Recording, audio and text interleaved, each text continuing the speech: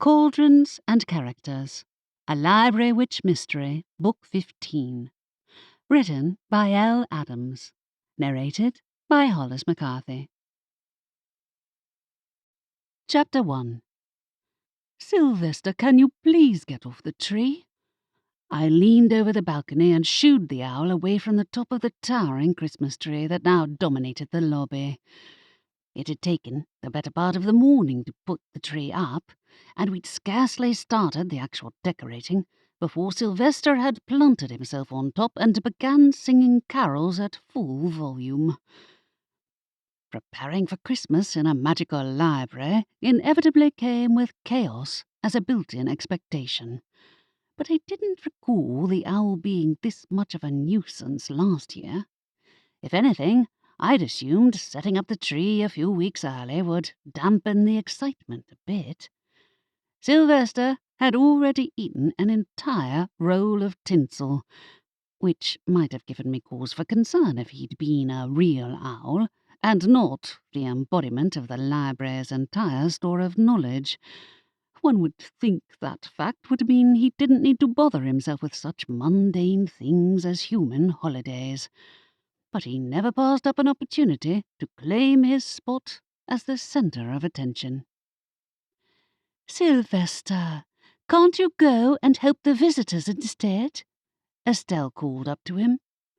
My cousin stood at the bottom of the tree, holding the other end of the tinsel we were draping around its branches in one hand, and her wand in the other.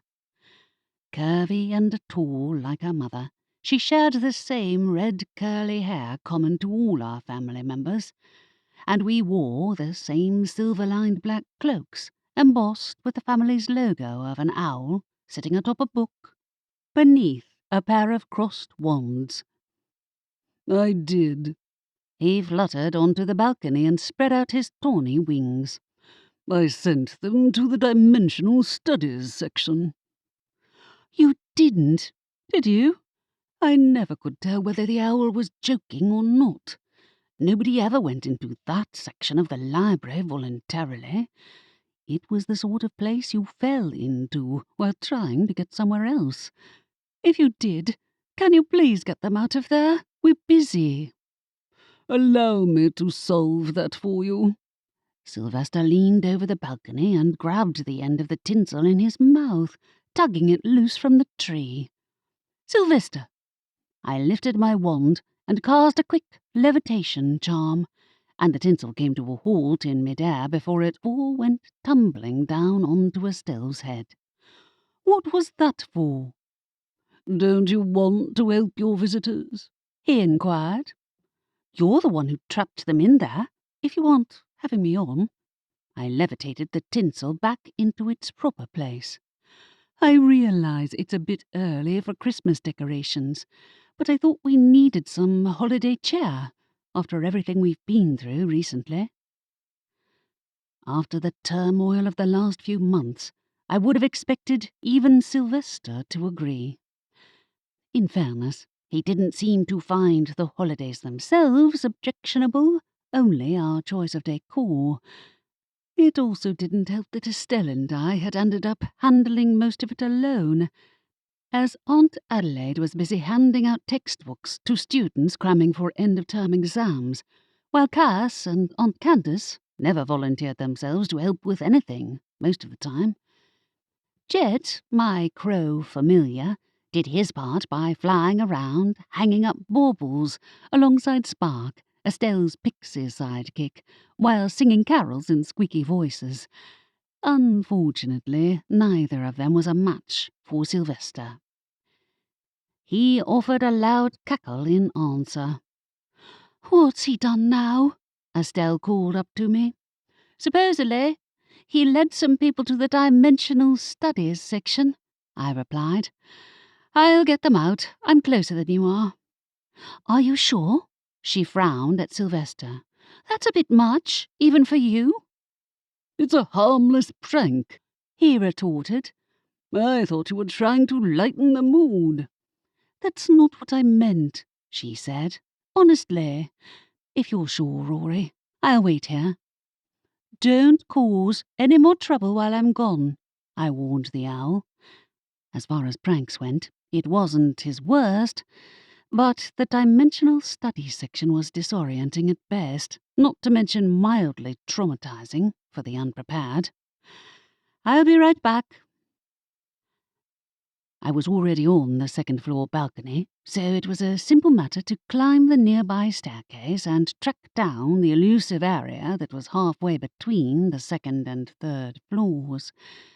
With an interdimensional corridor, it was a tad difficult to pin down its exact location. When I stepped off the stairs, I found my feet planted on a carpet patterned with spirals that moved in time with my steps and made my head spin to look at.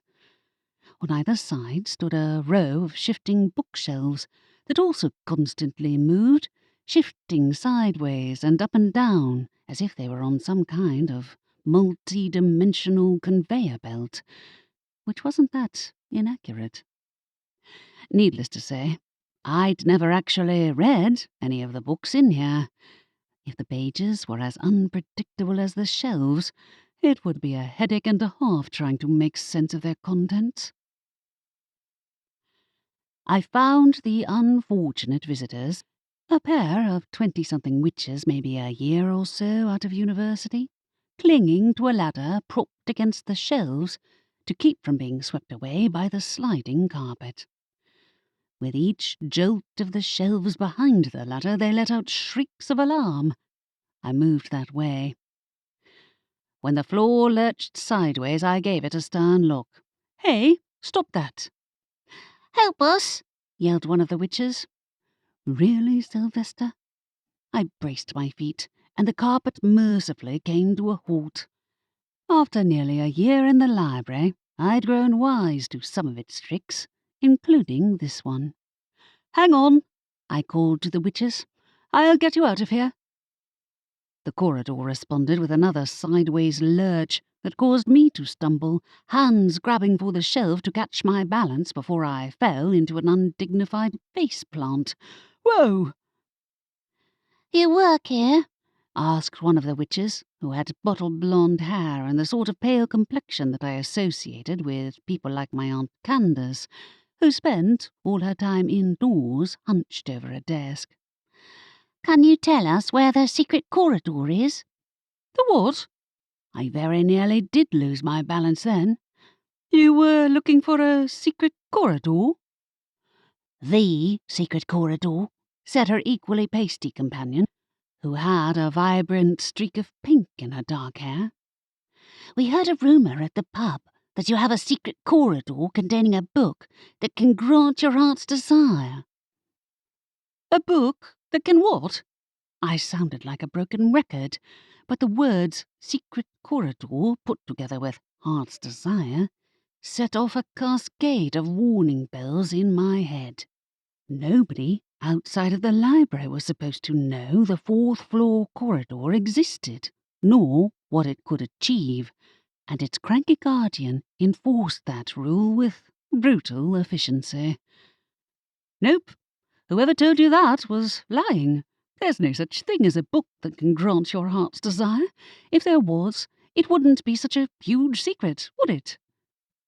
Not my best diversion, but I'd been at least partially honest.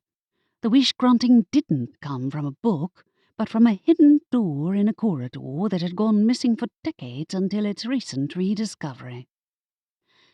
"I told you it was nonsense, Corinne."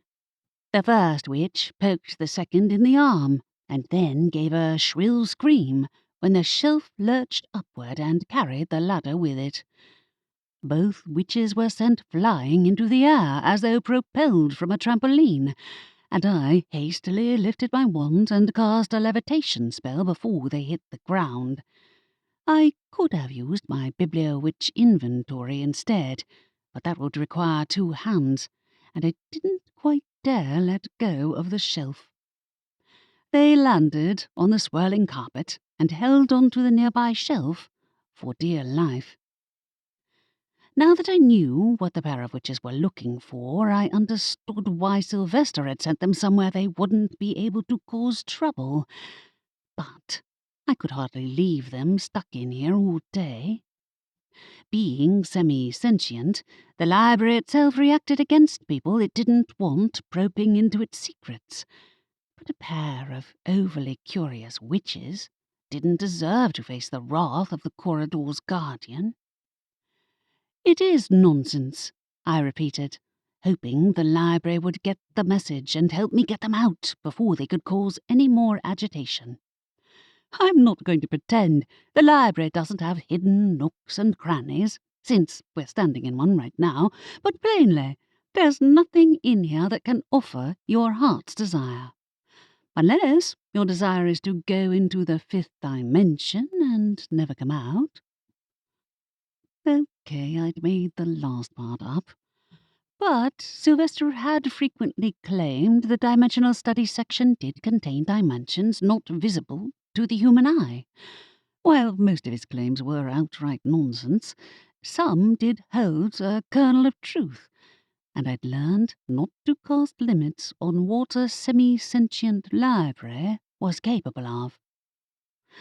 "We just wanted to look," squeaked Corinne.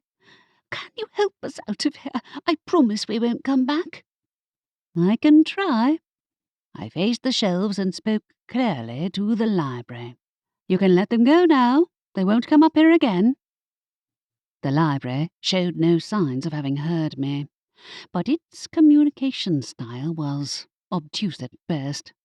My grandmother had created the place to be semi-sentient, but since she died without leaving clear instructions, not to mention a map, we were still uncovering new secrets every week.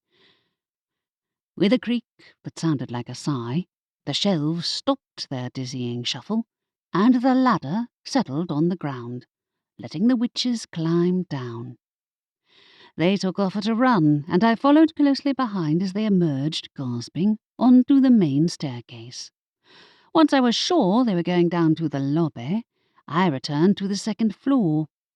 Sylvester remained perched on the balcony where I'd left him, a smug expression on his face. "You might have mentioned they were trying to get into that corridor," I whispered to him. "I'd have got rid of them myself." But a visit to the dimensional studies section leaves more of an impression, doesn't it?" "All right, you win." I returned to the tree. "Let's get this tinsel sorted. Do you promise to behave, Sylvester?" The owl shuffled his feathers in answer. "Everything okay up there?" Estelle peered up at me from below with a questioning look on her face. "Yeah, I'll explain later." Best to get this over with before Sylvester decided to wrap me in tinsel again, mummy style, as he'd done on our first attempt at decorating. This time we got off lightly, and he let Estelle and me finish draping the tinsel around the tree without doing much except stealing a few baubles. "He's more of a magpie than an owl," Estelle remarked when she saw him soar out of sight. "I hope he doesn't try eating those. Don't give him ideas." At least we had no shortage of spares. The library was massive enough that it would take a week to decorate all 3 main floors.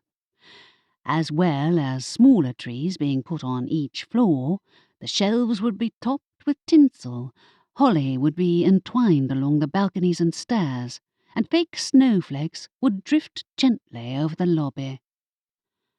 The 4th floor, however, would remain decoration-free, and hopefully free of overly curious visitors too.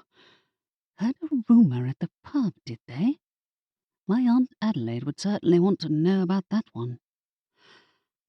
"All we need to do now is put the angel on top," Estelle said. "Ready?" "Sure, I'll get it." I looked in the box and found a dead mouse in place of the angel. "Oh, charming. Sylvester?" "Yes?" His tone was sugary enough to give me a toothache. "Sylvester, did you steal the angel?" The owl gave me an affronted look. "I stole nothing." "Come on." I frowned at him. "What's the problem? You have free run or flight of the entire library. We're not encroaching on your space." "I never said you were." Why steal the angel? Estelle tilted her head. Do you want us to put an owl on top of the tree instead? Is that it? I stifled a laugh. That's it, isn't it? You hate not being the centre of attention. The tree gave an alarming lurch sideways, shedding tinsel. I pointed my wand at it hastily, one eye on Sylvester. I wasn't trying to make fun of you, I said quickly. But, you know, people kinda expect an angel to be on top of the tree. Or you can have your own tree instead. The tree stopped lurching, settling back into place in a clatter of baubles. That may suffice. Can't the Forbidden Room conjure one up? The room, which was the owl's true domain, made the dimensional study section look like a harmless cupboard in comparison. Its magic seemed to hold no bounds, and it operated under the simple rule that each of our family members got to ask one question per day and the owl would answer, generally with conditions. With that kind of power at his disposal, you'd think he'd be able to summon up a Christmas tree. Nobody ever asks what I want, he said with a wistful sigh. There's no need to be dramatic. All right, fine. It was a waste of a question, but since I got one per day and I didn't have anything else I wanted to ask for urgently today, using up my question was a small price to pay for the chance to decorate the real tree in peace. If I do as you ask, will you put the angel back where it's supposed to be? Consider it done. Good. I peered over the balcony. Estelle, is the book of questions down there? Should be. What does he want? His own Christmas tree. Not covered in dead rodents, I hoped. I'd decided compromising was the best option, but that owl truly was perplexing sometimes. He did me a favour when he got rid of those witches. Probably he thought I owed him one in exchange, too. Estelle's brow wrinkled.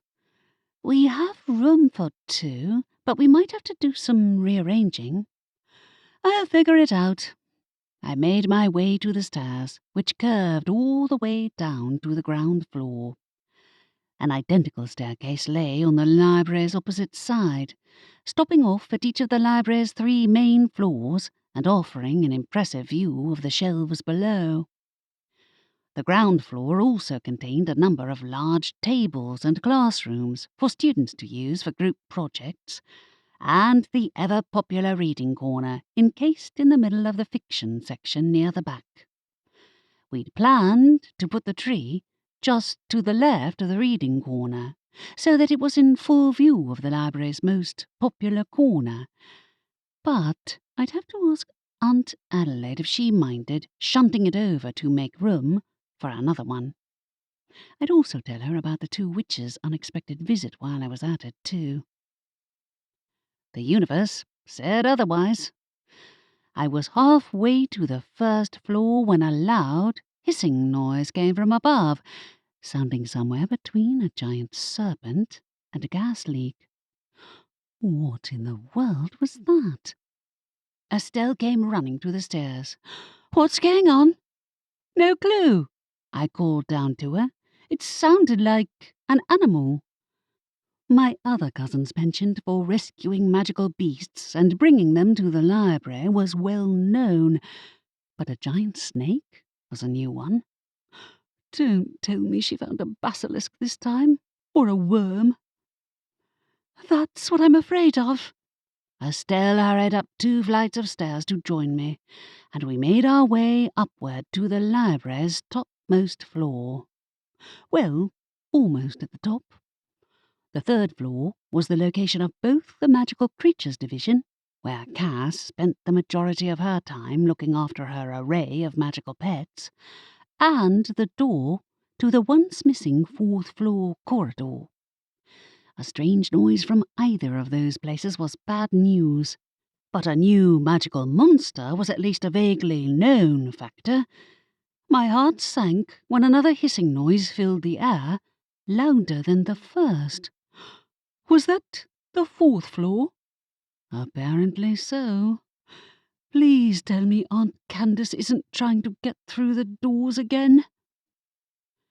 Most of the doors upstairs were locked, even to our family members.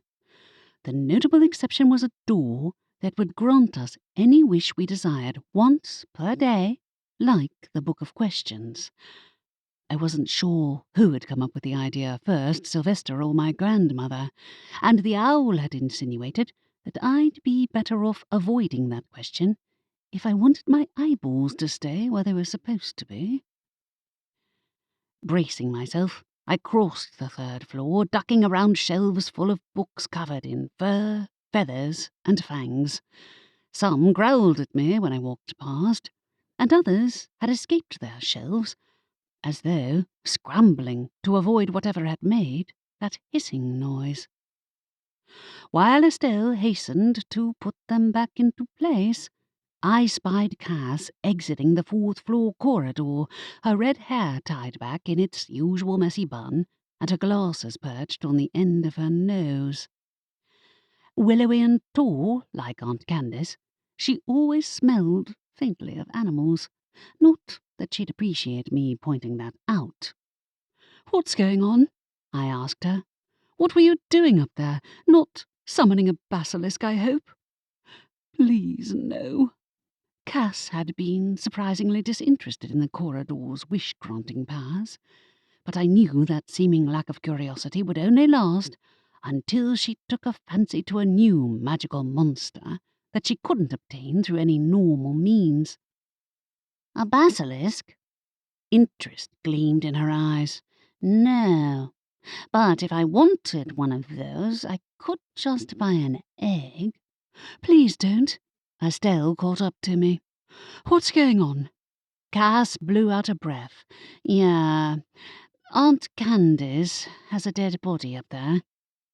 "She has a what?" Estelle and I exchanged alarmed looks. Had someone else trespassed upstairs?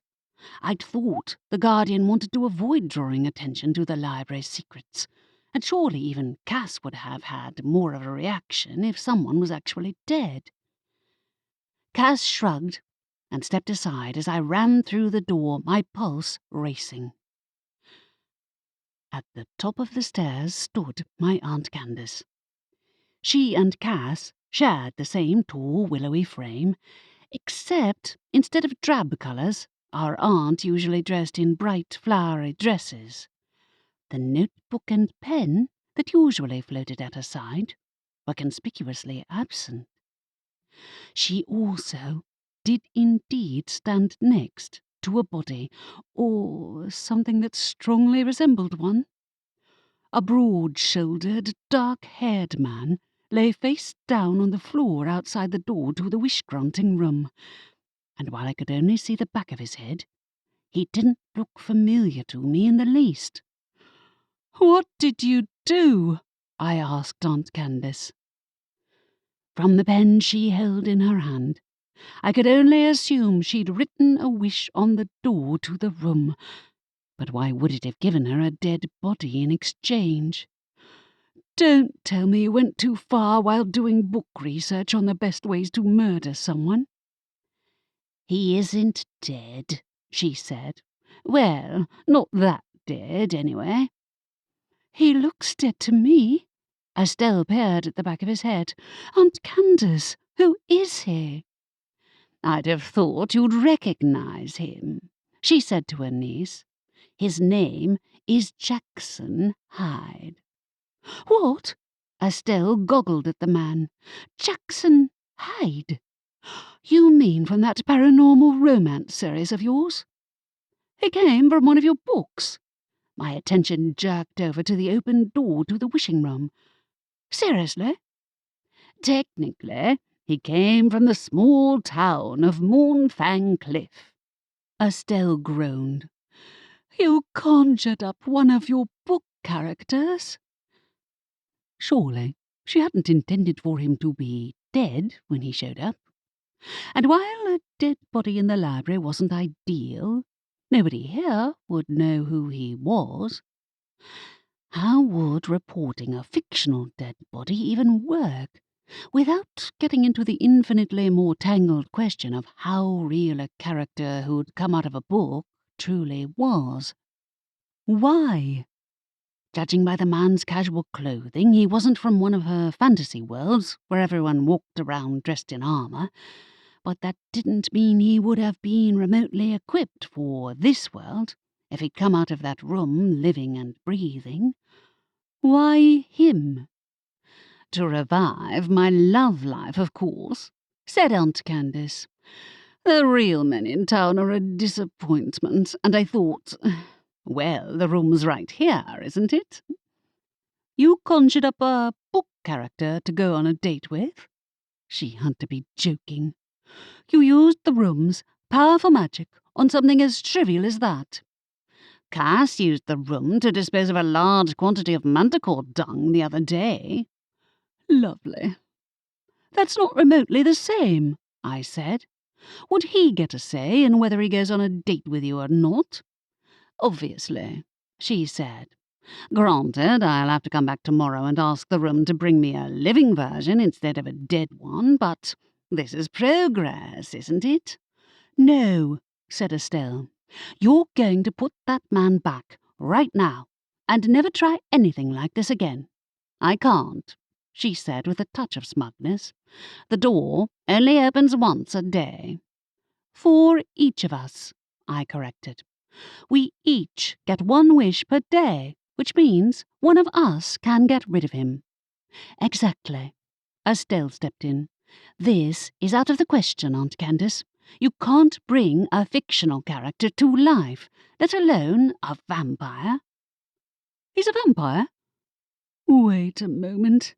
If he was anything like the kind of vampires that existed in real life, moving and breathing weren't necessarily prerequisites for being alive, if the term even applied to vampires in the regular sense. Are you sure he's... Aunt Candace grinned. Now she gets it. That was when the man stirred. Chapter 2. The vampire rose and let out a loud hiss that echoed down the corridor and caused all three of us to instinctively back away. Oh, I thought numbly, that's what the noise was. Aunt Candace gave a squeal of delight. I knew you were just stunned. Are you okay, Jackson? The vampire stopped hissing and stared at my aunt in open bewilderment. Do I know you? Oh, you will, said Aunt Candace, with a grin on her face that made me want to give her a thwack on the back of her head. I'm Candace Hawthorne. Those clueless-looking youths behind you are my nieces, Estelle and Rory. How do you know my name? The man's baffled expression seemed genuine enough that it made me wonder just how much he remembered of his former life before he'd been yanked into our universe.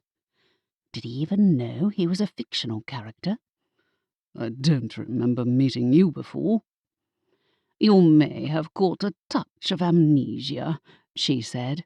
You'll get over it. She can't be serious.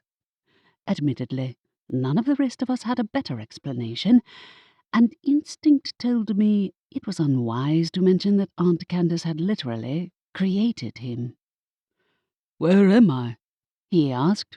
What is this place? The library, Aunt Candace said. I'll show you around. Both Estelle and I tried to catch her eye on the way past, but she ignored us, putting on a sunny smile as she beckoned Jackson to follow her to the stairs. He moved with the same eerie grace as any vampire I'd met, though his fangs hadn't made an obvious appearance yet.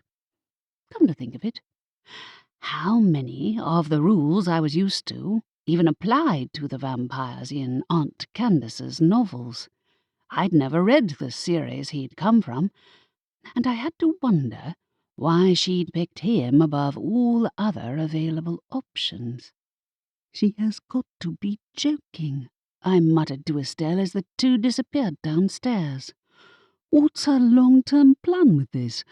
How long will that guy even stick around? Not long, with any luck, she murmured back. This isn't her first attempt to summon one of her characters, but I don't know why this one worked and the others didn't. He's not the first character she's tried to conjure out of that room. I didn't quite know how the room's magic worked, but Grandma had intended for the corridor to be for our family alone, and had created the Guardian to enforce that rule. While I saw no signs of the ghostly security guard, it, or she, I wasn't sure if the Guardian was a fragment of Grandma's actual personality or something else entirely, must be watching closely. And surely a fictional character wandering around town was a security risk, to say the least. We reached the bottom of the stairs and found Cass peering out of the door to the magical creatures division. Oh, good. She eyed the newcomer, who was currently examining one of the enclosed glass cases in which we kept the books that tended to bite people who tried to read them. He's alive after all. He's also fictional, I whispered to her on the way past. She's officially lost it. Lost what? She asked. Her sanity? Did she ever have it in the first place? What are you two whispering about? Aunt Candace beckoned to the vampire, who lifted his gaze from the cabinet. Jackson, meet my other niece, Cass. Don't mind the farmyard smell. She keeps magical animals. Cass narrowed her eyes. Yes, and they bite. Jackson glared straight back at her. Oh boy. While she generally had the sense to avoid picking a fight with the actual local vampires, that might not extend to fictional ones. With an unpleasant jolt, I wondered how many abilities he shared with the vampires I was familiar with. Mind reading, for instance. Cass was protected due to an amulet she'd got her hands on for the purpose of making living under the same roof as one of the living dead more tolerable. But the rest of us were open books. Pun intended. Come on, Jackson, Aunt Candace cooed. We have lots to see. The vampire swiveled to her. Did you say magical animals? What are you, traders? No, librarians. Cass gave a snort, but Aunt Candace pointedly took Jackson's arm and steered him across the third floor. I took Cass aside and whispered, He's a vampire, you know. Might want to avoid picking a fight. Of course he is. I recognized him right away. Ah, she'd read considerably more of Aunt Candace's books than I had. But Cass was usually the first person to raise an objection whenever anything happened that threatened the library's security, and this situation definitely qualified as such. Doesn't that bother you? Obviously, she said, but there's no stopping her when she's in this sort of mood. I'm sure she'll get bored of him eventually and send him back where he came from. I was less convinced. A dead body was one thing, but a living vampire? That could make trouble for us in 100 ways. She raised a brow. Living? You know what I mean. I cast a glance at Aunt Candace, who was enthusiastically showing Jackson the contents of the shelves. Some of the books snarled and bared sharp teeth at the newcomer, and he hissed right back. When one particularly adventurous book fell off the shelf and began crab-crawling towards them, I grabbed my Bibliowitch inventory from my pocket and ran my finger down the page to the word stop. As the book halted its crawl, Estelle used one of the pincer-like devices propped up near the shelf to return it to its rightful place. The man stared at us both. How did you do that? I looked to Aunt Candace, wishing I'd read the book she'd summoned him out of, so that I knew what kind of magic was safe to use in front of him. Not bibliowitch magic, I was betting. As far as I knew, she'd never put my family's talents into a book. "It's a gift," she announced to him. "We're very skilled." Cass snorted again. I gave her a warning look, but Jackson didn't seem to have noticed her reaction. His gaze panned over the shelves to the balcony and the stairs beyond. "Seriously," I whispered to Cass, "can you imagine what Evangeline will say when she finds out we have a strange vampire in the library?" "We already have a strange vampire in the library." "Laney isn't—" "Oh, you meant him." She referred to the vampire who'd been asleep in the basement since our grandmother's time, and whose identity was a mystery even to my aunts. Whatever kind of enchanted sleep he was in, nobody had been able to wake him, and as far as I knew, Evangeline wasn't even aware of his presence here. Still, what if— "Stop with the what-ifs," Cass reprimanded me. "Let her have her fun. It's Christmas. Not for another month, and I thought you didn't care." Cass was about as enthusiastic about the holiday season as Aunt Candace was about doing a tax return. In answer, Cass retreated behind the door to the Magical Creatures Division and firmly closed it behind her. Great. I ran to catch up with Estelle, who wore an expression of mild horror, far more appropriate to the situation than her younger sister's indifference. "My mum's going to kill her, if the Guardian doesn't get there first." It was lucky there weren't any visitors up on the 3rd floor, but most people had a healthy aversion to handling the library's fanged and clawed inhabitants, and usually asked one of my family members to retrieve any books they needed from up here instead. Given that Cass's magical monsters occasionally got loose, too, that approach was better for everyone. A fictional character, though, was a new one. And while retaliation from the Guardian would come swiftly to anyone who betrayed our secrets, fictional or not, there was also the possibility that Evangeline would take another vampire's presence on her turf as a threat. Aunt Candace didn't seem to care in the least, while Jackson himself stared around the library as though he'd landed on an alien planet, which was a fair reaction.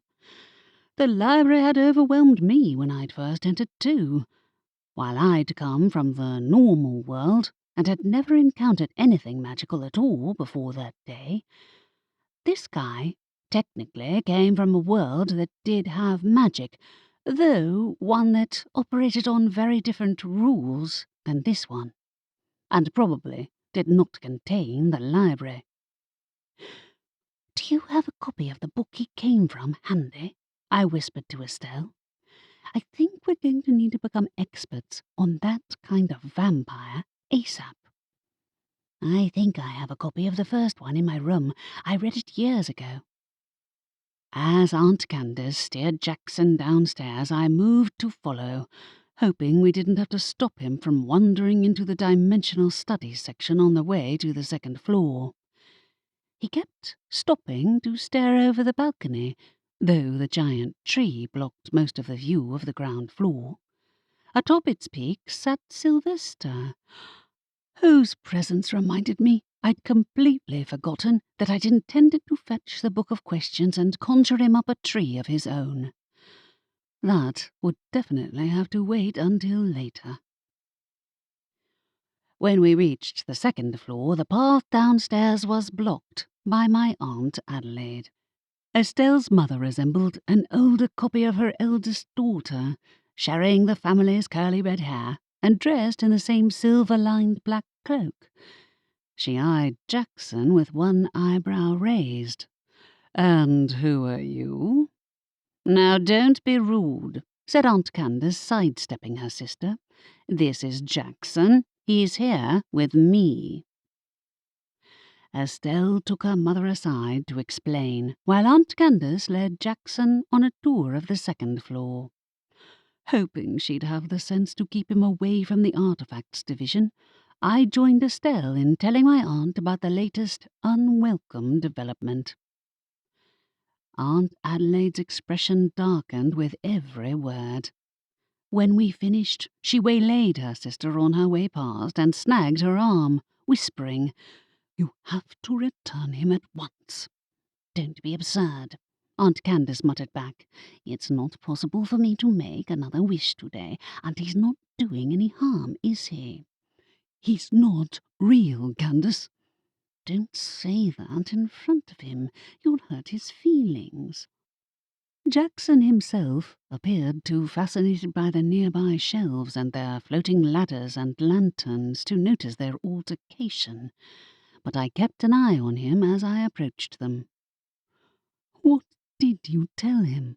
I asked Aunt Candace. "Did you have an explanation as to why he's here, and not in his own story?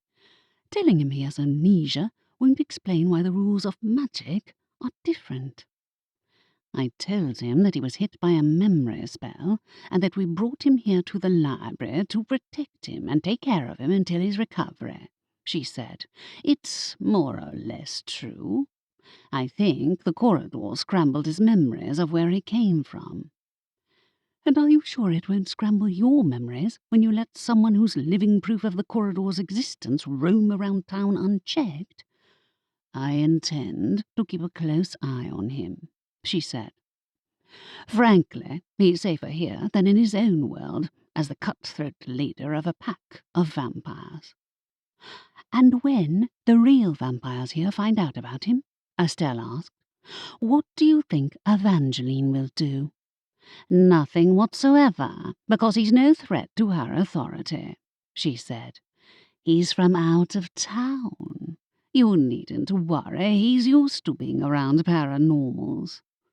"I can guarantee he's not used to the library."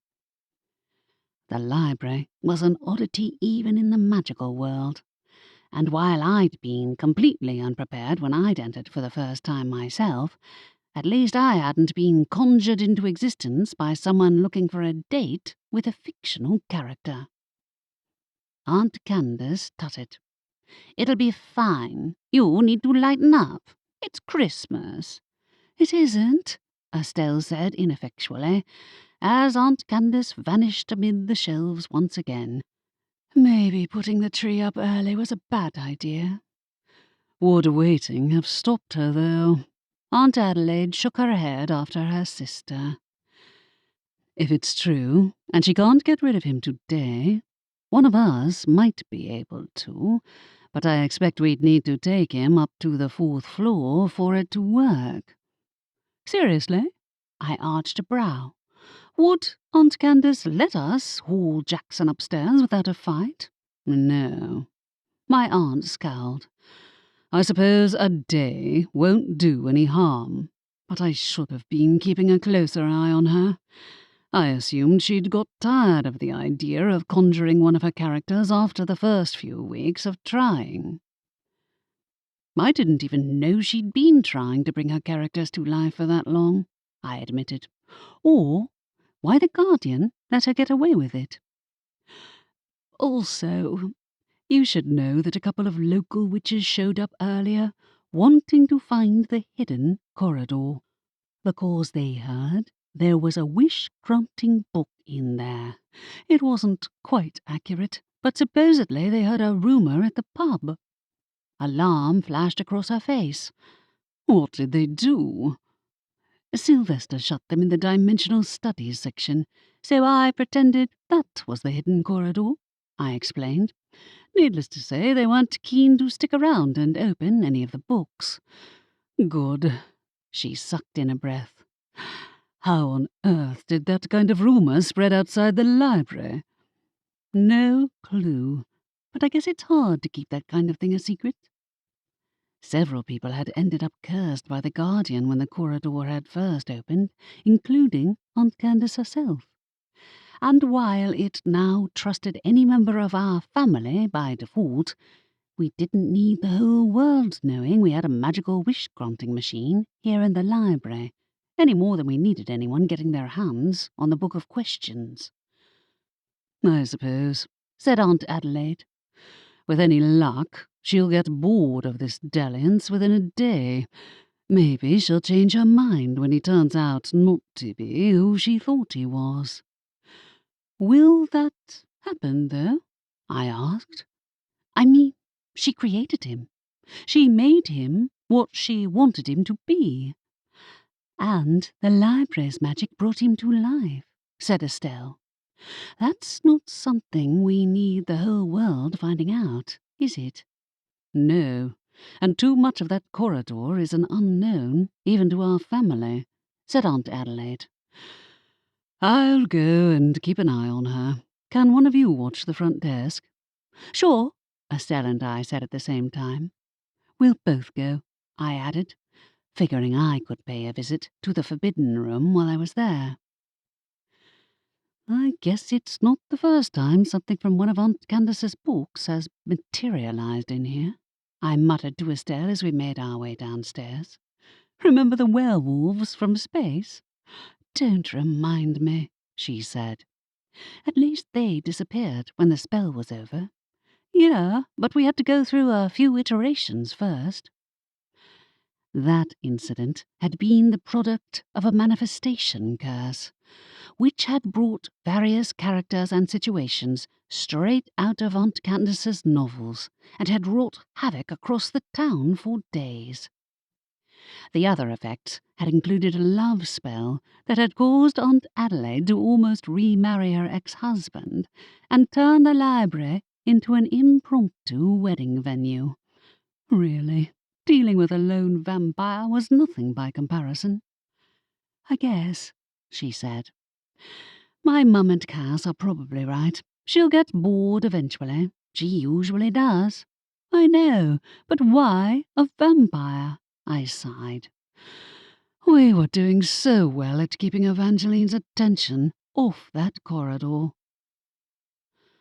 Rumours spreading around the local pub were one thing, but keeping a secret from a group of mind readers with entirely too much curiosity was another matter altogether, especially when my best friend spent most evenings under Evangeline's watchful eye. While Lainey had been practicing hiding her thoughts extensively, I figured it was only a matter of time before the vampire's leader figured out the almost literal treasure trove the library sat on. The rare books were enough of a curiosity to her already. She might try to recruit him, she shuddered. I know he's not the same sort of vampire as she is, but still, this isn't good. I'm not clear on the distinction, to tell you the truth. I haven't read any of those books. Now seemed an excellent time to catch up, though. And when we reached the lobby, Estelle used her trusty find spell to conjure up 2 copies of the first book in the series. The Vampires of Moonfang Cliff, she said, flipping open the first book. It's been a while, but I remember those vampires don't require an invitation to enter a building. That's probably not going to be an issue. For better or worse, as a public building, the library was already accessible to anyone who wasn't barred by my family's extensive security spells. And the mind reading? No mind reading? Oh, good. I flicked through the book.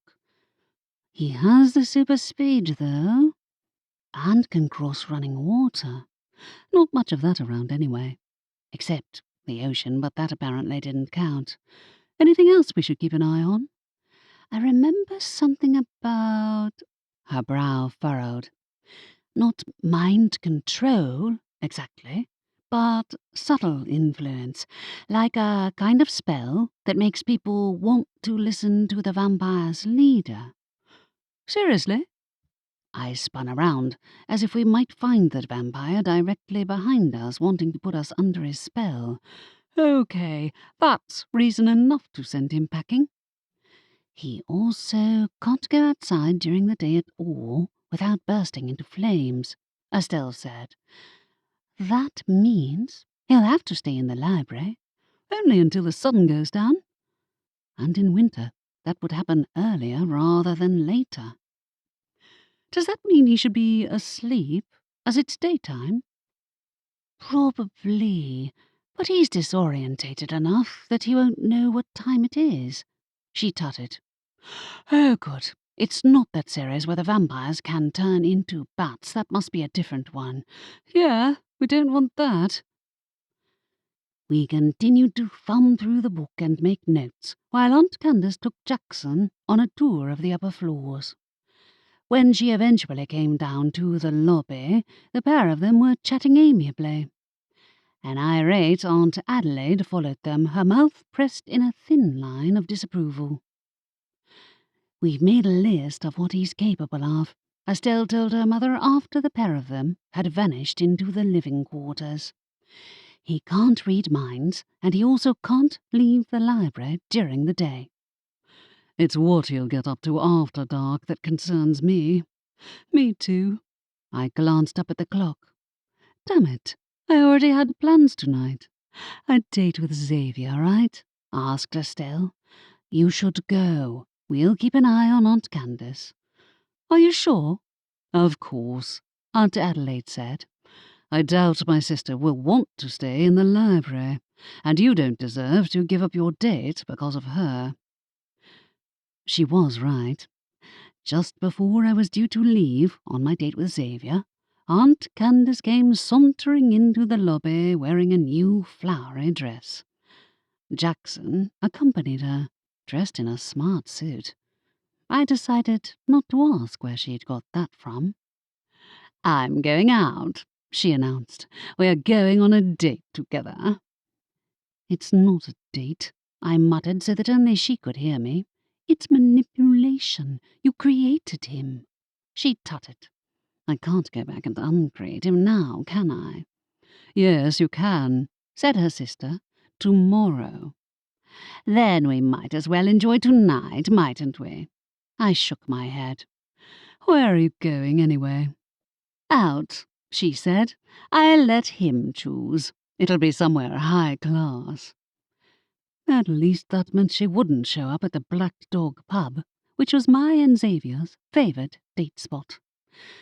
While the timing wasn't ideal, the others insisted that it wasn't worth me skipping out on a date with Xavier because of my aunt's antics, and Jackson himself seemed genuinely happy about getting to see the rest of town. As they left the library, Lainey came downstairs. My best friend and newly created vampire slept during the day, so she'd missed the action. Lainey entered the lobby on graceful feet. Her transformation had turned her dark hair glossy, and her dancer's figure even more elegant, even while half asleep. Yawning, she gave the Christmas tree an appreciative look. Nice. Good to see Sylvester's leaving it alone. I know you were worried. Oops. What with our attempts to scour Aunt Candace's books for details on Jackson's abilities, I never had got round to summoning the owl a Christmas tree of his own. Yeah, we reached a compromise. Also, it's not him who's currently causing trouble. Thanks to Aunt Candace, we have a new vampire in town.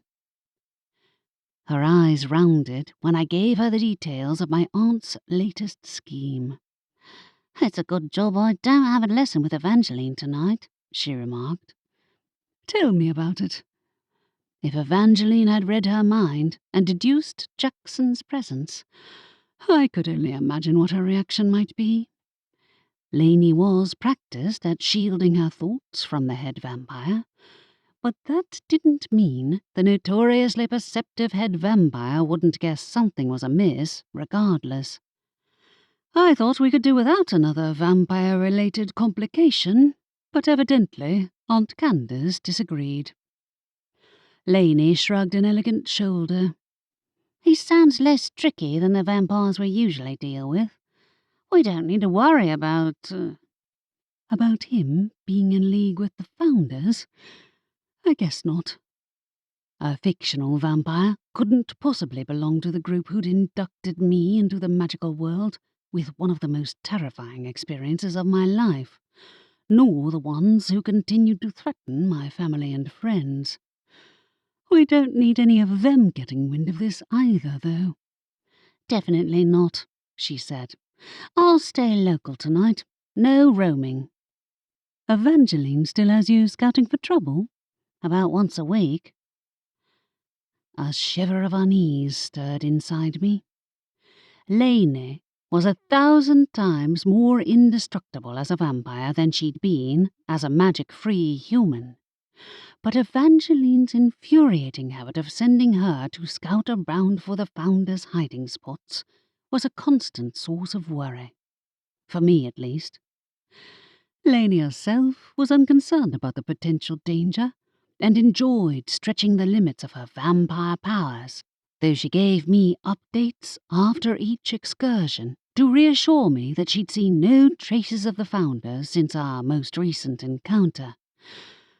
That incident was too fresh in my mind for me to forget, although Carlos Verdant and Victoire remained held captive in Evangeline's dungeon while she interrogated them for information on their allies. Relax, she said, not needing to read my thoughts to pick up on my anxiety. It's fine. She mostly uses those missions as an excuse to test me on my vampire powers. Anyway, she won't care about that guy. He's no threat. I guess not, I acknowledged.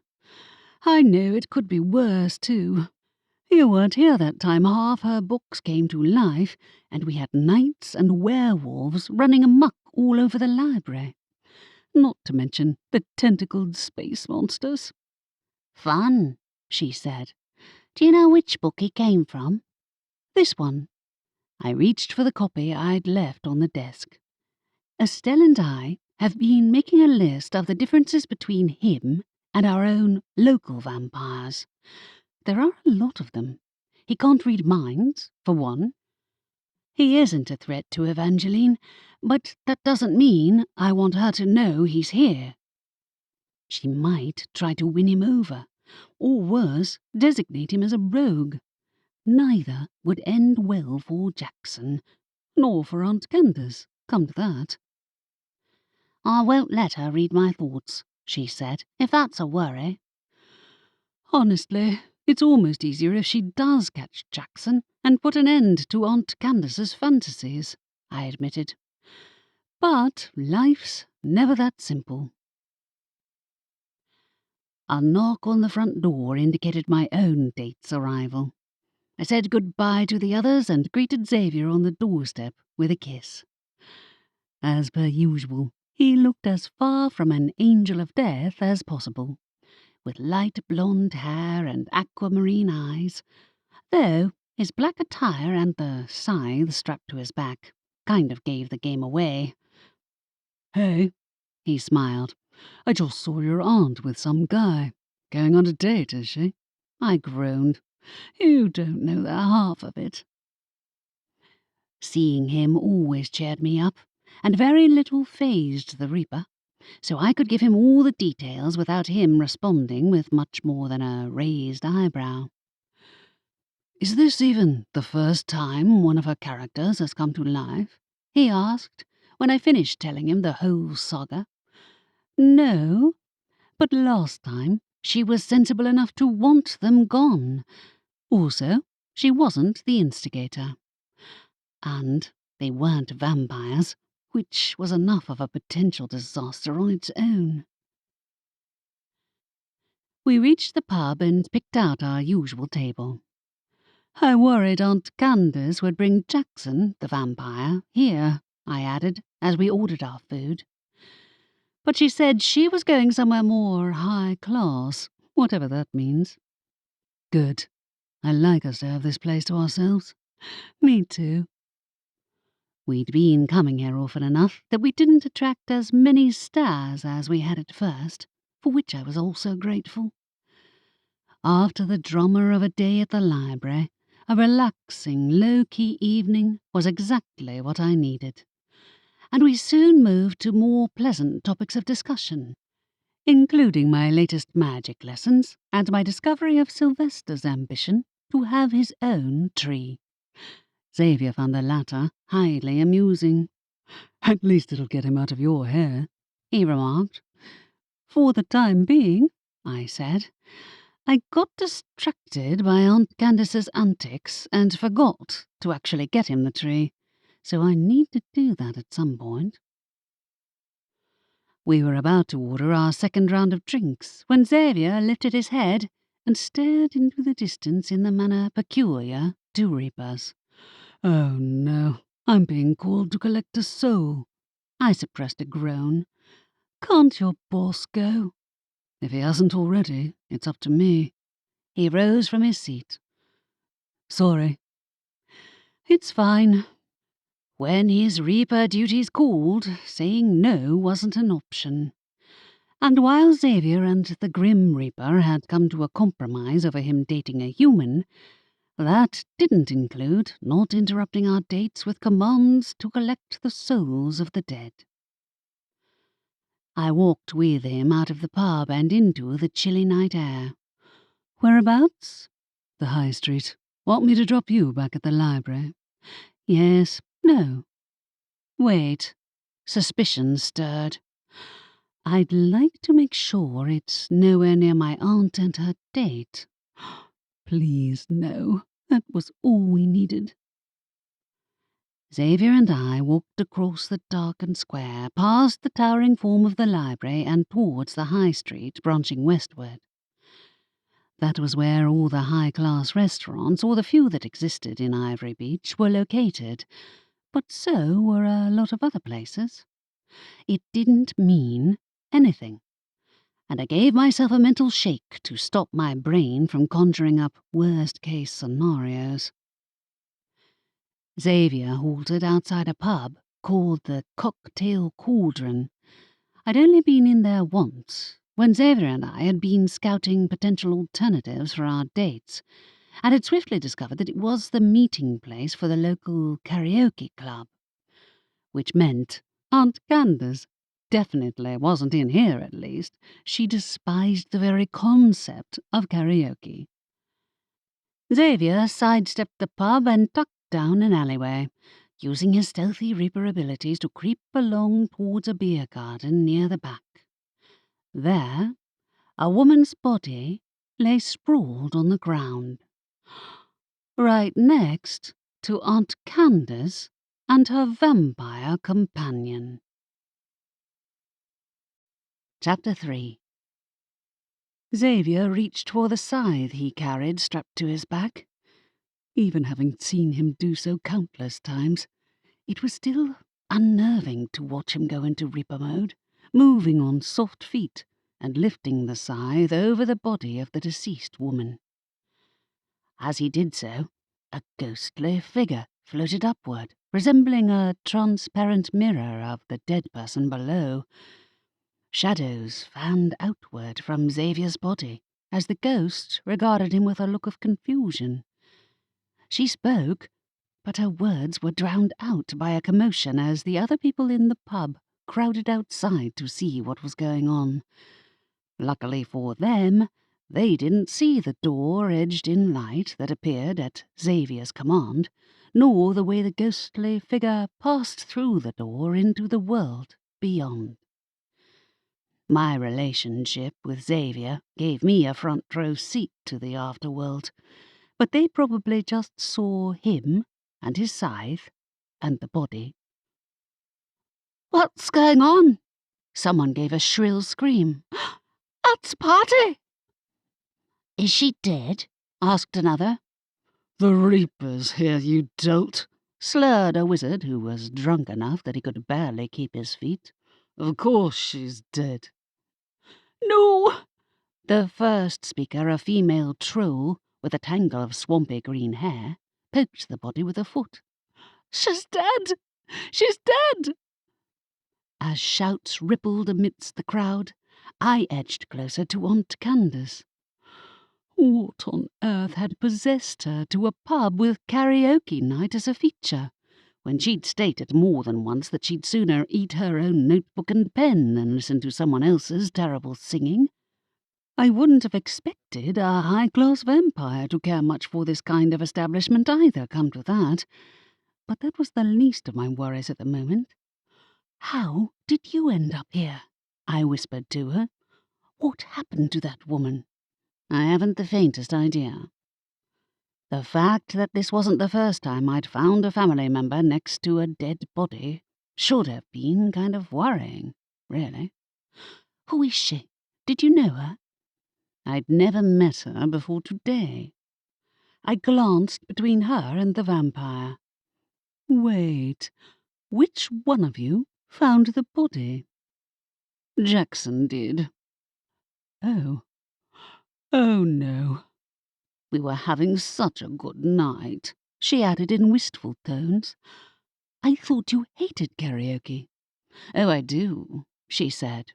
"But Jackson's singing is divine. I think everyone was jealous of him." "That's beside the point. Someone's dead."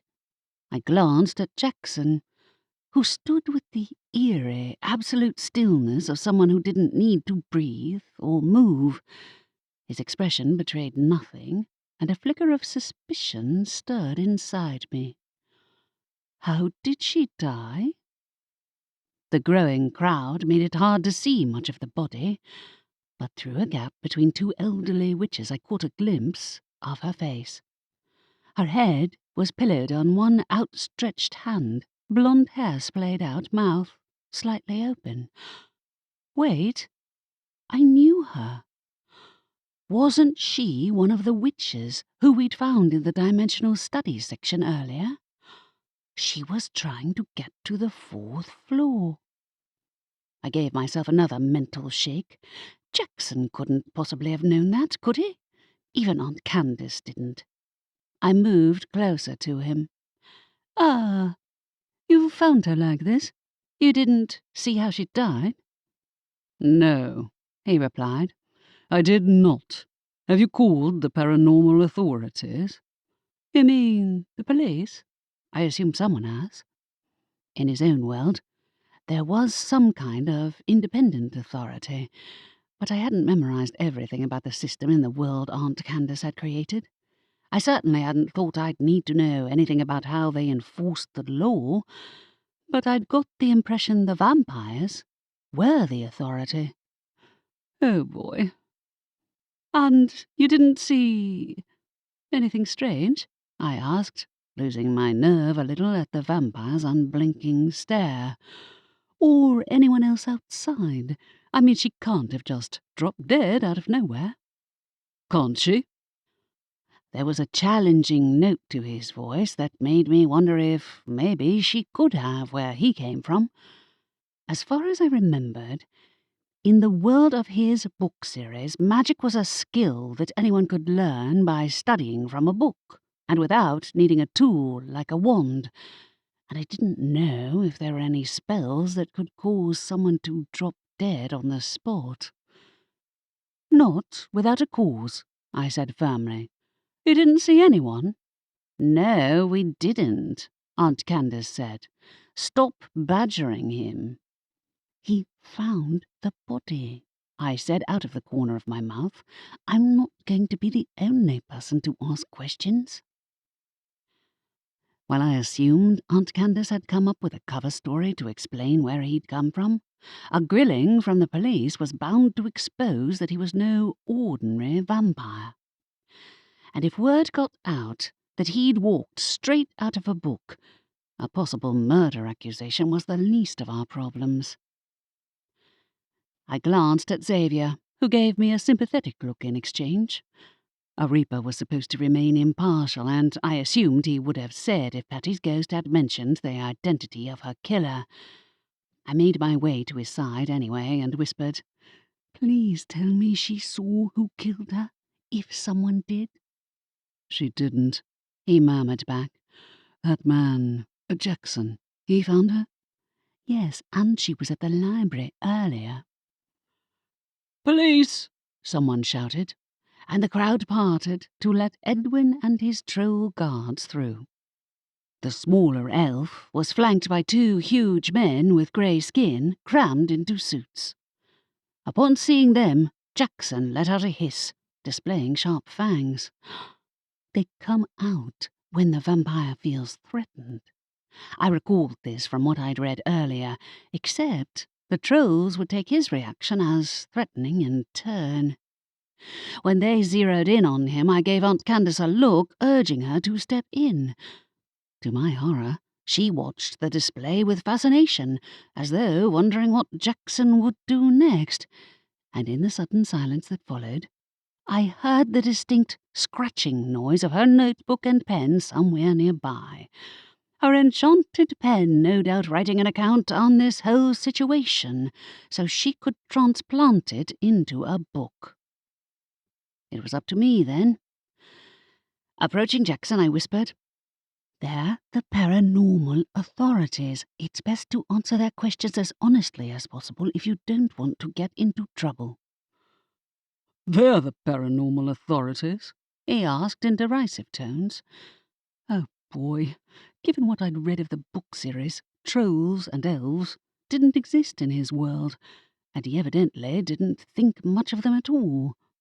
"Yes," I glared at Aunt Candace when she snickered behind her hand. "And they're here to find out who killed... Patty, was it?"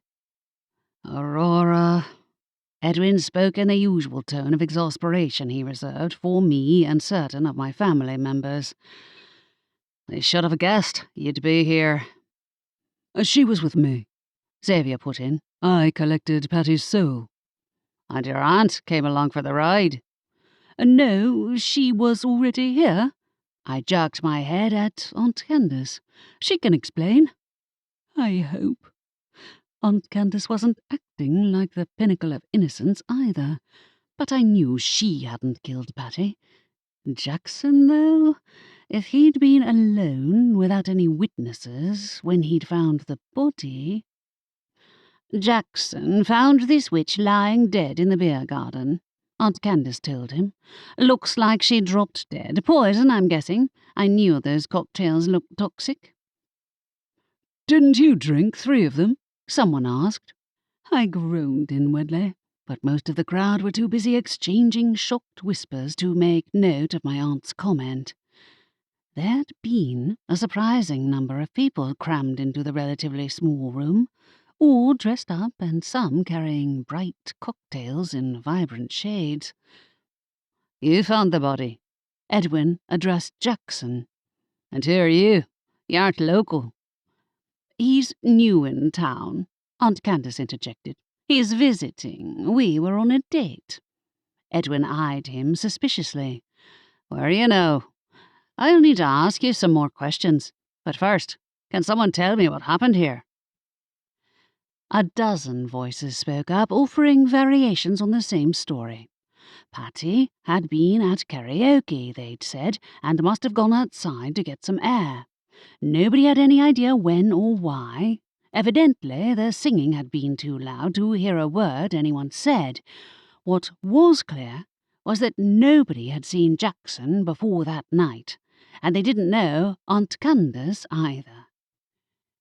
Edwin's trolls herded everyone back into the pub to better ask questions, and as I'd feared, Jackson was the first person to be questioned. "No, I'll go instead," Aunt Candace insisted. "He didn't do anything. He's not from here." "I just need his account of how he found the body," said Edwin with exaggerated patience.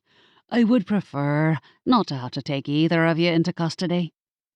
I glanced at Jackson, concerned that his fangs would make an appearance again. From his scowl, he didn't assign Edwin any authority in the slightest, and didn't appear afraid of the troll guards either. But he did as he was asked, and accompanied them to a table in the corner, pursued by Aunt Candace's complaints. I moved to Xavier's side. "Did a ghost say anything that hinted at how she died?" "No," he whispered back, "but I can have a look at the body." "All right." Heart racing, I watched him cross the pub floor on swift reaper feet, while I waited near the bar. Most of the floor space had been cleared to make room for karaoke, and a large stage fitted with a microphone dominated the right-hand side of the pub. The air smelled of fruit cocktails and sweat, and the inebriated state of the crowd did not inspire confidence that anyone would have a clear explanation for Edwin. Why on earth did Aunt Candace come here? That wasn't the prevailing question, but I had a hard time believing this had been her idea. This place was as far from high class as you could get, the floors sticky with spilled drinks, and a tattooed youth with rainbow-streaked hair occupying the spot of the sole bartender. The karaoke attendees were an odd group too, including elves and shifters, as well as witches and wizards. No vampires, with one obvious exception, and I hoped he'd kept his fangs well hidden. Xavier returned as swiftly as he'd left. Her neck was broken. That's what killed her. Not poison. Broken neck. Did she trip or was pushed, he said. I couldn't tell from the angle, but she didn't see her attacker, I don't think. She seemed surprised when I spoke to her ghost. Who could push someone with that much force? A vampire certainly could. Were there bite marks? No. He spoke in a murmur. I wondered, so I checked. Good. Or not. The lack of bite marks wasn't definitive proof, after all.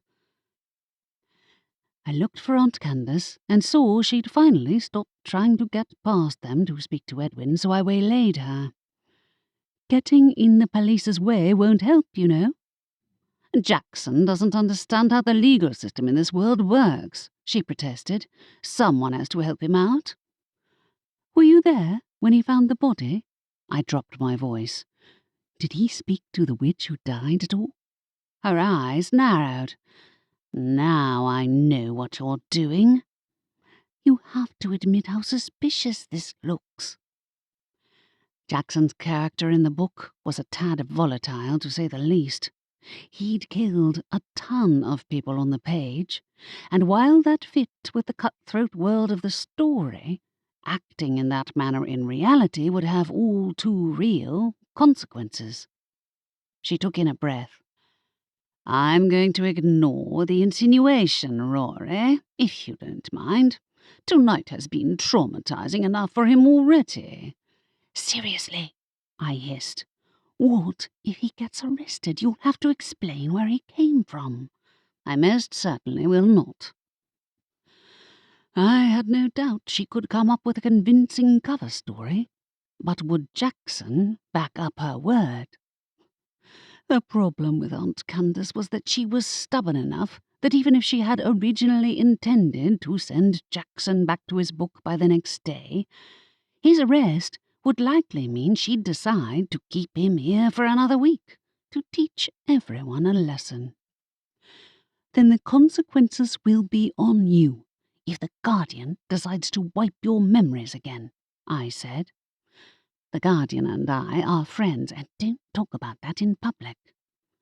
You brought living proof of its existence to karaoke, which you hate. Were you replaced by an imposter when you were up in that corridor? Don't you be smart with me, Aurora, she said.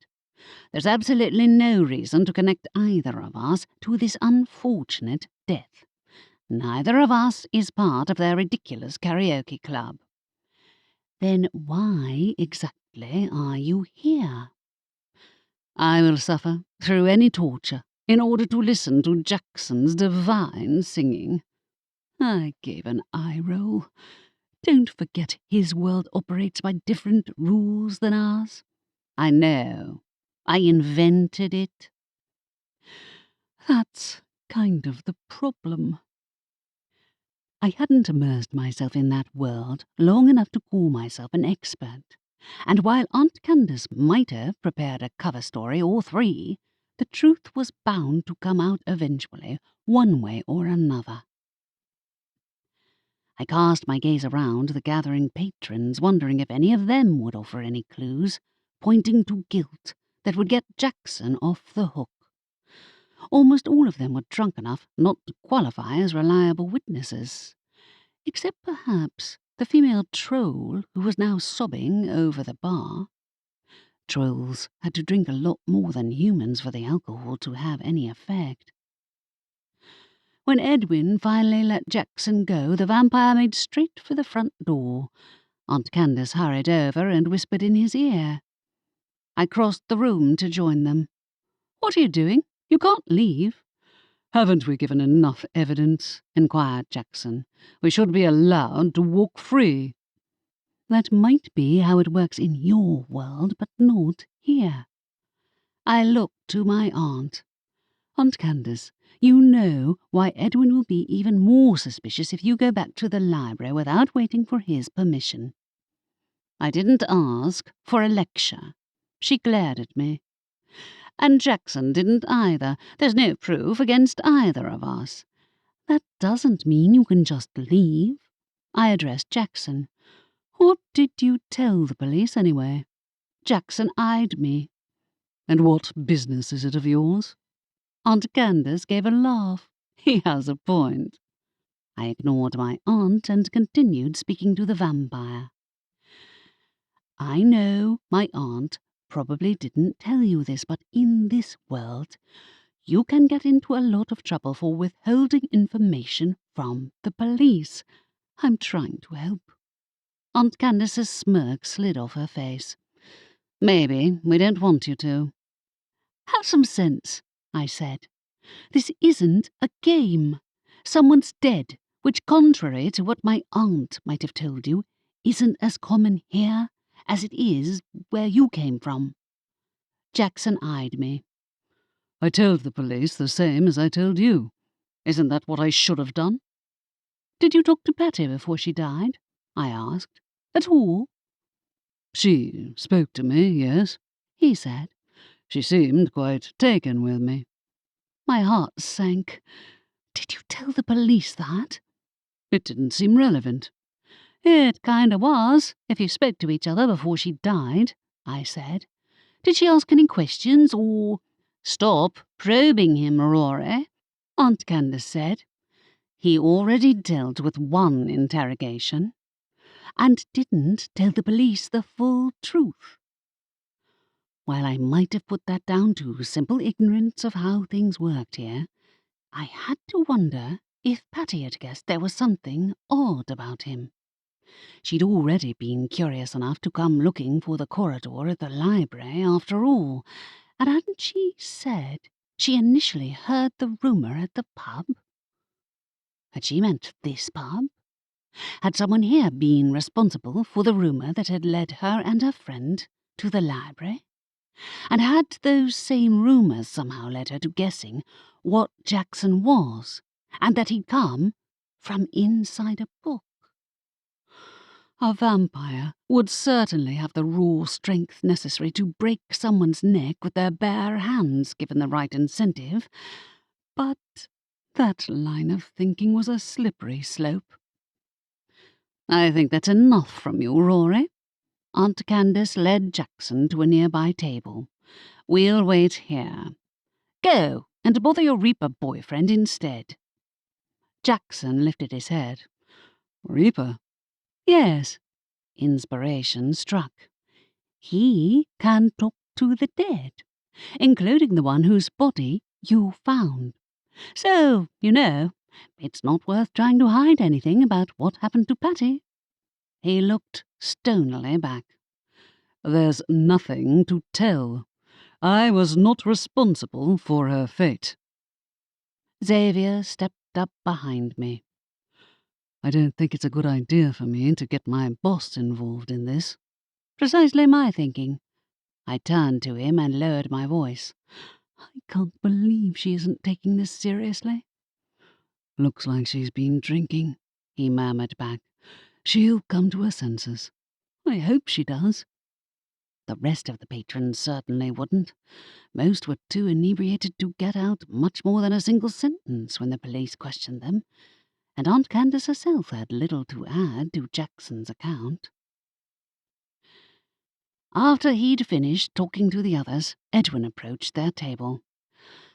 "I'm going to have to take you into custody to ask you some more questions, Jackson." Aunt Candace rose to her feet.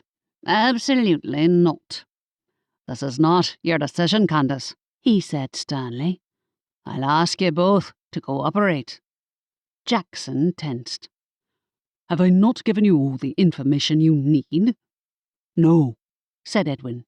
"You haven't. I'd like you to come with me." The vampire's fangs appeared again. "I will not be threatened."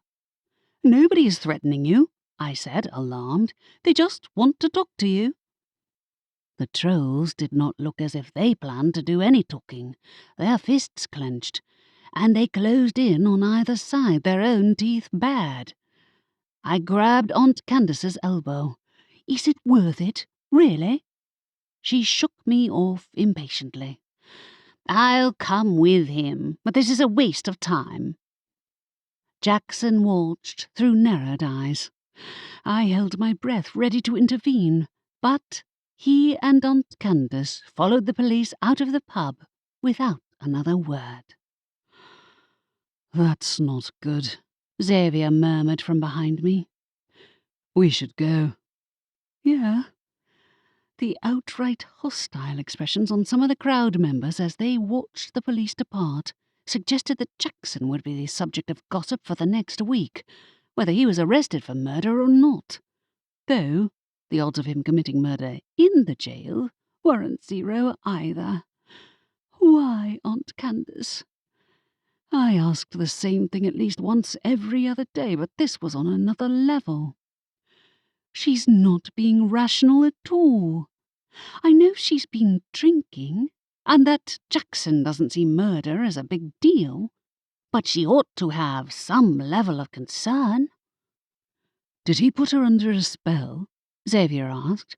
"I can't remember whether you told me if vampires can do that where he came from." I slammed a hand to my forehead. "Oh, God! I forgot." I'd completely overlooked that particular advantage, having assumed that my aunt was besotted with the vampire due to her attachment to the fictional love interest she'd created, not that he'd potentially put a spell on her.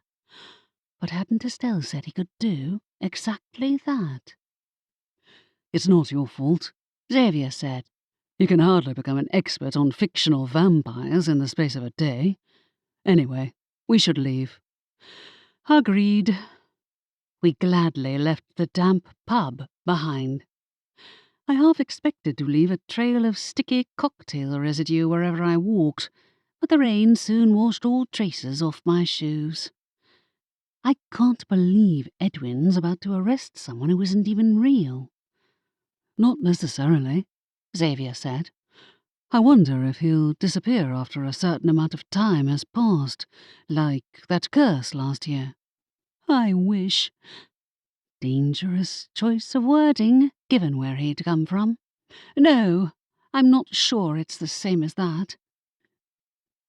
If Jackson disappeared from his cell at midnight, the same way that the subjects of the manifestation curse had the previous year, that didn't mean the police would drop their suspicions of my family. And if Jackson turned out to be the guilty party after all, nobody would ever be able to prove it. Patty's friends and family might never know who'd been responsible for her death.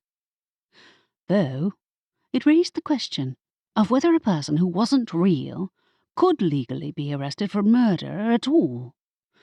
The real and unreal blurred on a regular basis in the library, and it was up to the magical law enforcement to figure out who was supposed to take the blame for that, which, given that the library had created him, did not look good for the rest of my family in the slightest. On second thought, that would be terrible, I said to Xavier. If he vanishes, Aunt Candace will probably be arrested in his place. Only if he's actually the killer. He gave me a concerned look. You think he is? He does have a motive, unless someone else does. I shook my head. The witch who died, she claimed to have heard a rumour at the pub, maybe this pub, that we had a hidden corridor in the library that could make people's wishes come true. His eyes widened. Oh, exactly. Might Jackson, or some other force connected with the library, have gone as far as to commit murder in order to ensure nobody found out the truth? That was a question I couldn't answer. Chapter 4. As Xavier and I approached the library, I spied Aunt Candace pursuing the police in the opposite direction, her loud objections echoing across the deserted square. I wouldn't follow them, Xavier said, following my gaze. The way things are going, they'll be at the station all night. I know. Yet I also felt a sense of responsibility of sorts, given that Jackson Hyde was the library's creation. Edwin had no idea, and if Aunt Candace planned to enlighten him at all, there were no guarantees she'd be any more cooperative with his questioning than the vampire would. The others aren't going to be happy with her, to say the least. We reached the wide stone staircase leading to the library's entrance, and Xavier kissed me good night before I entered the lobby. The library's lower floor was lit with the soft light of the floating lanterns between the shelves, and though we hadn't draped the tree in fairy lights yet, it would look impressive when everything was in place, assuming we aren't all behind bars by then. Nobody was around, including Lainey. If she'd gone out, I hoped that she was careful. The last thing we needed was the other vampires to get wind of any of this. I didn't know if it was worse if Evangeline heard there was a potential rival in town, or that he'd been arrested as a murder suspect. You don't look happy. Cass walked out of the living quarters. Trouble in paradise? Aunt Candace's new boyfriend just got arrested for murder. He did what? Her brows shot up. He killed someone? Someone died, and he found the body. When Estelle stuck her head out of the living quarters too, I added, Is your mum here? She needs to hear this. I need to hear what? Aunt Adelaide's voice drifted out of the living room. What's your aunt done now? Her boyfriend's been arrested. For murder.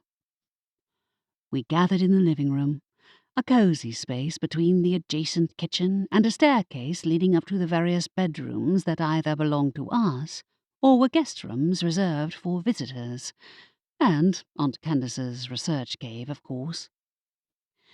The others listened in tense silence as I explained the events of the night the best I could, including the standoff between Jackson and the police.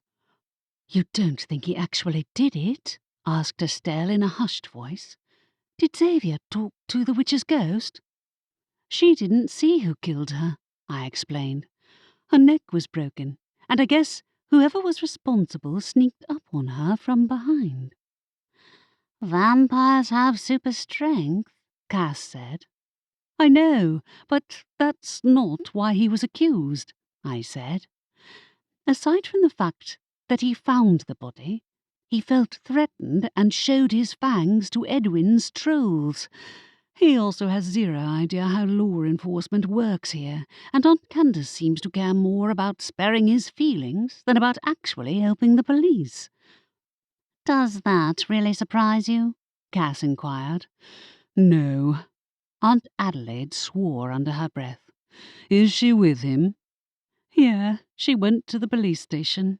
Great, said Cass. More trouble for us. Would it have been any better if she'd left him to get arrested without intervening? I asked. He came out of the library, Estelle added. We're all responsible. I never should have let them leave, Aunt Adelaide said. This is on me. I'll talk to Edwin myself if necessary. Who was the witch who died? Do you know? That's the problem. I took in a breath. She was one of the two witches I found in the library earlier. The ones who heard a rumour about that corridor and who Sylvester shut in the dimensional studies section. Estelle sucked in a breath. She knew. How? She didn't know what the corridor actually was or where it was either, I added, only that it had some hidden ability to grant wishes. But she distinctly said she'd heard the rumour at the pub. What are the odds? That was the same place where she died. A tense silence followed, broken by a dismissive snort from Cass. If you ask me, it sounds like she brought about her own end. Cass, said Aunt Adelaide, we certainly need to find the source of that rumour. But, regardless of where it started, someone is dead. Jackson might not be the murderer, but everyone in the pub was too drunk to talk straight, I explained. And even if he was responsible, who even started the rumour? Aunt Candace had never set foot in there before. Obviously, because she hates karaoke, said Cass. She claimed Jackson's singing made it worth putting up with the rest. But I don't know. I turned to Estelle. You know the book said vampires could exert some kind of influence over people? That they'd want to listen? Do you think Jackson might be doing that to her? Oh, it's those vampires, Cass said. A subtle persuasion, isn't it? He can probably use it to get round the police, too. Well, Aunt Candace isn't being subtle in the least, and neither is he, for that matter. I'd be surprised if one of the trolls doesn't have to knock him out cold to get him into a cell. He deserves it, said Cass. So does Aunt Candace. Not if he's mind-controlling her. And Edwin doesn't deserve to deal with that either, I said. He has no idea that the man he's taken into custody isn't even real. I don't know if she plans to tell him, but I mean, can he even legally arrest a fictional character? Sounds like a question you ought to ask Sylvester. Don't even. The owl would have a field day with this one. And, to top it off, I'd utterly forgotten to ask the Book of Questions to conjure up a Christmas tree. At this rate, I'd need to ask for a way to put the whole town under a memory spell that made them forget Jackson's existence instead. This is my fault, Aunt Adelaide said. I thought my sister would get bored and get rid of him of her own volition. I think we all did, Estelle said. But even if we get rid of him now, someone is dead. And who do you think will take the blame? Cass asked. If it turns out he did it, and the laws say they can't arrest someone who isn't real, the person who actually conjured him up will end up jailed in his place. And that goes double if she decides to banish him back to that corridor after all. Estelle grimaced. Is there a chance someone else might be the killer? I don't know what to think, I admitted. Nobody at the karaoke club confessed, but why would they? They all personally knew Patty. Jackson didn't. I don't care who did it, said Cass. I care about the library not taking the blame for this. I'll go and talk to Edwin, Aunt Adelaide decided. If we have to explain the truth, so be it. I agreed. Unfortunately. If Aunt Candace had to pay the price for what her fictional character had done, the library would suffer at least some consequences by default. But what else was to be done? Jackson himself might not even last out the night if he ended up vanishing at midnight, like the result of the last manifestation curse we'd encountered. I doubted we'd be that lucky. But at least we'd be rid of the possibility of word spreading outside of Ivory Beach, that we had summoned up a fictional vampire. Usually, Evangeline was the first to intervene when one of her people got into legal trouble. But he wasn't one of her people. And if she claimed otherwise, her own dungeon was the current prison of two dangerous founders who I most definitely did not want to learn of Jackson's presence in town, nor where he'd come from. If we didn't solve this one, the consequences would spread far beyond the library. I slept badly that night, and not at all helped by Sylvester flying around hooting at random intervals. I'd impulsively decided to ask the Forbidden Room for answers as to whether a fictional person could be arrested, and the owl had simply told me to ask the police. No doubt he'd been insulted that I'd used my daily question for my own purposes instead of keeping my word and getting him his own Christmas tree. But you'd think the current situation would take precedence. Yawning, I dressed in my usual uniform of casual jeans and a shirt under my silver-lined cloak. The informal attire was a welcome improvement on the old-fashioned get-up I'd been forced to wear at my previous job as a bookshop assistant, a memory that stirred more frequently as I approached the one-year anniversary of the day my life had been upended in the best way possible. I'd known, from the very beginning, that I would do anything to protect my new life, my new family, and the library. When I came downstairs, I found a very tired-looking Estelle making breakfast in the kitchen. "Hey," I said, "I didn't hear your mum come back last night." "I did," she yawned. "I left my door slightly ajar so I could hear." "Was Sylvester swooping around making a racket?" "Was he?" "You must have slept really heavily to miss that," I remarked. "Who even cares about his Christmas tree when the library's secrecy is at risk?" Sylvester flew overhead, clipping my shoulder with a taloned foot, before landing straight on top of the toaster. "Well, that's not nice. I am not to blame for your aunt's ill-advised decision to summon up one of her fictional creations, am I?" "Sylvester, your feathers will catch on fire," Estelle protested, swatting him away from the toaster. "And nobody was blaming you. Also, if you wanted to, you could have easily stopped Aunt Candace and Jackson from leaving the library," I added. "More than the rest of us. Just saying." Sylvester extended his wings, causing a stack of plates to wobble. Estelle hastened to rescue them while he spoke in a booming, authoritative voice. "I am the embodiment of the library's entire store of knowledge. You should speak to me with more respect." What on earth is going on in here? Aunt Adelaide entered wearing a dressing gown and with her curly hair piled on her head. "Sylvester, get off the toaster, you'll catch on fire." The owl puffed out his chest. "I am the embodiment of all knowledge, we get it," I said. "You're also sitting on our breakfast." The owl gave an exaggerated sigh and took flight, settling on top of a cupboard instead. "You have no sense of fun whatsoever." "Have you forgotten Aunt Candace? Is she still at the jail?" I asked Aunt Adelaide, who'd moved to help Estelle with breakfast. "Edwin decided to keep Jackson overnight," she said around a yawn. "And my sister wouldn't leave either. I think she slept on the floor." That figured.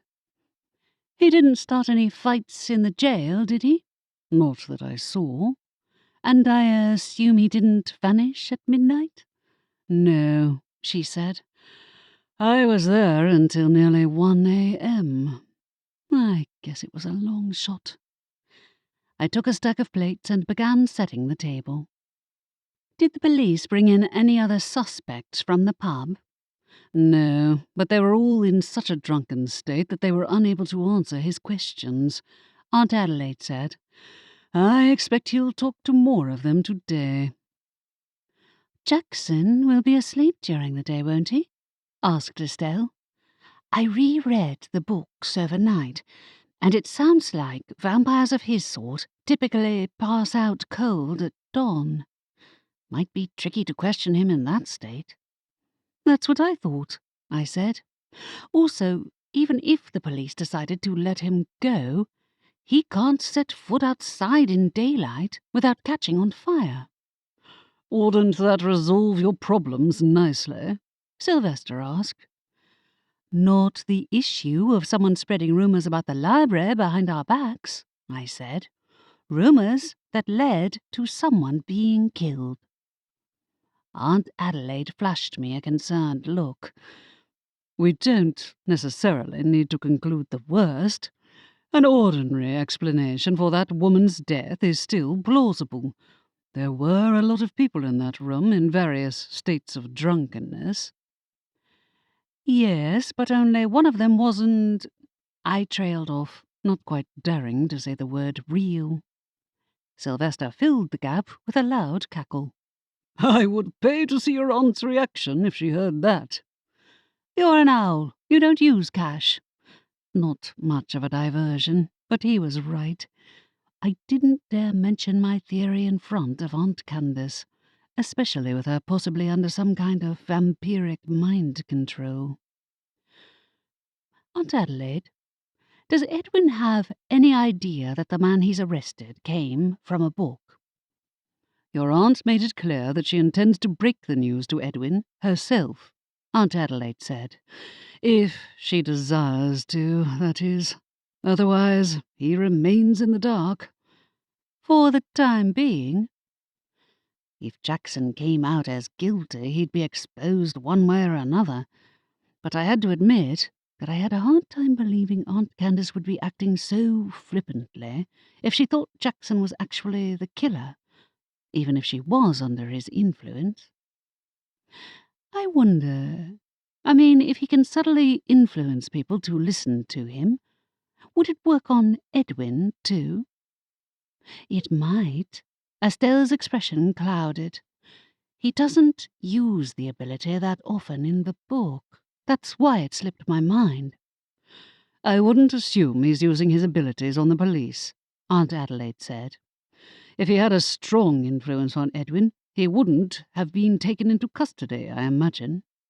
True, I acknowledged, figuring that Jackson would have also had a hard time putting Edwin under any kind of hypnosis while in the comatose sleep of a vampire. But Aunt Candace must have come up with a hell of a cover story to explain why he has no idea how anything works here. He's never even met an elf before.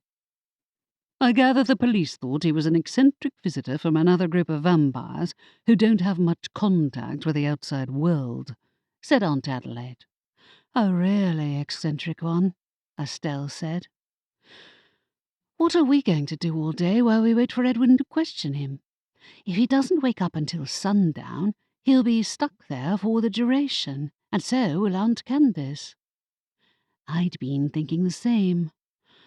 I hope Edwin is preparing to question some of the others who were at karaoke, too. So do I. Aunt Adelaide finished setting the table and pulled out a chair. We sat down to eat, though nobody had much of an appetite. Sylvester swooped onto the table and stole a piece of toast. I do hope you plan to fulfill your promise, Aurora. I will. I put down my coffee mug. I don't suppose you know if a character conjured up by the fourth-floor corridor has a time limit, or will he only disappear when Aunt Candace decides to get rid of him? The owl hooted loudly. I will not be insulted. Oh! I covered my ears. I was only asking a question. The fourth floor was usually a sore point with him, though. He claimed that its wish-granting abilities encroached on the territory of the Book of Questions. I didn't entirely believe him, and I suspected most of the issue was that he prided himself on knowing everything about the library, and learning the corridor had hidden itself in plain sight had been a knock to his pride. What did you promise him? Asked Aunt Adelaide. To conjure him a Christmas tree of his own so he stops messing with ours, I explained. Oh, I can do that, she offered. I think he specifically wants me to do it, which wouldn't be an issue if not for... I gestured at the world in general. We had more important questions to ask first, Estelle said. You'd think he'd have stopped being so sensitive about that corridor by now. It's not a threat to him. Might be, if one of its inhabitants gets us all exposed. We needed to find the source of that rumour, too, though I didn't even know where to begin looking. When we finished breakfast, Aunt Adelaide rose to her feet first. I'm going to speak to Edwin. I think we should tell him the truth. No way, I said. He might be able to keep a secret, but what if Evangeline hears that there's a vampire from out of town in jail? She'll walk in there and read his mind right away. I won't mention the corridor, Aunt Adelaide decided. Just that he was a creation of the library. There's no other way to explain the gaps in his memory and knowledge, and it'll help the investigation run much smoother if Edwin has a full understanding. I had my doubts. Only if Jackson cooperates. And what about whoever is spreading rumours about the fourth-floor corridor? Yes, we'll deal with that too. She turned to her daughter. If we're late back from the police station, can you open the library? Of course, Estelle said. I was going to offer to do the same. You want me to come with you? I asked my aunt, surprised. I know I was at the pub, but I didn't see much. I think Edwin might be more willing to listen to two of us, said Aunt Adelaide. Candace too, though, after a night of sleeping on the floor of the holding cells, she might have changed her mind about digging her heels in. Estelle raised a brow. Not so sure about that. To her, anything is a research opportunity. She was probably taking notes all night, I agreed. All right, let's go. Outside, it was another cold, drizzly November day. While a few shops had put up their Christmas decorations early, like we had, the general mood was more damp than festive. We crossed the square and ducked down the street alongside the clock tower to the seafront, where the police station sat on the corner. The red brick building was compact, consisting of a single reception room, a few small interrogation rooms off to the side, and an adjacent jail through the door at the back. Edwin sat alone at the desk, looking as tired as the rest of us felt. His eye twitched when he saw us enter. Please tell me you've come to collect Candace, he said. She isn't locked up? I asked. No, I am not. Aunt Candace's voice drifted through the jail door a moment before she stepped into the reception area. I'm here to support Jackson. Is he asleep? Yes, he is, said Edwin. As I told you, I'm afraid I can't possibly let him out until I've conducted a proper questioning, which seems to be rather difficult at the moment. Aunt Candace sniffed. I've been perfectly angelic, and so has Jackson. I suppressed a snort. Edwin, is there anyone else you have listed as a suspect from the people who were at karaoke night? Edwin exhaled on a sigh. No, but nobody could definitively confirm that they never left the room during the time Patty was killed. While everyone had been drunk enough that their reports would be muddled at best, they'd at least known the victim better than Jackson had. Did you confirm how she died? Broken neck, he said. It's hard to conclude how it occurred. From her position, she might have slipped or was pushed, but the force required suggests that someone with an uncommon level of strength was responsible. So, not a human. My mind flickered back to the pub. Most people present had been human, but not all of them.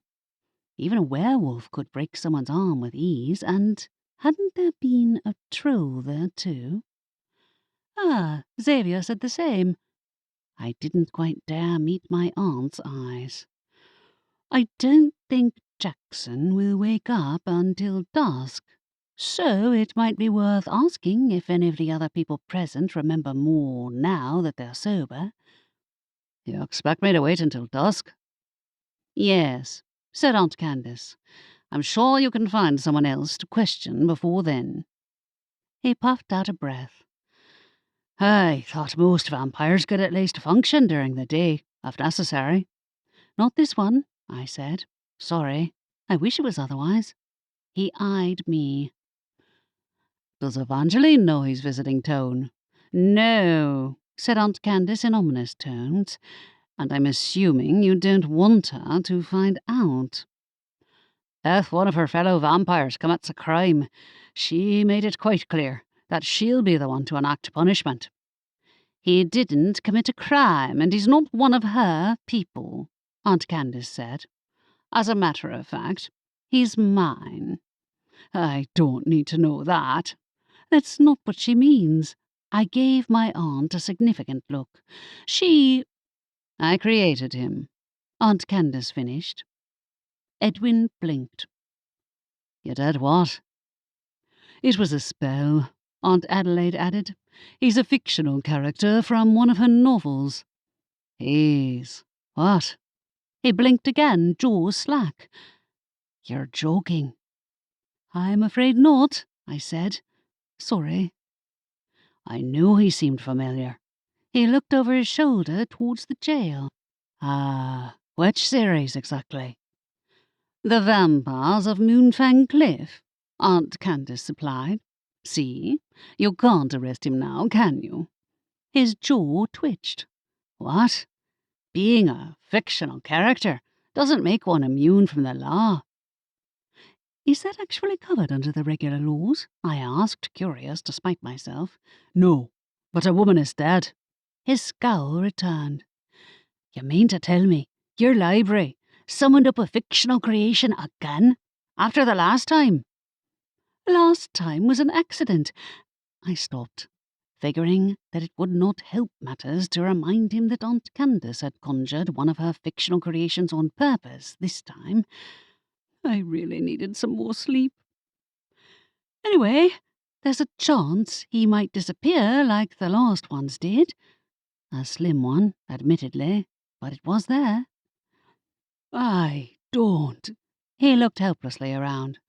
The responsibility in that case would lie with the person who was behind his creation. My deceased mother, said Aunt Candace. She created the library. And you used it. As well she knew, but we were treading dangerously close to exposing the corridor's true capabilities. Aunt Candace, I said pointedly, the only way to stop this is to find out who was responsible, isn't it? And there were a lot of people in that pub. Yes, there were, said Edwin, and I intend to question some of them, if you and your family members allow me to. If you'd like to take your aunt home with you, Rory, it'll be much appreciated. I will let you know if I need to question any of you again. Aunt Adelaide silenced her sister's arguments with a pointed stare and steered her out of the police station. When we reached the square, Aunt Candace veered towards the high street instead of the library. I ran after her. You aren't going back up to the pub? Someone has to look at the crime scene. Yeah, like the police. While being at the pub would be an improvement over her hanging around the station annoying Edwin, he wouldn't be thrilled at her visiting the crime scene either. Nobody will be there now. Precisely, she said. Anyone who returns to the scene will have a guilty conscience by default. Aunt Adelaide tutted.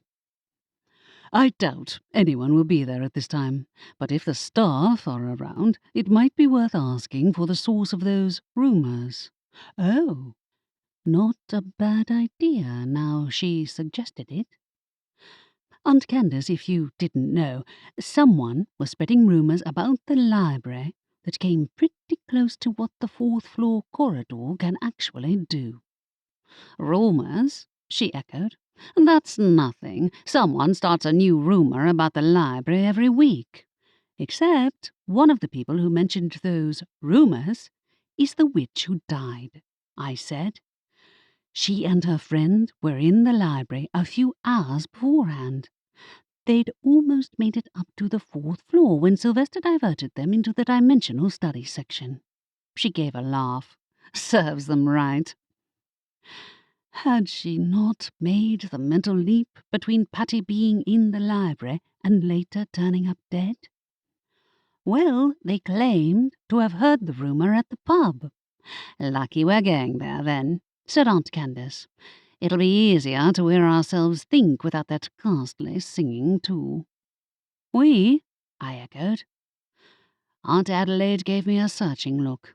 I wouldn't usually ask this of you, Rory, but I think Candace will require supervision. Of course, I said. I can make sure we don't get under anyone's feet, but there's no guarantee the staff will actually let us in. I beg to differ, said Aunt Candace. The pub is open 7 days a week with karaoke on 6 nights. This is a minor setback, nothing more. Someone died, said Aunt Adelaide. I wouldn't call that minor in the slightest. However, if you're right, the staff might appreciate the warning that certain other individuals might take an interest. Meaning the vampires. Evangeline, well, I know Edwin doesn't want her to know, but she usually takes responsibility for punishing the ones who commit crimes, and the vampire's home is pretty close to the high street. Precisely, said Aunt Candace. I rather expected she might show up at the police station last night, but it seems word has yet to reach her ear.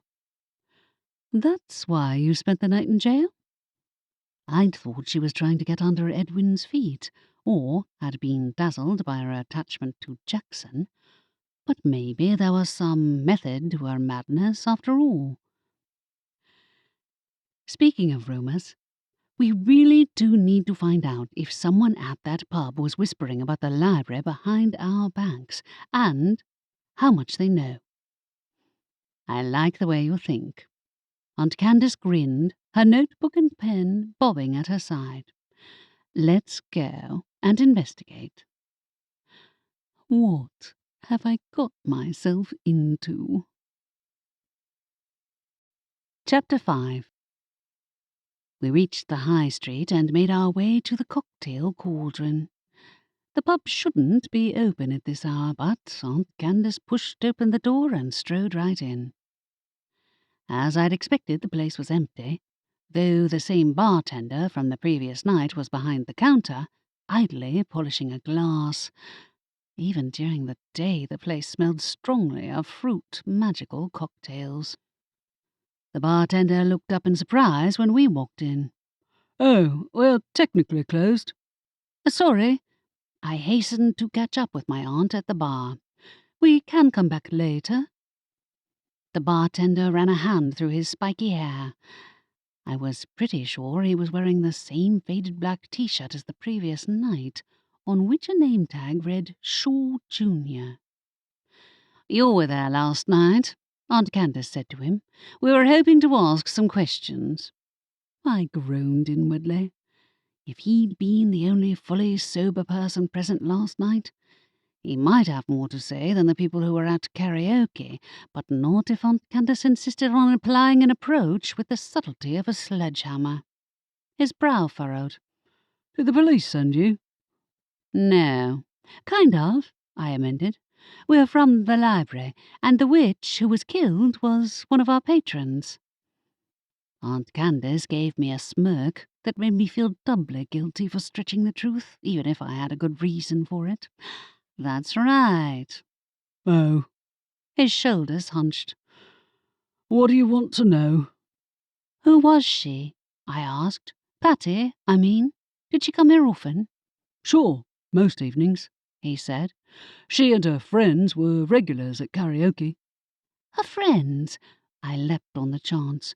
Who was the other witch she was with, the one with the pink hair? "Corrine, I think," he said. "I don't always remember their names, but neither do they, after a few cocktails." He gave an awkward laugh. "Do you work here every day?" Aunt Candace asked. "I don't see any other staff." He shifted on his feet as if uncomfortable. "My dad owns the place. Usually we aren't that busy." "Except on karaoke nights," I surmised. That was still 6 nights a week, which seemed a lot for 2 people to handle. "Our last bartender quit," he mumbled. "We're between staff." "Ah, I don't know if I can be of much help to you. I didn't know Patty that well." "You were working alone last night. You didn't see Patty leave the bar?" "No," he replied. "Didn't know anything was happening until everyone started running outside. It was too crowded to notice much before then." "And noisy," added Aunt Candace. "You forgot that part." "Oh, I was wearing an earplug charm," he said, with a slightly sheepish expression. "I know everyone's regular orders well enough that I don't need to be able to hear." "And you don't have to listen to their singing." Aunt Candace gave a cackle. "I assume you didn't see anyone follow Patty outside?" "No, I didn't even see her leave," he said. "I can't imagine anyone else was paying close attention, including Patty herself, given how drunk she was." That was true. Everyone had been loaded except for him and possibly Jackson. I hadn't checked whether vampires in the book series could actually get drunk, but they usually had a harder time getting intoxicated than humans did. "Someone was paying attention," Aunt Candace said. "Whoever killed her. Know anyone who might have held a grudge?" He winced. "I don't know. I'm not an expert." "You must have some idea if you've been here every day," said Aunt Candace. "Was Patty a good singer?" "He was wearing an earplug charm, remember?" I muttered. "Also, it doesn't matter if she was a good singer or not, does it?"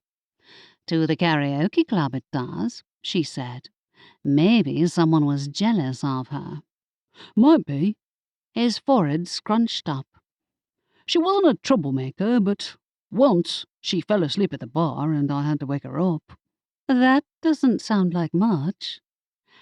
I hesitated, on the brink of asking if he'd heard the rumours, but his earplug charm would extend to blocking him from overhearing any conversations, too.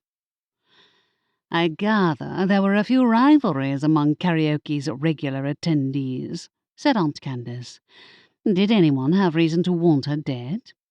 "I haven't the faintest idea," he said, looking uncomfortable. "Her death might have been an accident." "It might have," I acknowledged. "Aunt Candace, I think we should go back to the library." "I would like to look at the crime scene first," she said. The bartender made a small noise of protest, then shrugged. "Go right ahead." I gave him an apologetic look and followed my aunt to the door at the back. As I'd expected, there was nothing in the beer garden to suggest how Patty had died. "She might have tripped," I said dubiously. "But it's more likely she was hit with magic from behind, or pushed by someone really strong." I counted at least 3 werewolves and a troll among the karaoke's attendees. Aunt Candace's lips pursed. "I'll think on it." To my relief, she left the beer garden after another cursory glance and made her way across the pub to the front door. The bartender looked equally relieved to see us go. "Nice job, Rory," she said approvingly. "We'll make a detective out of you yet." "Didn't know that was the goal." I huddled inside my cloak as a chill breeze swept down the high street. It's annoying that he was wearing an earplug charm. I'd do the same in his place. "You went there voluntarily," I pointed out.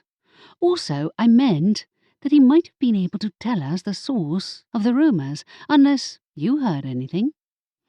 Rumours? You know what I said earlier. I said, someone told those two witches that there was a book hidden on the 4th floor that can grant wishes. Sound familiar? I thought that owl took care of our overly curious witches. Your sister wants to know where she heard the rumour in the first place, and so do I added. If Patty and her friends were regulars at karaoke night, that's got to be the pub they were talking about.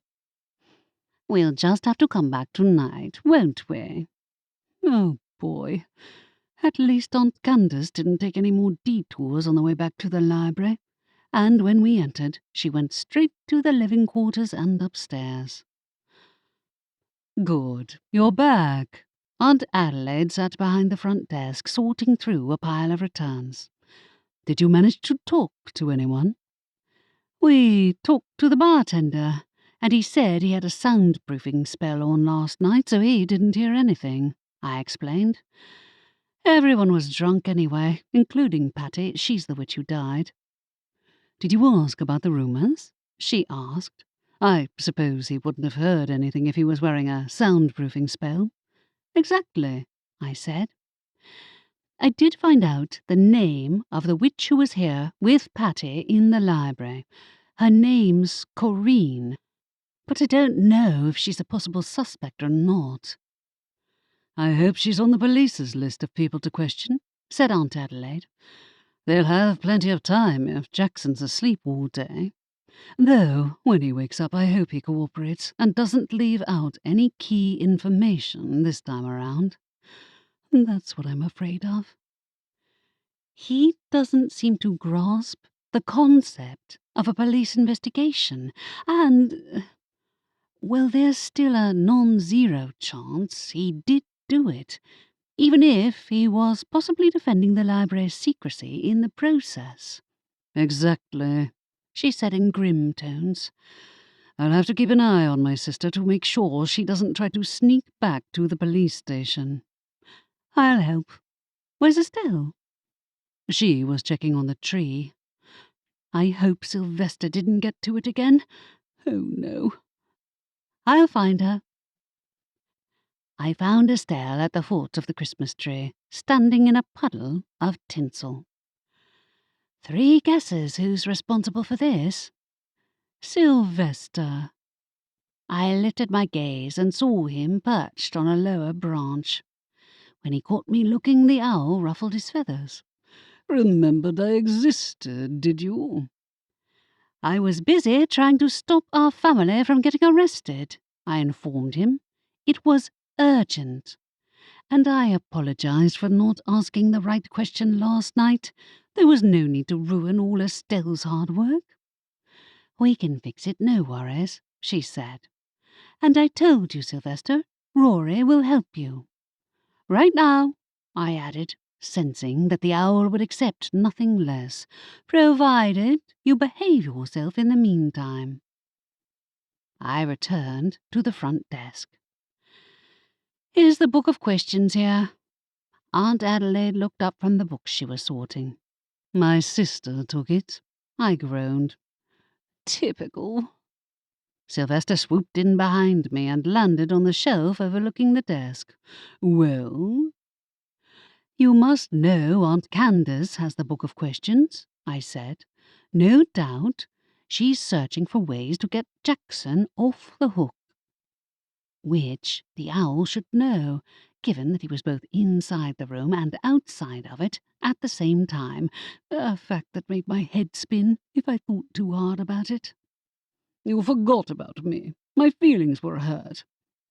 I suppressed a snort with difficulty. I'm sure you'll survive. You might not.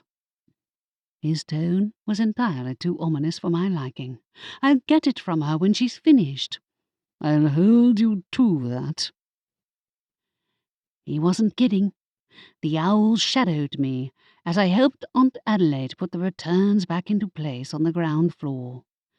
It was impossible to get anything else done with him hovering over my shoulder, So when I'd finished returning the students' textbooks to their proper places, I reluctantly made for the living quarters and the stairs up to Aunt Candace's research cave. My aunt's workspace lay at the very top of the living quarters, behind a door that often bore a sign that said "Do not disturb," or a more alarming version of the same kind of sentiment. Today it said, "Plotting in progress." Hoping that meant her novel and not a jailbreak, I knocked on the door. "What?" asked Aunt Candace's disgruntled voice from the other side. "Do you have the book of questions? I need to borrow it." She gave a loud sigh. "Can't you use it later?" "Not if I want Sylvester to leave me alone." As if to prove my point, the owl fluttered down to land on the stairs behind me. "Fine." She opened the door. "Really, it's hardly as urgent as saving someone from a lifetime of cruel imprisonment." "That's a bit of an exaggeration, isn't it?" I reached out a hand for the book, a leather-bound tome with nothing on the cover except for a silver question mark. I won't need it for long anyway. With Sylvester blocking the way downstairs, I had more of an incentive to open the book there and then on the spot. I wish to enter the forbidden room. The book's blank pages stared at me for a long moment, and then I toppled head first through emptiness. I landed flat on my back, staring at a blank, whitewashed ceiling. The whole room usually matched, but today the walls were draped in tinsel and wreathed in holly. I lifted my head and asked the owl, "Is this what you did with all the decorations you stole?" No answer followed, though the tinsel rustled as I pushed to my feet. "You already decorated this place. What did you need my help for?" A skein of tinsel lifted itself off the wall and wrapped around my legs, causing me to stumble and trip over my own feet. All right, I'll ask my question." "Go on." The owl's voice echoed from the walls. "I'm waiting." I took in a breath and did my level best not to trip over onto my face. "My question is, how can I conjure up a tree that will satisfy Sylvester?" "I would prefer to be referred to by my proper title." Proper title? What game was he playing this time? "What's that?" "The Supreme Overlord of the Forbidden Room." "All right." I tried not to laugh. "How can I conjure up a tree that will satisfy the Supreme Overlord of the Forbidden Room?" "You've already asked your question." "And you didn't answer." I waited. "Come on. You wanted me in here, didn't you?" "You're boring when you're compliant." "You'd really rather have an argument?" "Honestly." "I asked my question. How do I conjure up a tree that will satisfy you?" "Like this." The room tipped upside down. I tumbled, the tinsel coming free of my legs. I landed on my back outside Aunt Candace's room, with my head dangling over the top of the stairs, blinking up into my aunt's face. "That was fast," she said. "I assume you got what you wanted?" "I hope so." I rose upright, handing her the book. "Out of curiosity, what did you plan to ask? Not just how to get Jackson out of jail, I hope." "What else would I possibly ask?" Her disbelieving tone reminded me that she wasn't entirely acting of her own volition. How far under the vampire spell was she? More to the point, how long would it last? With Jackson behind bars, she might come back to her senses at some point, and I hoped it would be sooner rather than later. Downstairs, someone screamed. Estelle. "Oh, no." Heart sinking, I ran downstairs and into the lobby. A giant tree sat where the reception desk used to be, its roots spanning the research section and its branches extending all the way up to the ceiling. "Rory!" Estelle peered between branches, her expression alarmed. The tree, the other one, is going to collapse. From the alarming creaking noises behind, she was right. Sorry, it's my fault. I should have known the only thing that would satisfy Sylvester would be a tree as big as the library itself. Really? She crawled out from underneath the branches and spoke to the newly conjured tree. Sylvester, don't be silly. We can't let any people into the library with this tree in the way. He's in that sort of mood. He actually got angry with me for not arguing with him. I rolled my eyes. I wish I'd asked for help with Aunt Candace and Jackson instead. That would have been more productive. Yes, it would have. Aunt Adelaide crawled out from under the tree and held up her bibliowitch inventory. Let's see if I can shrink this. A loud hooting noise came from the tree, and the owl stuck his head out. Don't you dare! We can't let anyone into the library with a giant tree in the way, Sylvester, said Aunt Adelaide. Be reasonable. Also, I thought you wanted to sit on top of the tree, I pointed out.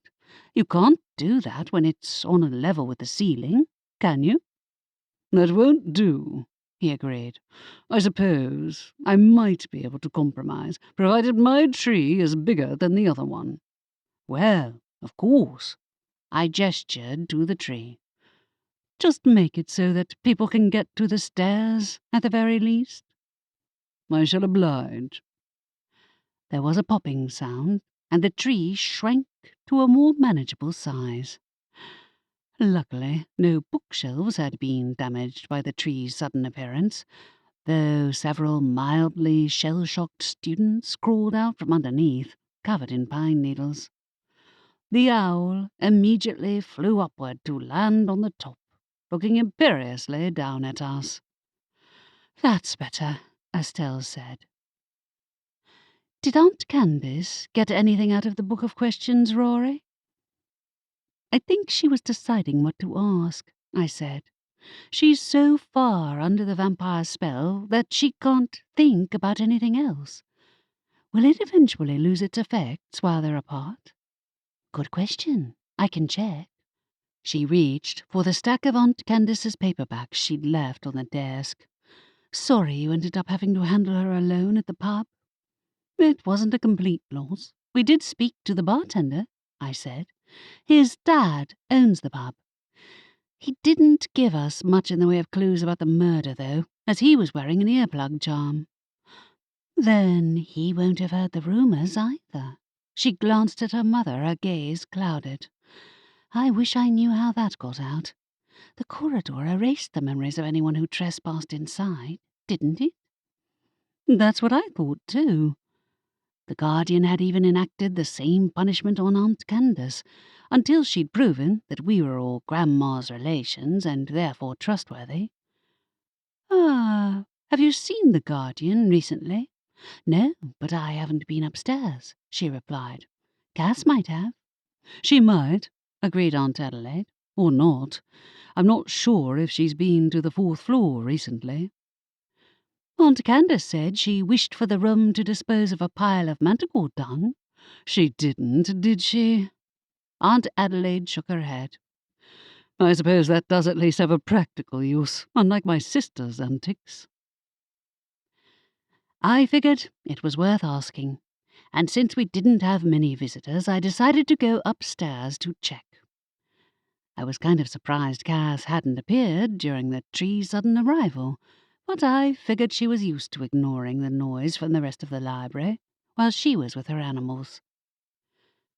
When I reached the 3rd floor, I walked to the Magical Creatures division and knocked on the door. While it was generally unlocked, Cass had a tendency not to give advance warning when she took her manticore out for a walk. What? Cass appeared in the doorway. You're covered in tinsel. Sylvester, I said in explanation. Just wondered, have you seen the Guardian lately? No, but I've hardly left this room. Any reason? I figured she, ought to know if someone is spreading rumours about the library's hidden corridor, I explained. The murder victim was, One of the two people who Sylvester trapped in the dimensional studies section, I know. Who heard a rumour at the pub, I added. Aunt Candace claimed it was a coincidence that she and Jackson ended up there, but I don't buy it. What, you think he picked that place based on intuition? She said. Is it possible? I have no idea, but it's a weird coincidence all the same, I said. And so is the fact that the person who died is one of the two witches we found in the library. If Jackson was the one who killed her, he's securely behind bars, isn't he? She said. He can't do the same to anyone else. Yes, but he still killed someone, I said. Also, Aunt Candace told Edwin he isn't real. She arched a brow. Did she now? She didn't mention the corridor, I added. Just that he came out of a book, which Edwin has read, so he might have worked it out anyway, given enough time. And he won't be the last, she said. It's not her most popular series, but a lot of the locals have read Aunt Candace's books by now. Anyone who asks Jackson too many questions might work it out. Nobody can ask him questions while he's behind bars, but we need to get rid of him. Does Aunt Candace agree? No, but he has her under mind control, or something like it. Oh, she swore under her breath. Right, that. Now do you see why I need to find the Guardian? I glanced towards the door to the 4th floor, which was bright green today. I'll see if she's around. After opening it, I climbed up the short staircase and scanned the corridor. Ah, Guardian! No response came, nor any signs of the ghostly figure that looked like a cross between a book wraith and a reaper. The Guardian kind of creeped me out, I wouldn't lie, but its purpose was to protect the corridor's secrets. With no answer forthcoming, I dug in my pocket for a pen and walked to the door to the wish-granting room. Wishing for Jackson to disappear would be unambiguous enough, but something nagged at me all the same. Guilt, maybe, for going behind Aunt Candace's back. It's for the best. I pressed the pen to the wooden surface. I wouldn't, Sylvester said over my shoulder. I jumped, causing a scribbly line to appear on the door. I hope that doesn't count as a wish. Unless you speak Dragonish, you're fine. That's not Dragonish, I said. You made that up. Also, since when did you come in here? I thought you hated this place. I'm simply indifferent. Uh-huh. Have you seen the Guardian? Don't claw me. I backed away when he raised a taloned foot. She's the one who protects this place and its secrets. I thought she'd be out there at the pub looking for clues. I might have expected the same of you, he said. You're wasting your time by wishing for that mockery of a vampire to disappear, however. Why? Because he's not here at the library? Does he have to be present to go back into the room? Did Sylvester have some idea of how it worked, after all? He might. The corridor was such a sore point with him that we generally tried to avoid mentioning the subject. The owl gave no answer. That's a yes, then. What would you suggest I write, then? And don't say nothing. I need to solve this problem, and I already had to use up my one question today. Otherwise, if you don't have any advice to offer— I did, he said. I'm advising you to go downstairs and forget all about this. I can do the first part, but not the second. I put the pen back into my pocket. Are you sure that's the best course of action? Need I remind you that I'm the most intelligent being in the library? Of course you are. I hadn't thought through my wish, admittedly, so I went back downstairs and closed the door behind me. Sylvester swooped over the balcony and settled on top of the newly conjured tree, while I descended the stairs all the way down to the lobby and found Estelle levitating a pile of tinsel across the reading corner. "This showed up out of nowhere," she said. "Probably Sylvester. He was hiding it in the forbidden room," I explained. "He's still in a weird mood. He warned me off using the fourth-floor corridor to banish Jackson." "You went to the fourth floor?" she asked. "Briefly," I said.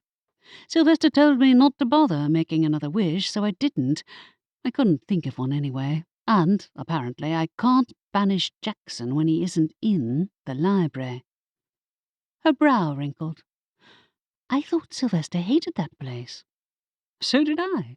I'm not sure what's going on up there, but I couldn't find the Guardian either." "She's pretty elusive, isn't she?" she said. "Also, it's probably for the best that you didn't banish Jackson before Edwin could question him properly." "Assuming he cooperates this time," I said. "I hope Edwin's talked to some of the others, too." "Send Jet to check," she suggested. "Good call." I called out my familiar's name and the little crow swooped over. "Can you go to the police station and see who's in there? Let me know." "Of course, partner." Jet zipped away while I joined Estelle in cleaning up tinsel and fallen pine leaves from Sylvester's tree. We didn't have many visitors today. Most of the students had left swiftly following the tree incident, and I decided I should get on with something productive, like preparing for my next round of magical exams that I'd be taking in the new year.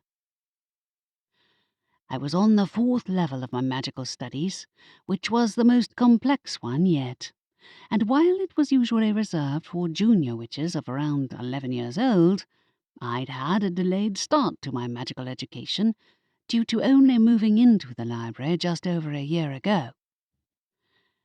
I needed to pick a specialist area to focus on for my studies. And when Estelle and I tried to brainstorm, we kept coming back around to my self-defense lessons against the vampires. I didn't think that was what interested me the most, though I couldn't deny that those skills were practical and had saved my life on more than one occasion. "There's no way to incorporate them into an exam setting, though," I said. "I mean, they can't bring in a vampire to assess my skills at stopping someone from reading my thoughts. And as far as I knew, no spell or potion could grant that ability to a regular person." "No, but you can focus on practical self-defense," she said. "Or theory, maybe. There's a lot of books on vampire history." "I bet," I said. "I'm sure it's interesting, given that the vampires often write the history books themselves. Or they sent in corrections to the people who did. Sometimes they didn't seem to be able to help themselves. I bet the founders show up all over the place." "They've been called various different names over the centuries," said Estelle. "But you don't have to make a research project of it if you don't want to. Pick something more pleasant." "I don't know. It seems wise to know my enemy." My thoughts drifted to Evangeline. She wasn't the enemy, but an ally like her was one I'd keep at arm's length. "They're so tangled. Like that Victoire was friends with the Grim Reaper and apprenticed to 2 different founders from different branches. She's still in Evangeline's jail?" "I assume so. I didn't ask." Evangeline generally arrested any rogue vampires herself, and to my knowledge, the dungeon's main current occupants were Victoire and Carlos Verdant, the other unpleasant founder who'd concocted potions and experimented on humans in order to make various poisons that could kill even another vampire. That dungeon would also be Jackson's inevitable fate if Evangeline found out about him. "I hope Jackson doesn't end up in there," I said. Imagine how easily that information might make it back to the founders if they ever escape. Would Evangeline let them, though? No, but she also doesn't care that much about keeping the library's secrets. She's curious enough about us herself, as I'd been reminded on a not infrequent basis ever since she'd learned of the existence of my dad's journal. The annoying thing is that a vampire's mind-reading powers would really help us pin down the killer, but Jackson can't do that. Could other vampires read his mind? Not a pleasant thought. At least there weren't many of those in jail, unless Evangeline showed up, which was bound to happen eventually. Honestly, it was typical that he didn't have the one vampire power that we might actually need. Except... wait. We do know someone who can, though. And someone who isn't entirely on Evangeline's side. In other words, Lainey. Chapter 6. I had to wait until sundown to speak to Lainey. Work kept me busy, and I did make progress in nailing down some ideas for my next magical theory project between helping visitors track down the right books. I was also making progress on translating my dad's journal, too, albeit in piecemeal sections.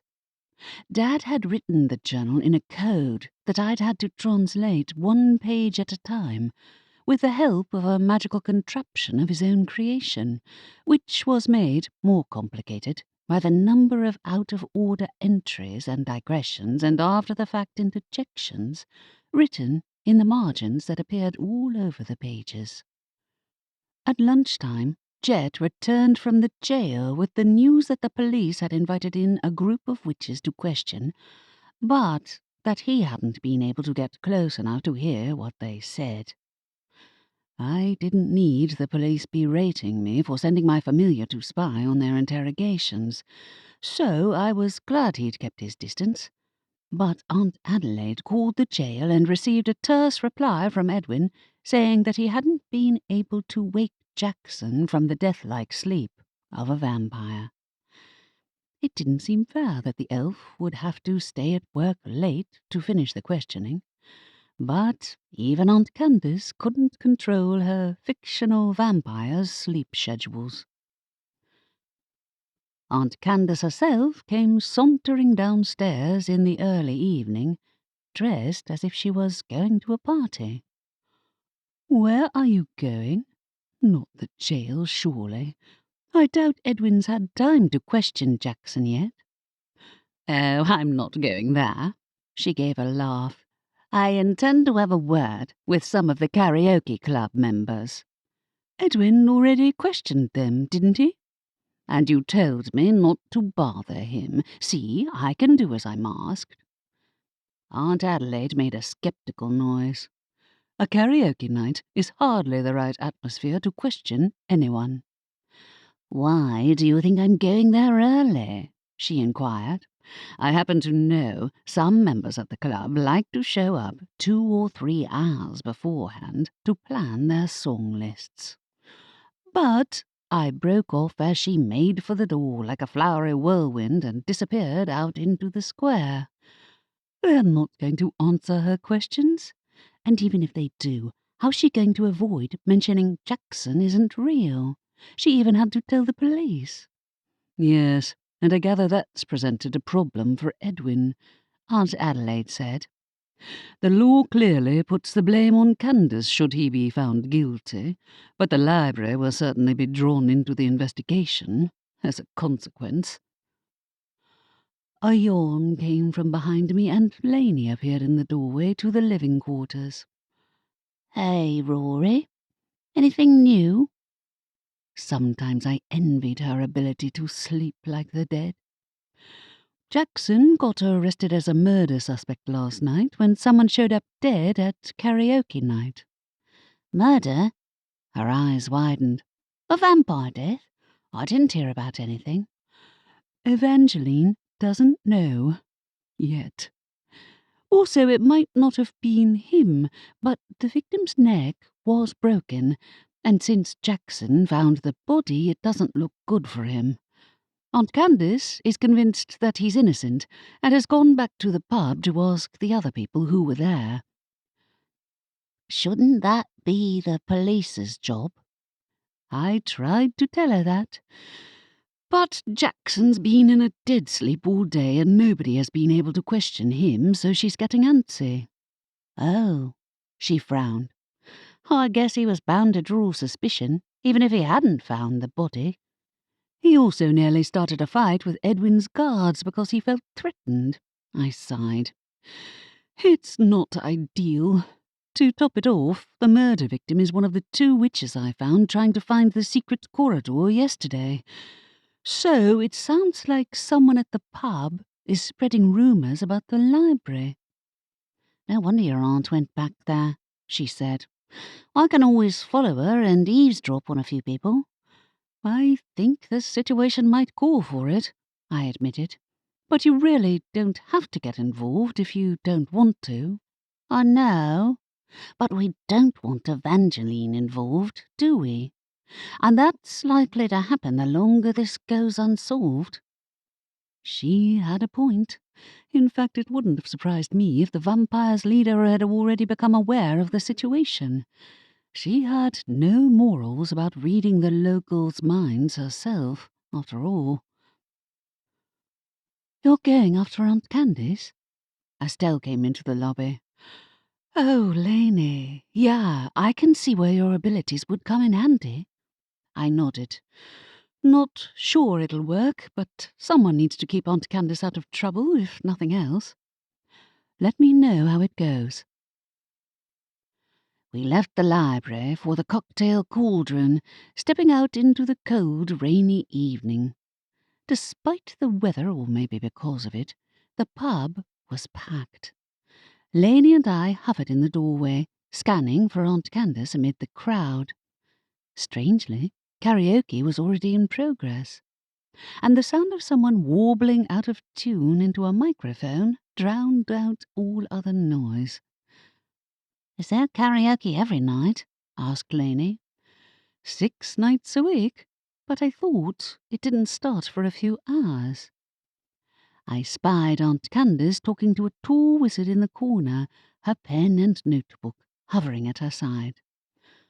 I don't know why they've started this early. It's barely 6 p.m. Lainey hung back, reluctant to enter the pub. It's way too noisy in there for me to pick up anyone's thoughts. Oh, that was a downside to her vampire powers. Oversensitivity to noise. It also meant reading one person's individual thoughts would be a challenge. Maybe you can wait outside? Nah, I can handle it, she said. At least I'm less likely to draw too much attention. There is that. I gave another glance over the crowd. Ideally, I want to find Corinne, the witch who was with Patty when she showed up at the library, but I can't see her. I did see a few faces I recognized from the previous night, but the top-hat-wearing wizard Aunt Candace was talking to wasn't one of them. I'll do some snooping. Lainey wove her way through the crowd with a vampire's grace. A few heads turned towards her, but most people were watching karaoke instead. Aunt Candace narrowed her eyes when she saw me approaching her. If you're here to drag me back to the library, you're wasting your time. I'm not. I'm here with Lainey to find out who started that rumour about the library. Anyone catch your attention? Are you now? Her eyes gleamed. You're finally putting that vampire friend of yours to good use? She's not a mind-reading machine. Also, it's way too noisy for her abilities to be fully effective in here. Why did they start karaoke this early? It's a celebration of Patty's life, supposedly. She gave a snort. If someone sings like that at my funeral, I'd rise from the dead, just to make them stop. Aunt Candace, I hissed, hoping nobody else had heard her. What? She grinned. If there's anyone you want me to send your friend's way, let me know." "Is there anyone here who you suspect?" I asked. "Who were you talking to just then?" "Ollie Greenfield," she said in disdainful tones. "One of Patty's friends." "Any witches?" I scanned the group near karaoke, but it was hard to identify anyone from the back, except for the female troll who towered over her companions as she put down her cocktail glass and climbed up onto the stage. I braced myself to be thoroughly deafened, and was instead taken off guard when the troll burst into an operatic song that was surprisingly tuneful, albeit as depressing as a funeral dirge. "An opera-singing troll," Aunt Candace snorted. "That's a new one." "I still have a hard time believing you and Jackson came here voluntarily." The troll had a decent voice, even when she burst into tears mid-song and had to be led off stage by a group of friends, including... There she is.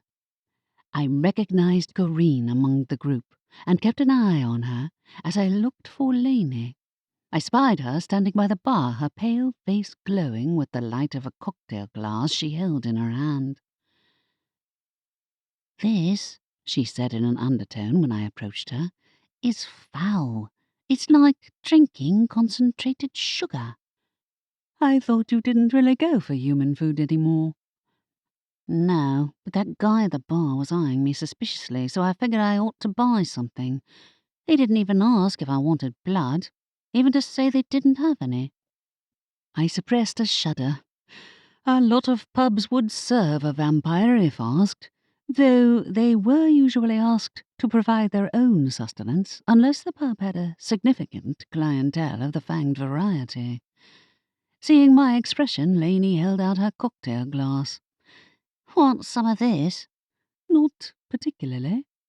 I took the glass anyway and sniffed the contents, then yelped when someone knocked into me from behind, causing me to spill the cocktail onto my shoes. "Sorry," the troll wailed, slumping onto a bar stool, which sank beneath her with a loud creak. "I'm sorry." "It's okay." I tried to reach for my wand to clean up, but someone else jostled me as more people took seats at the bar. My gaze snagged on Corinne, the witch from the library, who took a seat on the troll's other side, but the alarming creaking from the bar stool warned that I was in danger of being crushed if I tried to walk behind her to reach the witch. My spine ached from where she'd knocked into me. A troll would certainly have the strength to inflict the blow that had killed Patty. But she and the witch had clearly been friends, and I had a hard time believing she'd ever hurt someone intentionally. "I'm fine," I cut through her apologies, scrambling for a change of subject that would win me the chance to talk to a friend. "Ah, I liked your singing." "Oh," she sniffed. "Thank you. It's not the same without her, you know." "Without Patty?" I guessed. "Yes, I heard she was a regular here."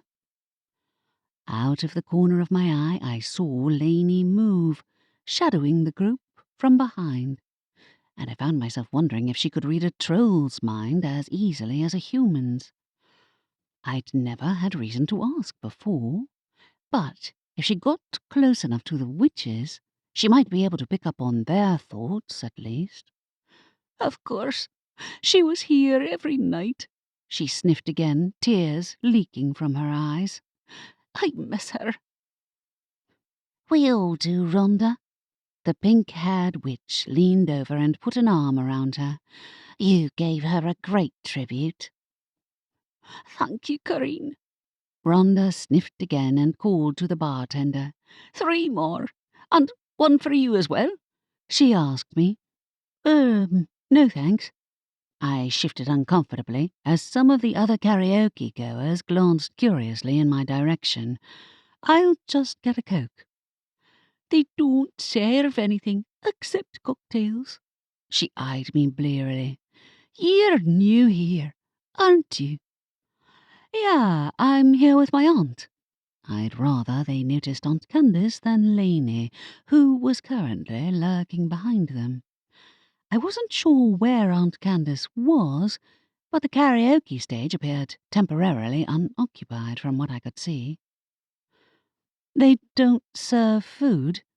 I was pretty hungry, actually, since this would usually be the time when I either went on a date with Xavier or had dinner with my family. "What more do you need?" She took the glass from the bartender. It contained a bright pink liquid that shimmered in rainbow colours when she held it up to the light, and she downed the whole thing in one go. Lainey had disappeared, so I excused myself and tried to approach Corinne from behind.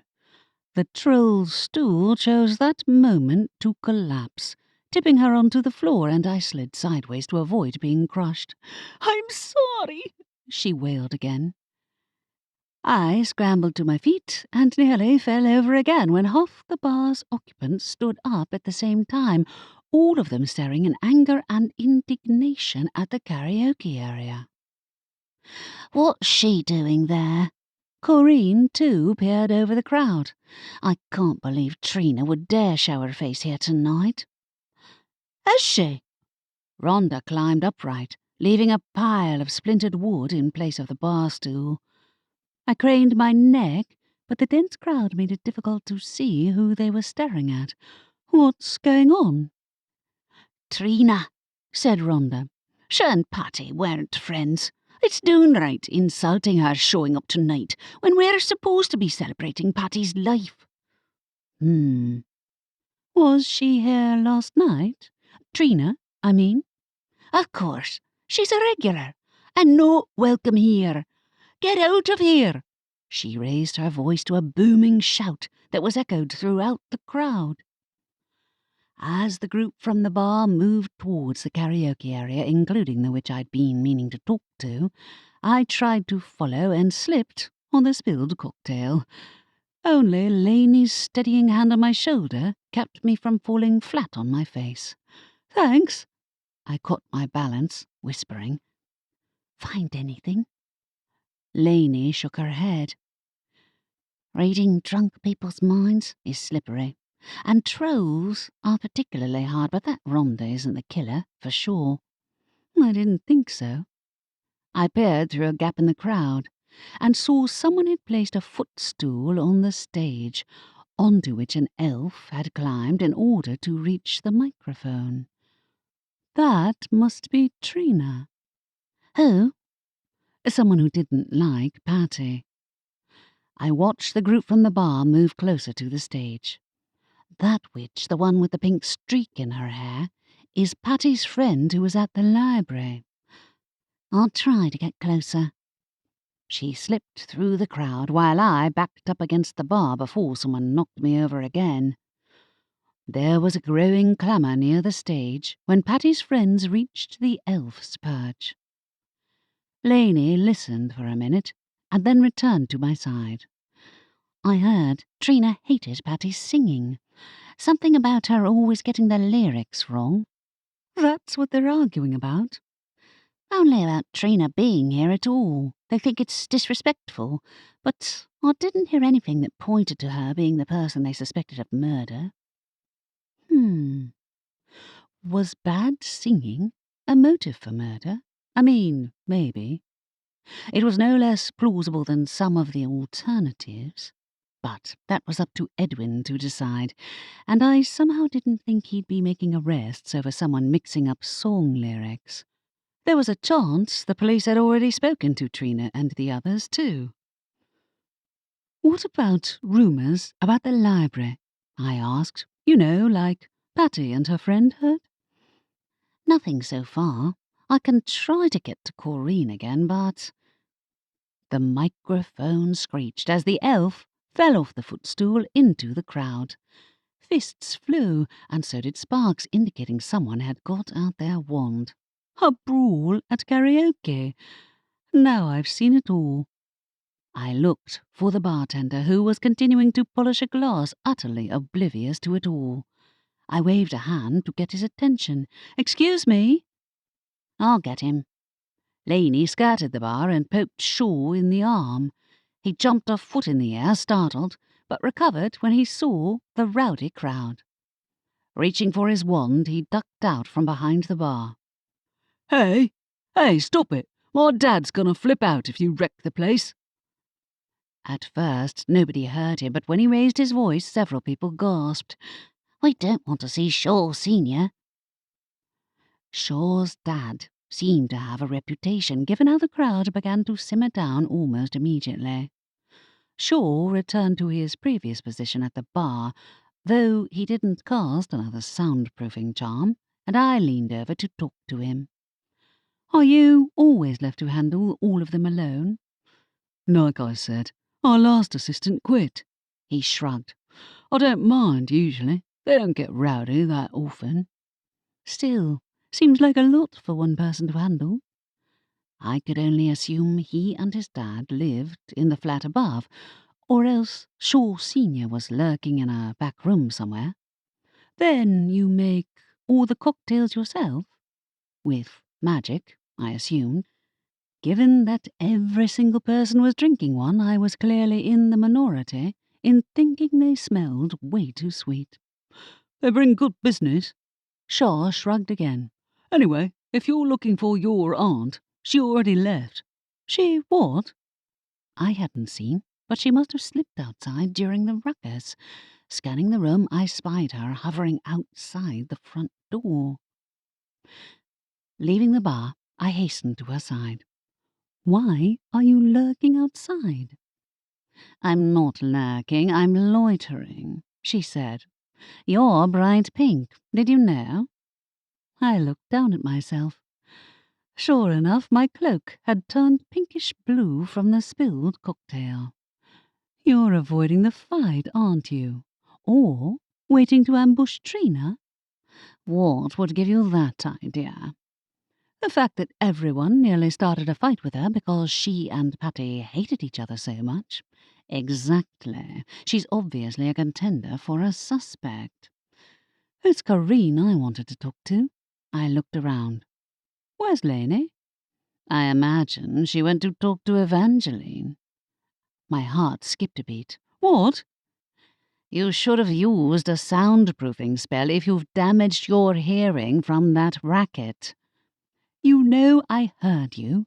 I just wanted significantly more of an explanation for why you think Laney went to Evangeline. You know, the one person we don't want to know that there's a strange vampire in town, or that he's been locked up as a murder suspect." "I know, because I saw them leave, of course," she said. "Just a minute ago." "You might have told me sooner." "Oh, no. Where'd they go?" "I believe they went that way." She pointed downhill towards the square. Laney did not look pleased. "I bet. I'll find them. Please, don't accuse anyone of murder while I'm gone." I took off at a run down the darkened high street. The absence of any noise made it easy to spot the two vampires conversing near the square. At least they hadn't gone into the library or the police station. But why did Evangeline always have the absolute worst sense of timing? Had she followed Laney here? "Ah, Aurora." Evangeline smiled at me, displaying her fangs. "Just the person I wanted to see." "The feeling isn't mutual, believe me." I clamped down on those thoughts, but her smile widened, enhancing her features. Yet there was a sinister edge to her beauty, her pale features too perfect, her hair too glossy, to belong to the same world as the rest of us. Laney had gone tense, her shoulders tight. "Leave Rory out of this." "Out of what?" I looked between them. "What's this about?" The vampire's leader had evidently found out something, but I didn't know if she was aware that my aunt had summoned a fictional vampire, that he'd been arrested, or everything else in between. "Now, I believe it's more her business than yours," Evangeline reprimanded her. "Rory's aunt's actions affect the rest of her family, do they not?" At her searching gaze, I tried to keep my mind blank, but the volume of noise from earlier had crept into my head and made it hard to judge how much I'd given away in the brief time we'd made eye contact. "It certainly isn't your business," Lainey retaliated. "Don't you even think of manipulating Rory." "I'm doing nothing of the sort," she said. "Moreover, I believe this is very much my business. I understand that a new vampire is currently present in town who has been arrested as a suspect in a murder. Am I correct?" "Not exactly," I backtracked. "Yes, he's a vampire, but he's not the same type of vampire as you are. He's fictional." "Interesting," she said. "Very interesting. I would quite like to meet him." "He's in jail, and that wasn't an invitation to disturb Edwin either," I added. "Jackson's not one of your people. He's not accountable to the other vampires, and as soon as this is wrapped up, we'll send him back where he came from." "Will you?" She smiled. "That library of yours is remarkable, isn't it? Might I ask how your aunt was able to accomplish such a feat?" "The same as the last time," I evaded. "You know, when we had knights on horseback and monsters running all over the place about a year ago. Aunt Candace is the one who created him. She knows more than I do."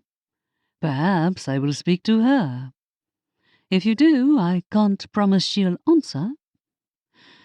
"She wouldn't thank me for sending Evangeline after her, but it might stop her attempts to ambush Trina on the way out of the pub, not to mention going back to the prison." While I did want to know if Edwin had managed to question Jackson yet, Edwin didn't deserve to deal with all of us showing up at the station at night, especially the leader of the vampires. "Why now?" Evangeline offered another smile.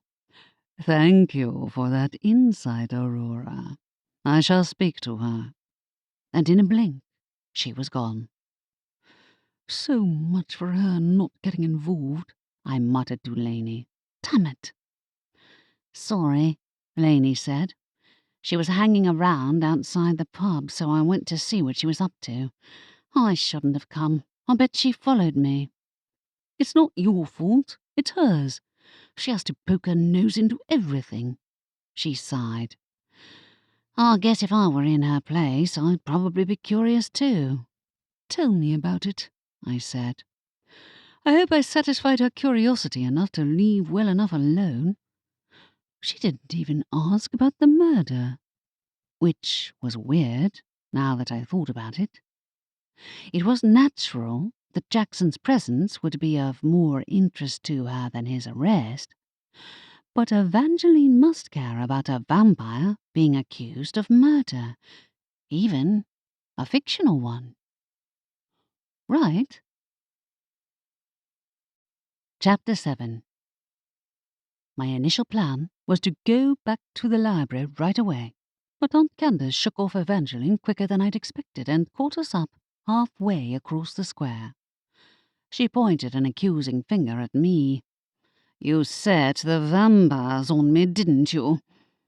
"Evangeline came after me and Lainey first," I said, "and you must have guessed she'd find out and take an interest in this. What did you say to get rid of her?" "Surprisingly little," she replied. "I think she was more interested in snooping around the pub and breaking into a few minds along the way." "She won't get much from them," Lainey said. "Most are too drunk to make much sense. Those cocktails are potent." "Looks like Rory is wearing one," said Aunt Candace with a laugh. "She's even glowing in the dark." I flushed as brightly as the cocktail. I wish I knew what tipped Evangeline off. I know she's got a habit of sticking her nose into any situation I'm involved in, but still. Aunt Candace tutted. "Well, Thanks to her, I never got the chance to speak to Trina. You mean accuse her of murder? I said. Would that have got you anywhere? Really? I wouldn't know now, would I? She said. As it is, I assume you at least prevented Evangeline from learning of Jackson's origin. I told her the same story we gave Edwin, I replied. You know, that he came out of a book, and that it was like that manifestation curse last year. She didn't seem interested in the actual murder. Oh, she is. Aunt Candace turned away as though to head to the seafront. Where are you going? I asked. Not the police station. Where else? She said. Edwin claimed he'd questioned Jackson after sundown, and I intend to hold him to his word. It's late, I protested. It's not fair of you to bother him after hours, especially after yesterday. I've been good, and offered him more than enough time to finish his questioning, and I'd quite like for him to be let out of the holding cells before Evangeline inevitably pays him a visit. That did seem to be a danger, I'd admit. Do you really think Edwin will let Jackson go? He doesn't have any other suspects, does he? He might, she said. Stop looking at me like that, Rory. If I was harbouring a killer, I would have asked the library to be rid of him right away. I'm not that attached to my fictional characters. Whether he's innocent or not, he's not acting like it. Unless Edwin learned something suspicious from one of the other karaoke club members. I wasn't sure if she was being truthful, but she might have been less affected by his vampire powers after being away from him all day, which meant going back to the police station would likely bring her straight back under his influence, deliberate or not. But it couldn't be helped. I was still covered in sticky cocktail residue and in dire need of a shower, but I wouldn't let her go to the police station without one of us being present. At least I had Lainey with me for moral support, though she insisted on waiting outside so that Edwin wouldn't ask her too many questions. When we entered the police station, Edwin sighed. Let me guess, you were questioning people at the pub. What a thing to accuse us of, said Aunt Candace. I'm covered in spilled cocktails, I reminded her. Edwin, did you speak to Jackson yet? I did, he said. He does claim to be innocent, but he was quite combative when I told him that you informed me that he came from a book. You weren't supposed to tell him that, said Aunt Candace. May I talk to him? His eye twitched. You may, but only for 5 minutes. He gestured, and one of the troll guards escorted her through the door into the jail. I watched, surprised he'd given in to her request that easily, but the poor guy looked as if he hadn't slept a wink the previous night. Did you talk to anyone else today? I asked. From karaoke, I mean. Patty had a lot of friends, but there were also people she disliked. One person, or elf, anyway. Nobody admitted to anything, he said. By all accounts, she tripped and fell while drunk. Over a flat surface, I added. Even if she did, breaking your neck is unlikely to happen by accident, isn't it? The reports from the hospital confirmed that appears to be what occurred, he said. There were no other wounds on her body, including bite marks. Xavier said the same, I admitted. You should also know that Evangeline showed up at the pub tonight. She's taken an interest. His eye twitched. You drew her attention. Not intentionally, I said. She probably learned what was going on from reading someone's thoughts. She does that.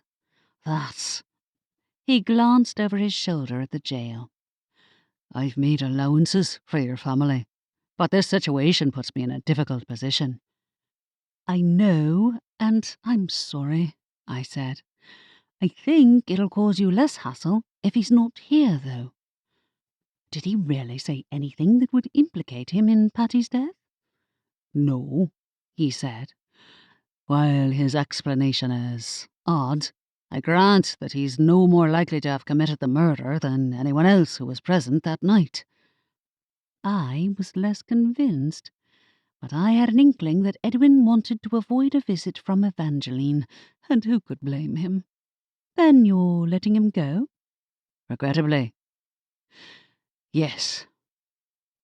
And just like that, Jackson was free to come back to the library. Aunt Candace let out a loud squeal at the news and came out of the jail arm in arm with the vampire. He didn't look overly thrilled at walking free, but from what I'd read of his character, he probably considered it a grave insult that he'd been imprisoned in the first place. Lainey raised an eyebrow when we walked out of the police station. Edwin let him go? Yeah, I think he wanted to avoid a certain head vampire. So did I, and now we had to face the conundrum of what to do about a living fictional character roaming around town. My aunt seemed to have no intention of sending him back where he belonged, and it came as no surprise when they veered up the high street instead of towards the library. Where are you going? I asked. Please not back to karaoke night.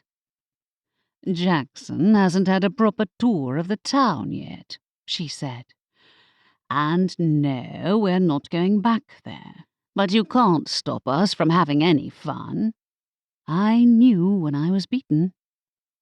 Fine, but please try not to get into trouble.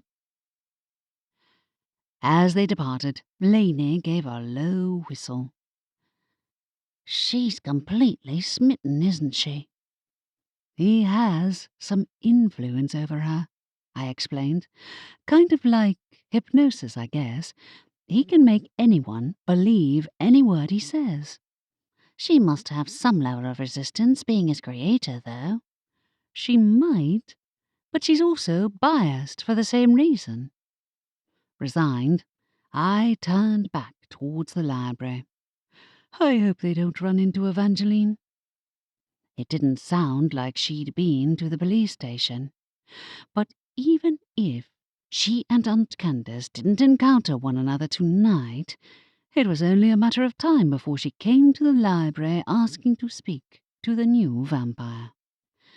I can keep an eye on them from a distance. No, I said. No, we'll leave them to it. You don't have to spend any more of your time chasing them around. Lainey and I stopped to buy fish and chips from the local takeaway on the way back to the library, and picked a spot in the reading corner to sit and eat.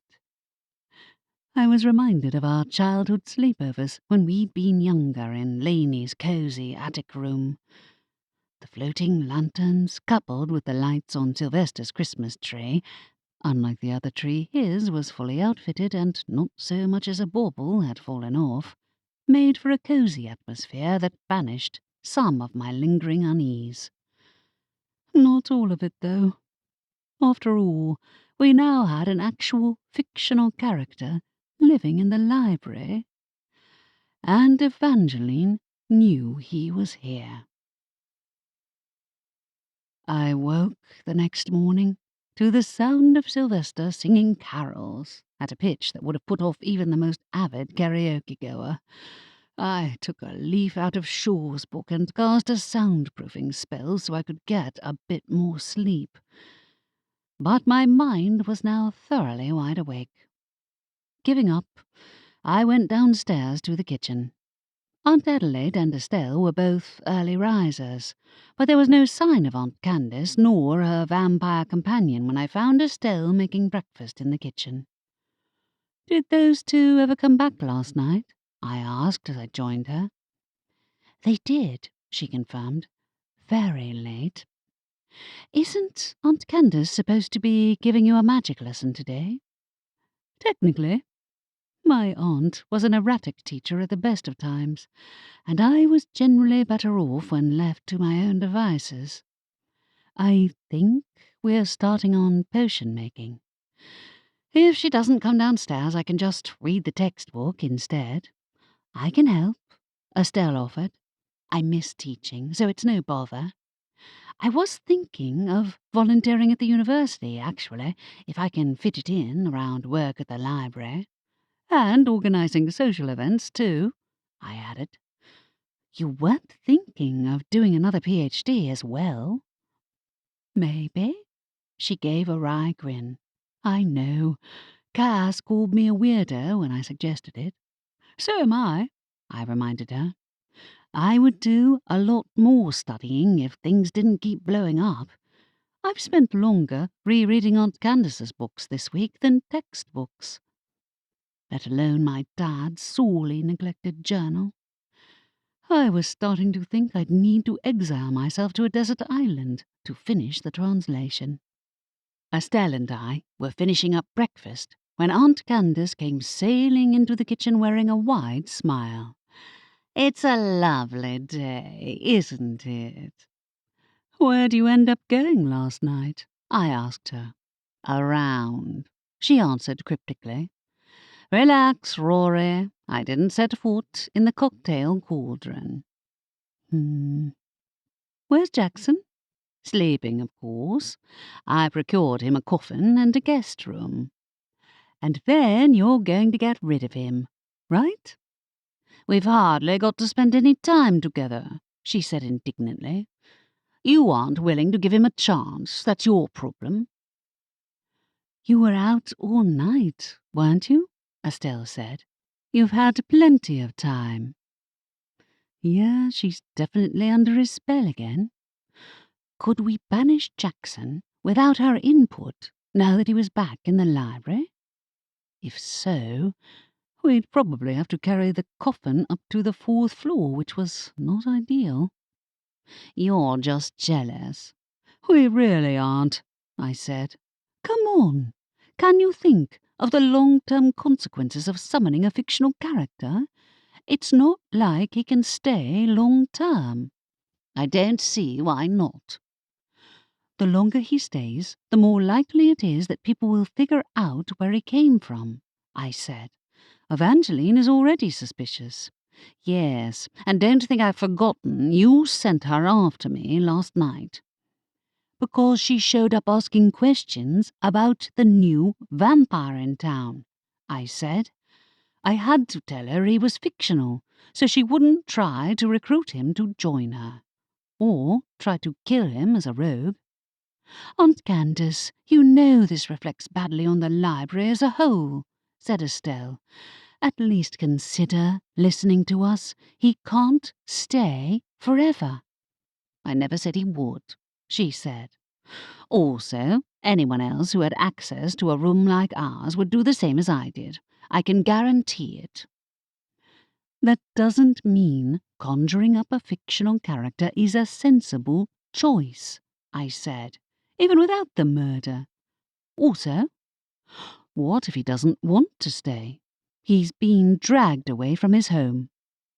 He has complete control over his free will, Rory. I'm not a monster. Yes, but does he have control over your free will? More to the point, had he exercised that same free will to commit murder? Aunt Candace gave an exaggerated yawn. I think I will have a nap. And not give Rory her magic lesson. Estelle gave her a pointed look. It's fine. I could only imagine what kind of nonsense she'd end up lecturing me about if I let her take over my lesson as usual. I can read the textbook. You did promise my mother, Estelle said to Aunt Candace. It won't kill you to supervise her. Jackson's sleeping, so you don't have anything else to do. My aunt gave a sigh. If you insist. We made for the classrooms at the back of the ground floor, having to skirt around both Christmas trees on the way and duck a shower of tinsel that was probably Sylvester's doing. He sometimes came to supervise my lessons and offer unhelpful advice, but he didn't emerge from the tree as we walked past. At least he'd stopped singing. I tended to prefer theory lessons to practical ones, as Aunt Candace usually sat in the corner reading, while I brewed potions or practiced spells, and then tried to get her attention for long enough to get meaningful feedback. Potions were particularly hands-on as far as topics went, and when I opened the textbook and found that I was supposed to start studying poisons, Aunt Candace suddenly took an interest. "Ah, my favourite topic," she said. "So many interesting ways to kill people. Have you used them all in your books?" "Not yet." She waved her wand, and a set of ingredients appeared in front of me. "Identify the poisons and their effects. I assume you already read that chapter?" I did. She hadn't known that for sure, but I wasn't complaining about being given something a bit more advanced. I hadn't forgotten the time she'd made me spend ages cutting up yarrow roots.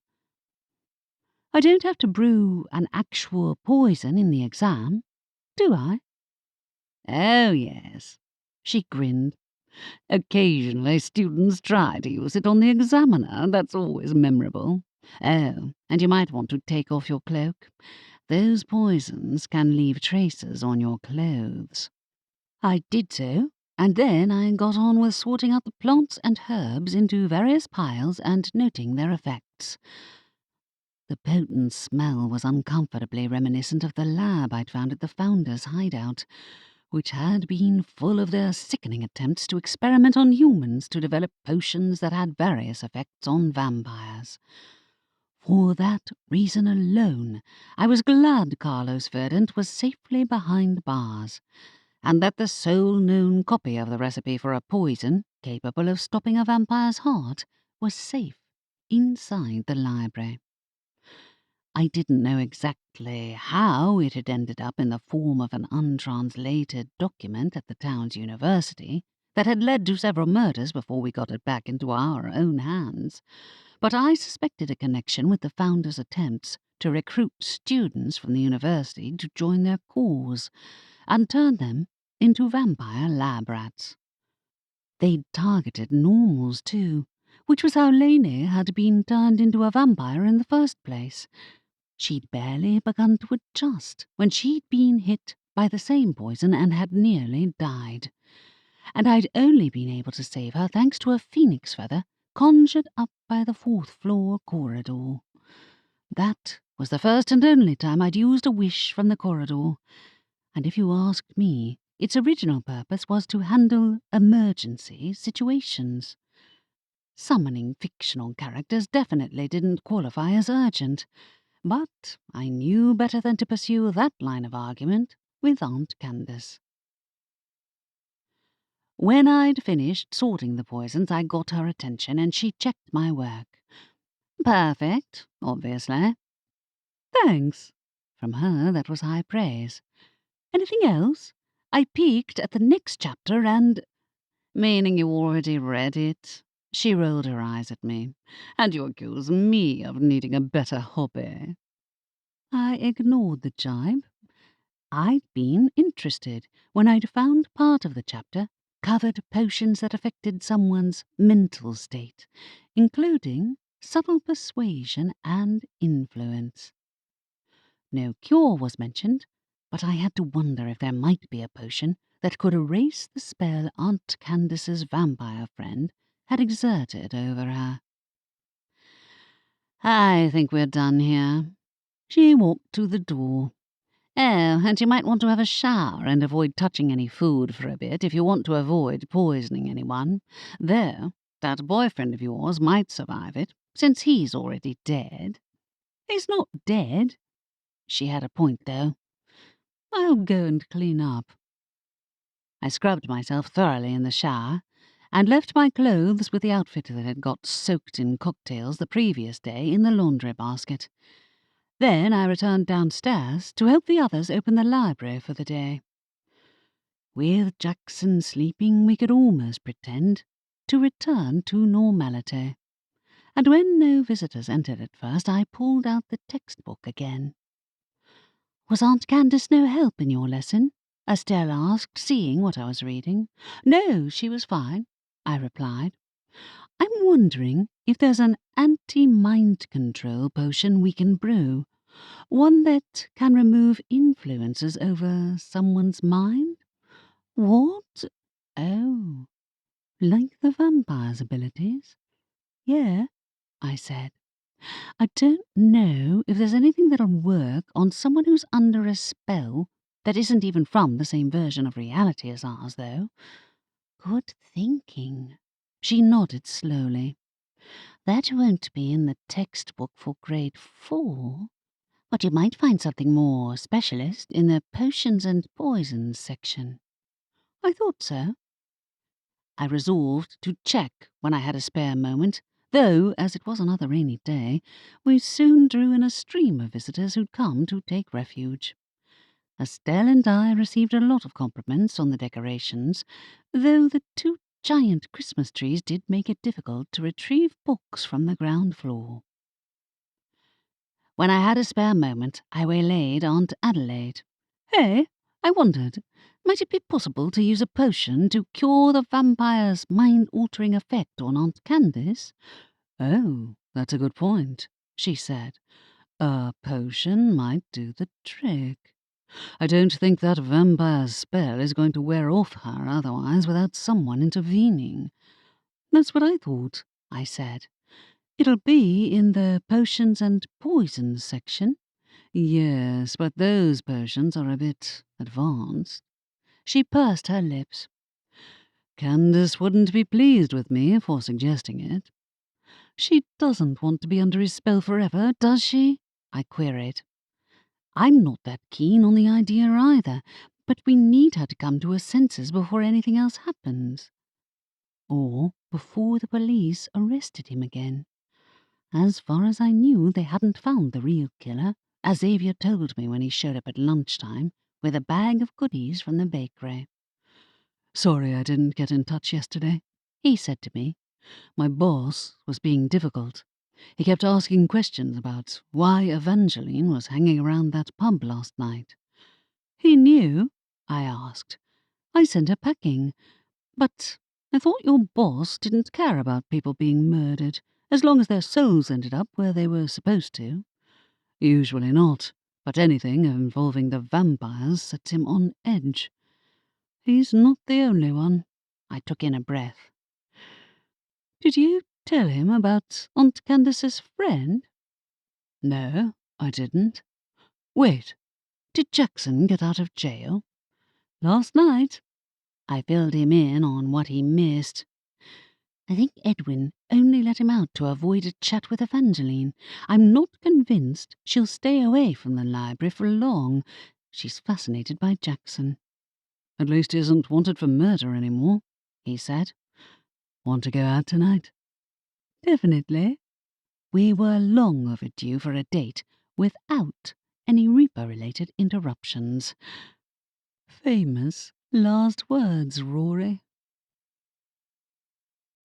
Chapter 8. As the sky outside darkened, the clamour of noise upstairs indicated the resident vampires were awake. Jackson and Aunt Candace walked out of the living quarters first, arm in arm. "Where are you going?" I asked. "Out," Aunt Candace answered. "The night is young, and the possibilities are endless." As they departed, Estelle groaned softly. "Not again." Someone has to watch them. I called for my familiar.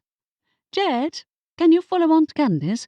Try not to let her see you, and Jackson too." "Of course, partner." He took off, soaring out of the open door. I didn't expect them to leave this early. It was barely 4:30 in the afternoon, and the library hadn't closed yet. We'd had so many visitors that I hadn't been able to spend more than a few minutes up in the potions and poisons division. Not long enough to track down any concoction that might help us lift the vampire's spell. So much for curing her of his influence.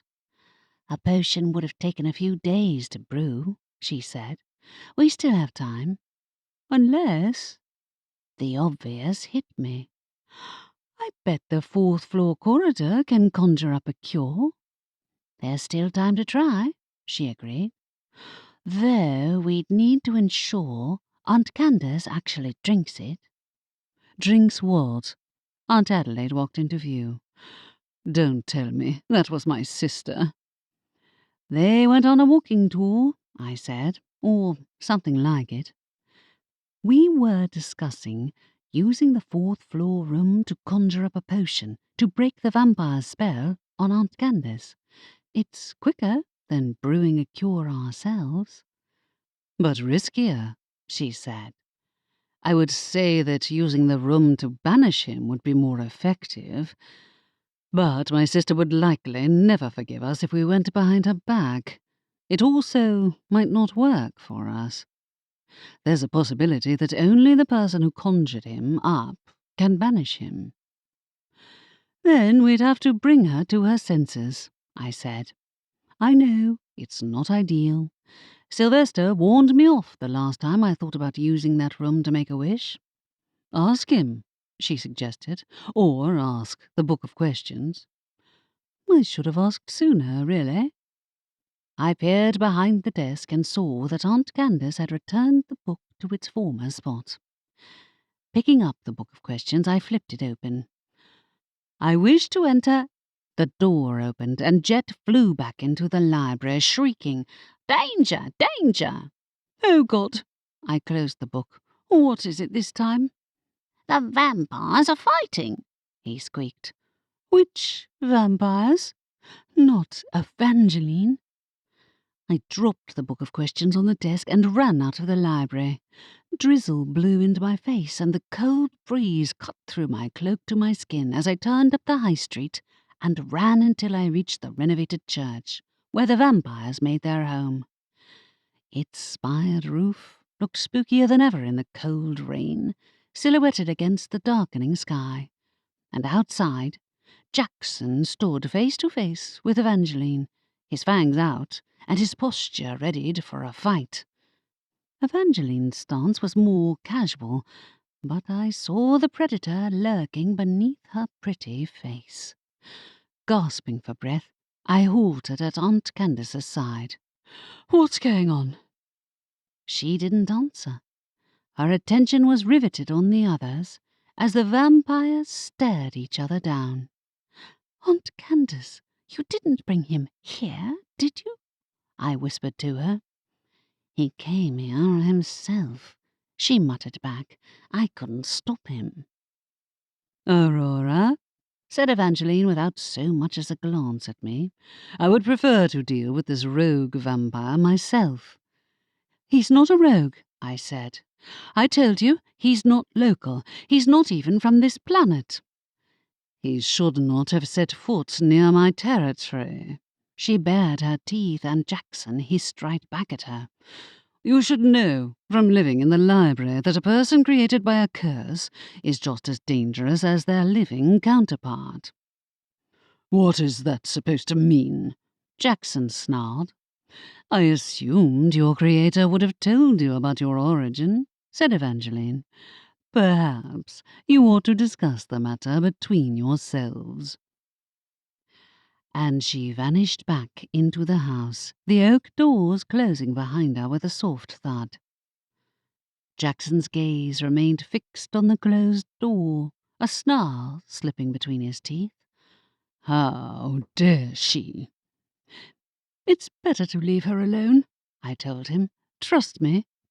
Aunt Candace shifted on her feet. Come on, Jackson. Ignore her. She insulted me, growled the vampire. She said I was cursed. She said a curse created you. I tried to catch Aunt Candace's eye, which is true. Right, Aunt Candace? My aunt ignored me. She's jealous, nothing more. You have abilities that the other vampires don't. Aunt Candace? I moved closer and whispered. You didn't tell him he came out of a book? I came from where? Jackson turned to me, shock rippling across his face. You're lying. My mouth parted.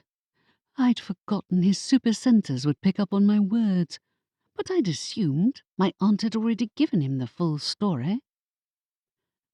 Jackson's gaze slid between us, and then, in a blur of movement, he was gone. "Thanks for that, Rory." Aunt Candace marched after him, leaving me staring at Evangeline's closed door. Damn it! Why had she brought him here? I hesitated for a moment, then turned back down the high street. I was halfway to the library when I heard my name. "Rory!"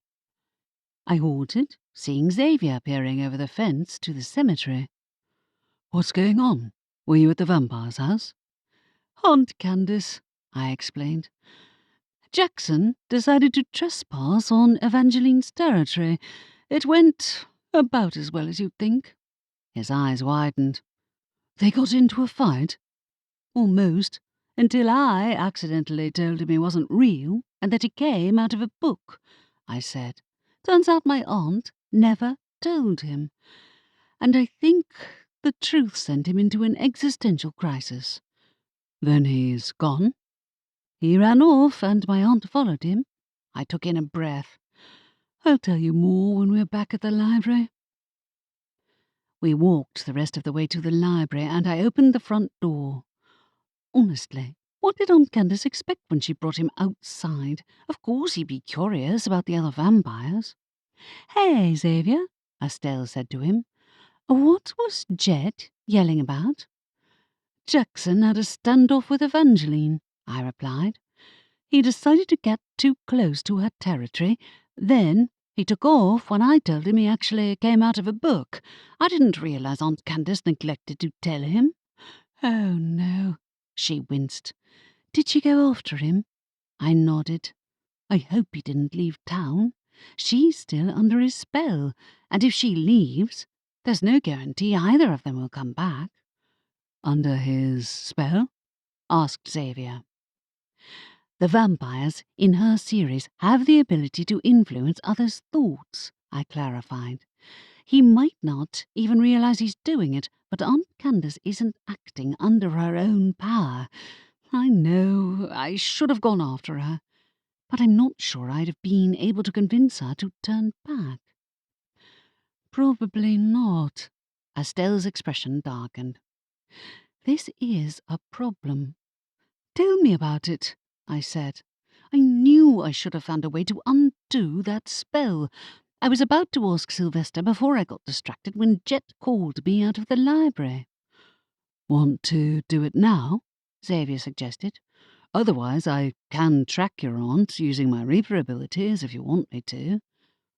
"Best save that for a last resort." I reached for the book of questions which I'd placed on the desk. "I wish to enter the forbidden—" "Rory." Xavier's eyes went wide. "I'm being called to pick up a—" The room swallowed me up before I could hear the rest, and I toppled headfirst into the pages. I landed on my back, Xavier's words echoing in my ears. There was only one possible end to that sentence. So, which meant someone else was dead. I sat upright, my mind reeling. The room was free of decorations and back to its usual blank-walled state. "Going to ask a question?" asked a disembodied voice. "Yes." I marshalled my thoughts the best I could. I'd learned that starting a question with "can you" would get me an unhelpful monosyllabic answer in exchange, so I asked, "Will you give me a book containing a recipe for a potion to erase the effects of mind control?" "You'll have to be more specific. There's a large number of mind control spells." "I don't know if this counts as a spell," I said, "since it's cast by a fictional character who isn't even from the same reality as we are. But it's all I've got." A thump sounded as a book fell out of the sky, landing in front of me. I picked it up, reading the faded title. Potions of the Mind. And I'll give you this advice for free," said Sylvester's voice. "With a spell, such as the one your aunt used to conjure that vampire into being, everything depends on your aunt's belief in her own creation. As long as that persists, there'll be no getting rid of him." As long as... Wait a moment. You mean we can't use the upstairs corridor to banish him? Aunt Candace has to do it herself.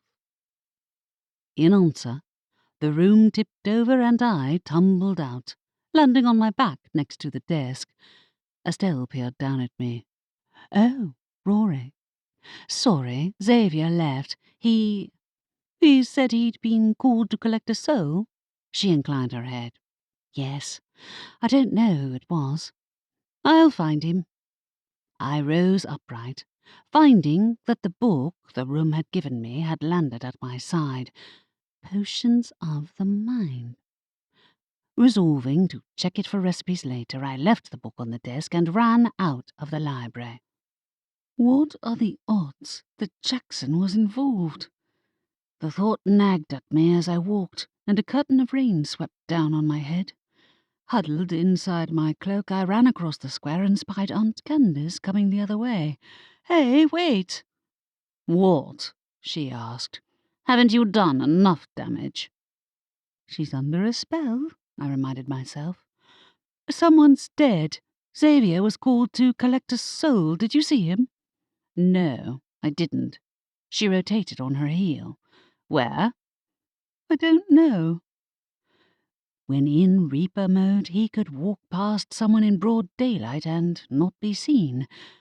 But I could see him, and when I saw Edwin emerge from the seafront with 2 troll guards in tow, I veered towards them.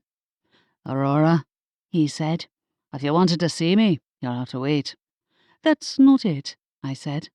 "I was going to find Xavier, and I assumed you were heading the same way." His eyes narrowed. "I was called to the scene of an attack, but I prefer for the pair of you to stay out of this, unless you're a resident vampire, as perhaps implicated." Aunt Candace joined me, her pen and notebook somehow not absorbing so much as a drop of rainwater as they hovered at her side. "Certainly not. Thanks to my niece, he's not even here." "You think he left town?" I didn't want to implicate Jackson in the crime so soon after his release, but without the facts, I couldn't begin to guess what had happened. "Ah, do you know who was attacked, and where? I just want to find Xavier." Edwin stepped around my aunt and strode across the square. "I'm sure he'll find his way to you, without my input." "It's not near the cocktail Cauldron, is it?" I knew that my aunt's presence wouldn't help matters, but I didn't want to let her out of my sight either. When we reached the high street, I spied Xavier coming the other way. "Rory?" He hurried to join me. "Sorry I ran off." "Who died?" Aunt Candace asked. "Do tell." For once, Xavier's expression was almost as grim as his boss's.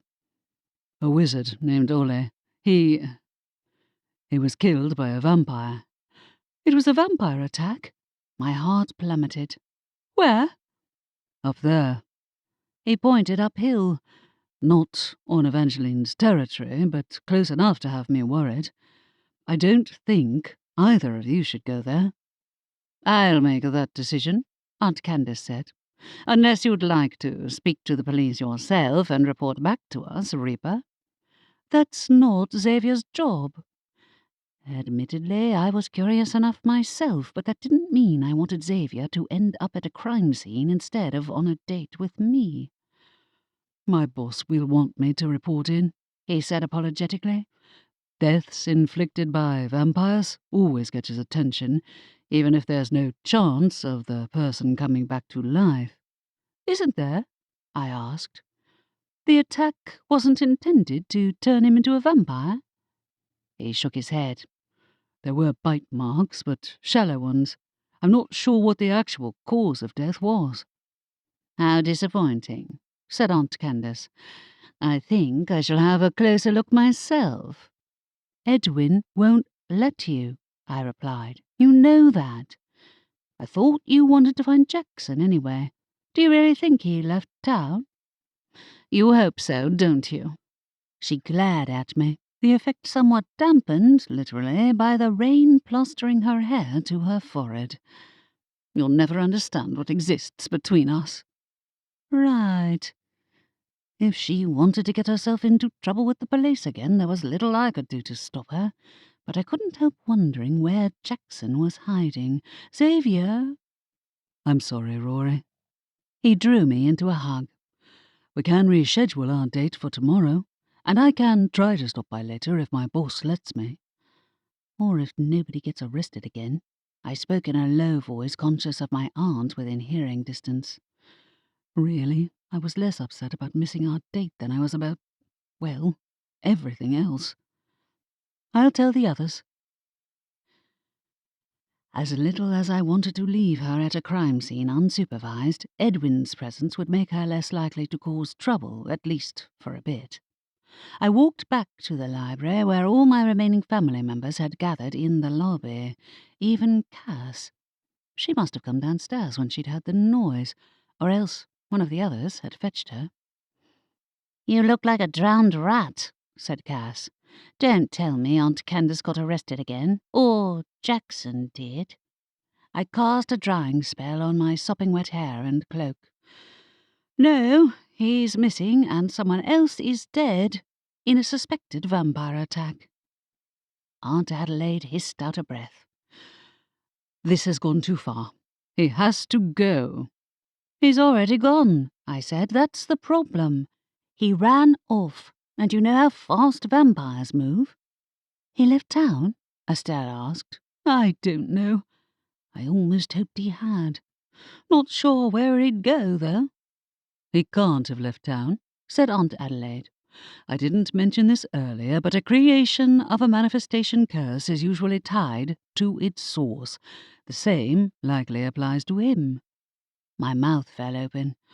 Does that mean he'll disappear if he goes too far from the library? He'll just cease to exist? Yes, she said. Don't forget, even our magic is less effective away from the library. That was true, though it didn't stop working altogether. And you think he's aware of that? If not, we're finally rid of him, said Cass. Good riddance. He'll be aware, said Aunt Adelaide darkly. Through subconscious instinct, if nothing else. Is my sister looking for him? She was, and then she went to the crime scene instead. Of course she has, Cass said. What's with the potion book? This? I picked up the book I'd left on the desk. I got it from the Forbidden Room. I was looking for a cure for the vampire's hold over Aunt Candace. I think Aunt Candace is the only one who can get rid of him permanently. Aunt Adelaide swore under her breath. I was afraid of that. Anyway, Aunt Candace is at the crime scene trying to find out who the victim was. A wizard, Xavier said. Victim? Lainey appeared in the doorway to the living quarters. What? Not another murder? A vampire committed this one. The remaining colour drained from Lainey's face. Oh, no. Exactly. Chapter 9. After I told Lainey the rest of what she'd missed while she'd been sleeping, she offered to go to look for Jackson herself. I can move quickly enough to cover the whole town. Might be able to find your aunt, too. I know where she is, unfortunately, I grimaced. Pestering Edwin at a crime scene. Jackson, though, I have no idea. Really, there are only a few places he might be hiding out, said Lainey. One of which is, well, the vampire's place. Evangeline already kicked him out, I said, though she was unpredictable at the best of times.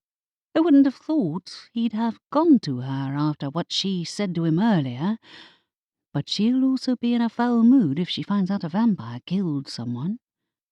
Which offered another concerning point. namely that if Jackson wasn't the killer, did that mean there was a rogue vampire in town? Damn it. If Evangeline was roaming around, I didn't want Lainey to end up being ambushed again, nor Aunt Candace, come to that. "You're not going out again," Estelle guessed, seeing the look on my face. "I don't want to, but Evangeline is guaranteed to be livid when she finds out that a vampire committed a murder, whether it was one of her people or not. I don't want Lainey or Aunt Candace to end up in the firing line." "Good point." Aunt Adelaide's expression darkened. "All right, but come back right away if there's trouble." "There almost certainly will be. Evangeline might not know there'd been a vampire-related death yet, but rescuing Aunt Candace would have to come before finding Jackson. Whether she wanted to be rescued was another matter entirely.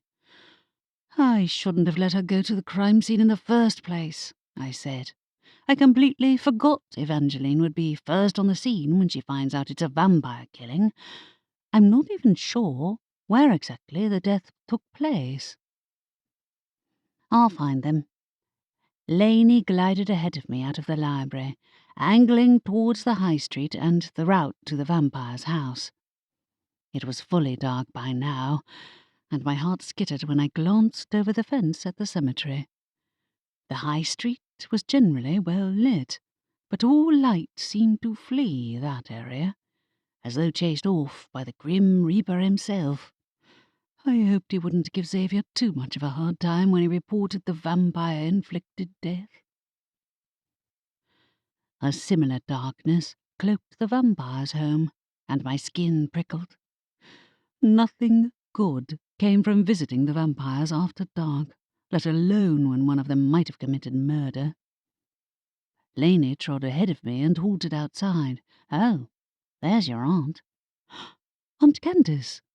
I spied her lurking below the window of the vampire's place. "What are you doing?" "The same as you, presumably," she said. "I'm looking for Jackson, and I'll thank you not to give me away." "I can guarantee Evangeline has already noticed you. You do remember she and Jackson nearly ripped each other to shreds less than an hour ago?" "She's not here," she said. "She went to the vampire's school to teach her fanged children how to look creepy." "I thought you were questioning Edwin at the crime scene. What on earth was she thinking? Did Edwin send you packing?" "He was quite rude to me," she tutted. "Poor Ollie didn't deserve to die like that." "Who was the victim?" I asked. "He wasn't part of the karaoke club, was he?" "You might have seen me talking to a man wearing a top hat the other night." My heart dropped like a stone. Oh no. "You do realise a vampire killed him, right?" Lainey asked Aunt Candace. "And you're right outside their door. You must know Jackson isn't here." "Exactly." I peered over her shoulder at the window. The glass was covered in such a thick skein of cobwebs that it was difficult to see inside, but I did see a few figures moving around inside. Even if Evangeline wasn't present, the other vampires would surely have noticed their visitor. The front door opened, and another vampire peered out. She was as stunning as Evangeline, blonde and delicate, and she eyed Aunt Candace like a tasty snack. "May I help you?" "Have you taken in any new vampires recently?" she asked. "I seem to have lost mine." I groaned inwardly. The vampire studied her with a smile. "Ah, you mean the handsome newcomer?" "Jackson." Aunt Candace flashed me a look, saying I told you so. "That's him," she said. "He's delightful, isn't he? So mysterious and intriguing. When did he get here?" I asked. "I thought Evangeline threw him out. Unless... Oh no, he couldn't have used his abilities on her, could he?" "I'd like to talk to him," said Aunt Candace. "May I come in?" "You'll have to ask our leader," said the vampire. "Ah, there she is." I tensed when Evangeline herself came into view, her pretty face twisted in a scowl. Lainey moved closer to me, though Aunt Candace remained near the door, craning her neck to see past the vampire. "What a cosy gathering," Evangeline remarked. "Would one of you like to explain?" My mouth parted. Did she not know Jackson was here? Aunt Candace leapt in. "I'd like to speak to Jackson. Might I ask why you decided to invite him in?" My body tensed even further, and then relaxed marginally when she replied, "You may ask, but Jackson himself will have to answer." At least she actually knew he was in her home. But how long had he been there for? Had he entered before or after the murder? And did he have a hold over Evangeline? She didn't look as though she was under his spell, but the vampire's leader was impossible to read. Literally. "Why do you let him into your home? I thought you didn't like him." "We came to an understanding," she said. "After I caught him outside for the second time, I decided to offer him the option to shelter with the other vampires." "And when was this?" I glanced at Aunt Candace, who glowered in the vampire's leader's direction. "Perhaps half an hour ago," she said. "Have you satisfied your curiosity?" "Not exactly," said Lainey. "Also, didn't you hear a vampire murdered someone?" Evangeline went from suspicious to predatory in a heartbeat. "No, I did not. Explain." Her chilling tone brought a shiver of fear to my skin. "A wizard was found dead. He had bite marks on his neck, but that wasn't what killed him. I think Edwin is still at the crime scene. Right, Aunt Candace?" She finally peeled her gaze away from the door. "I want to talk to Jackson." "If he's inside my home, I assume he doesn't want to talk to you," Evangeline said. "I will speak to Edwin myself." Harsh? I didn't know if she was right, but I'd also thought she didn't consider Jackson to be one of her fellow vampires. Even if she hadn't known of the more recent murder, did she not care that he might have been responsible for Patty's death? She turned her back and glided down the nearby street. I hurried after her, and Lainey swiftly overtook me. Though Aunt Candace didn't follow, her notebook and pen floated after us of their own accord, and both came to an abrupt halt when we encountered Edwin coming the other way. "Evangeline." He peered up at her, fear flickering across his face. "I intended to visit you, unless you have another appointment." "If you intended to visit me for the reason I suspect, no." "Oh, boy." He took in a breath. "Yes, I intended to inform you that someone was seemingly killed by a vampire, as you requested for me to let you know of any attacks involving one of your people. One of my people was not responsible for this." She bared her teeth. "Take me to the scene of the attack." He shifted on his feet, uncomfortable. "The body has already been removed, but that's this way." Evangeline glided after him with Lainey close behind her. As I made to follow, Edwin cleared his throat. "I don't recall offering you permission to go to the crime scene too, Rory. Your aunt has already spent enough time hassling me." "I'm sorry about her. I was too. But if there's a rogue vampire in town, you know there's a chance that they might be after my family." "Your aunt said the same." He paused. "You can come then, but don't touch anything." I didn't particularly want to walk to a murder scene, nor contemplate the possibility of another rogue in connection with the founders being in the area. I didn't believe they were. The last ones I'd encountered were currently imprisoned in Evangeline's dungeon. But the alley in which the body had been found was within a minute's walk of their home. I hung back, not wanting to get too close to the scene. Evangeline stalked into the alleyway and sniffed at the air. Her super-attuned vampire senses would let her know if there was a rogue present, but the same went for Lainey. "Can you pick up on the killer's scent?" I asked her. "Nope, only the victim and us," Lainey said, "but I'm still learning how to make use of my vampire talents." "Yes, and you've been neglecting your studies."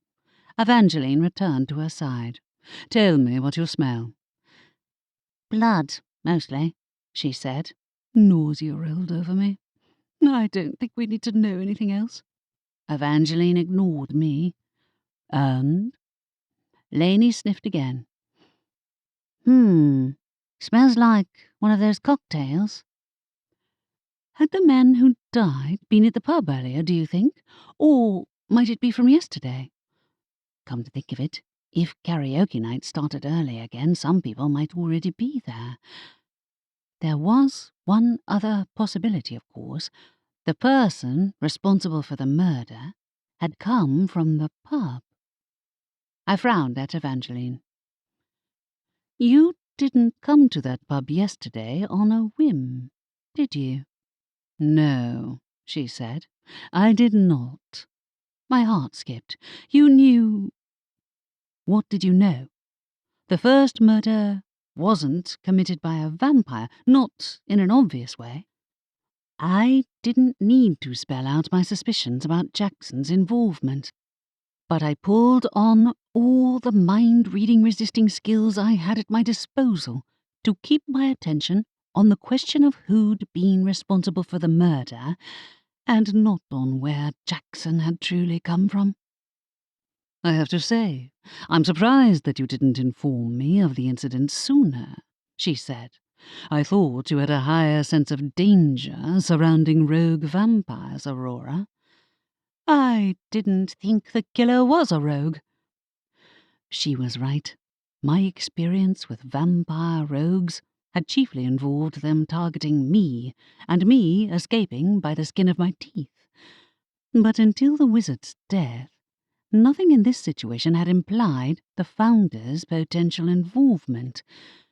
With Aunt Candace still not around, I risked asking the question that was nudging at the forefront at my mind. "Are you sure Jackson wasn't involved? Did you read his mind?" "I cannot." A warning bite entered her voice. "His thoughts are impenetrable to me." "You can't read his thoughts?" I gaped at her. "Seriously?" "Yes," she said. "After all, he is not from the same world as we are." I closed my mouth, my own thoughts spinning in circles. "Then why let him into your home? You must know you can't trust him." "To study him, of course." She gave me a piercing look. "Believe it or not, I am fully aware of the danger." "I know, but—" I licked my dry lips. "He has mind powers, too. He can subtly influence people. Does that have any effect on you?" "I noticed no change," she said coldly. "Be careful, Aurora." She vanished from the alleyway, disappearing like mist in the rain. "I hope he's not affecting her mind," I murmured to Lainey. "Really, I'm the one who should be giving her a warning, not the other way around." "I can check," she said uncertainly. "She kinda had a point about me skipping out on lessons recently." "Yes, because we don't need her knowing—" I trailed off, conscious that Edwin was nearby too, and that he didn't know the full story of where Jackson had come from either. "Also, we should probably get Aunt Candace away from the vampire's house." "Good point." She glided out of the alley and joined me in leaving the murder scene behind. "It does smell of cocktails back there, a little." "And Jackson?" I asked. "Did you pick up on his scent?" "I honestly don't know," she said. "Like I said, I'm not as attuned into these things as Evangeline is." "No. But I don't think one of her vampires is responsible for this. Unless someone had wanted to frame the vampires on purpose. But who would do that, and why? Unfortunately, Jackson remained at the top of the suspects list, and while it made some level of sense that Evangeline would want to keep him close at hand, that might spell trouble for Edwin, and us. Aunt Candace remained where we'd left her, her gaze fixed on the closed door to the vampire's house. Evidently, Jackson had not come out to talk to her. "What are you doing?" I spied her notebook and pen, which must have returned to her side at some point. "Jackson is with Evangeline now. It's probably for the best." "You would say that," she said sourly. "She's bewitched him." "If anything, it's the other way around." I dropped the subject when she gave me a warning stare. "Look, someone was just killed by a vampire who recently set foot in a certain pub." "Really?" Her gaze sharpened. "Interesting. Karaoke night will be kicking off in an hour or so." "You want to go there?" There was possibly nowhere I was less interested in going, but it might be worth asking some questions to see if Ollie had been there earlier, or Jackson. The pub was on the way back to the library regardless, and since I'd successfully diverted Aunt Candace's attention from the vampires, I had fewer qualms about letting her take a detour. Unlike the previous day, the cocktail cauldron wasn't that busy, and Lainey immediately attracted a few puzzled glances when she entered. Some of Patty's friends sat at the bar, including Rhonda and Corinne. All of them were holding vibrant cocktails and had their heads bowed together in hushed conversation. Had they already heard about Ollie's death? I kept an eye on Corinne as my aunt pulled out a stool and sat down next to the group, a pen and notebook bobbing up and down in the air behind her. Lainey hung back behind their group with a vampire's stealth, but Rhonda spotted my approach. "Oh, you're back here for karaoke? You didn't sing last time." Someone started a fight, remember? I might want answers, but I drew the line at participating in karaoke in order to get them. "Ah, because that Trina tried to get in on Patty's celebration," she scowled. "She only wanted the attention." That reminded me. The elf didn't appear to be around today, but I could safely remove her from the suspects list for Ollie's death. I had a hard time believing that an elf had killed someone with a vampire-style bite. I didn't think elves could become vampires for that matter, and the same went for trolls. That also ruled out Rhonda as a suspect too. I bet. Aunt Candace jumped right in. "Ollie was murdered earlier, did you know?" "That's what we were talking about," said one of the others. "It's horrible, isn't it?" "And he was killed by a vampire?" Aunt Candace continued, shamelessly ignoring my attempts to indicate to her to show a little more tact. "Yes, it is rather horrible. I wonder what he did to provoke them." The sound of a bar stool scraping the floor broke through the uncomfortable silence that followed her words. The witch, who'd been with Patty at the library, got to her feet and began to walk towards the door. "Aunt Candace!" I hissed at her. To the others, I added, "I'm sorry. My aunt can be tactless." "She's still sensitive after what happened to Patty," said Rhonda. "She's having a tough time." This might be my only chance to talk to her, so I pushed aside my discomfort and rose to my feet to follow the witch out of the pub. "Hello," I said awkwardly. "I'm sorry about my aunt." Corinne looked at me, her eyes brimming with tears. "Do I know you?" "Yes, well, no, but you were at the library the other day." "Right. Patty and I." She choked on the words. "I'm sorry," I said awkwardly. "I didn't know her, but I'm sorry for your loss. I just wanted to ask you a question.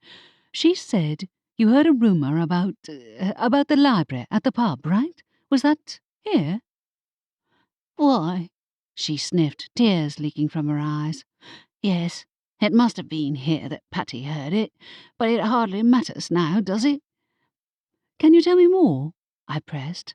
"I work at the library, and that corridor is dangerous, as you saw for yourself. I'd really like to know who started the rumour." She didn't give off guilty vibes exactly, and certainly wasn't a vampire either. But whoever had started the rumour had done so long before anyone had been killed. This must all be connected somehow. "I don't know where it started," she said, but she didn't meet my eyes. "You know what rumours are like." "She's lying." I looked for Lainey, and saw her lurking near the door, then hastily returned my attention to Corinne before she realised she was being watched. "And did you know Ollie?"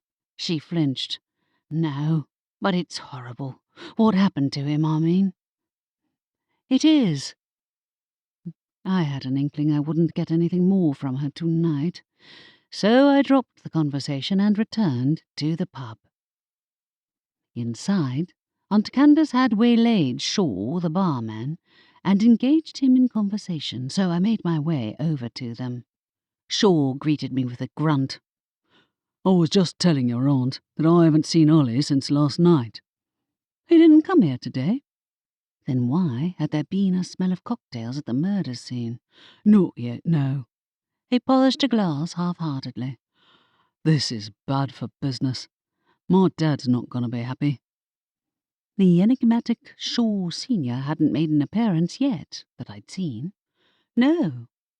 Ollie was killed by a vampire, did you know?" "I imagine they don't frequent this place," Aunt Candace said.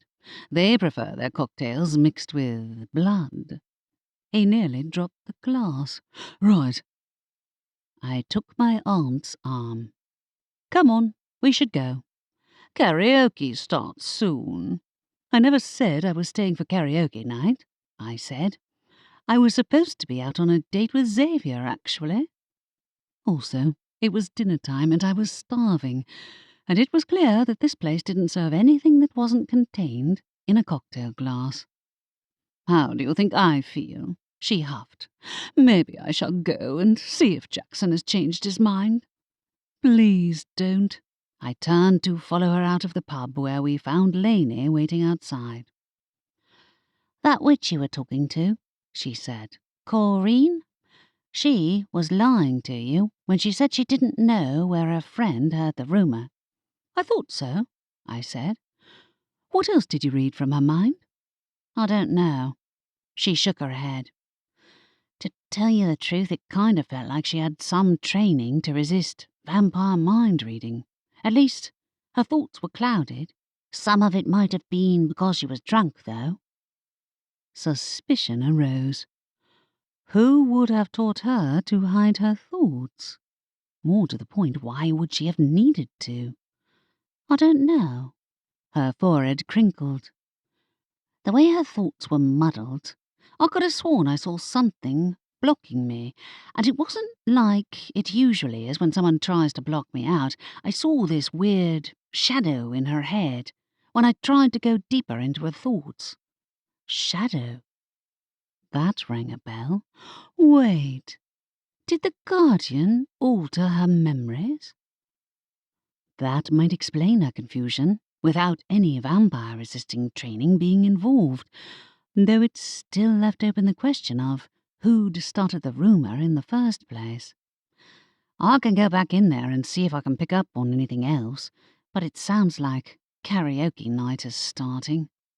Sure enough, the crackle of a microphone sounded in the background along with raised voices. "No, we should go back to Aunt Candace." My aunt had turned away and began walking uphill. "Don't go back there. You know it won't do any good." "I beg to differ," she said. "I need to tell Jackson that Evangeline is manipulating him." "I seriously doubt that's what's going on."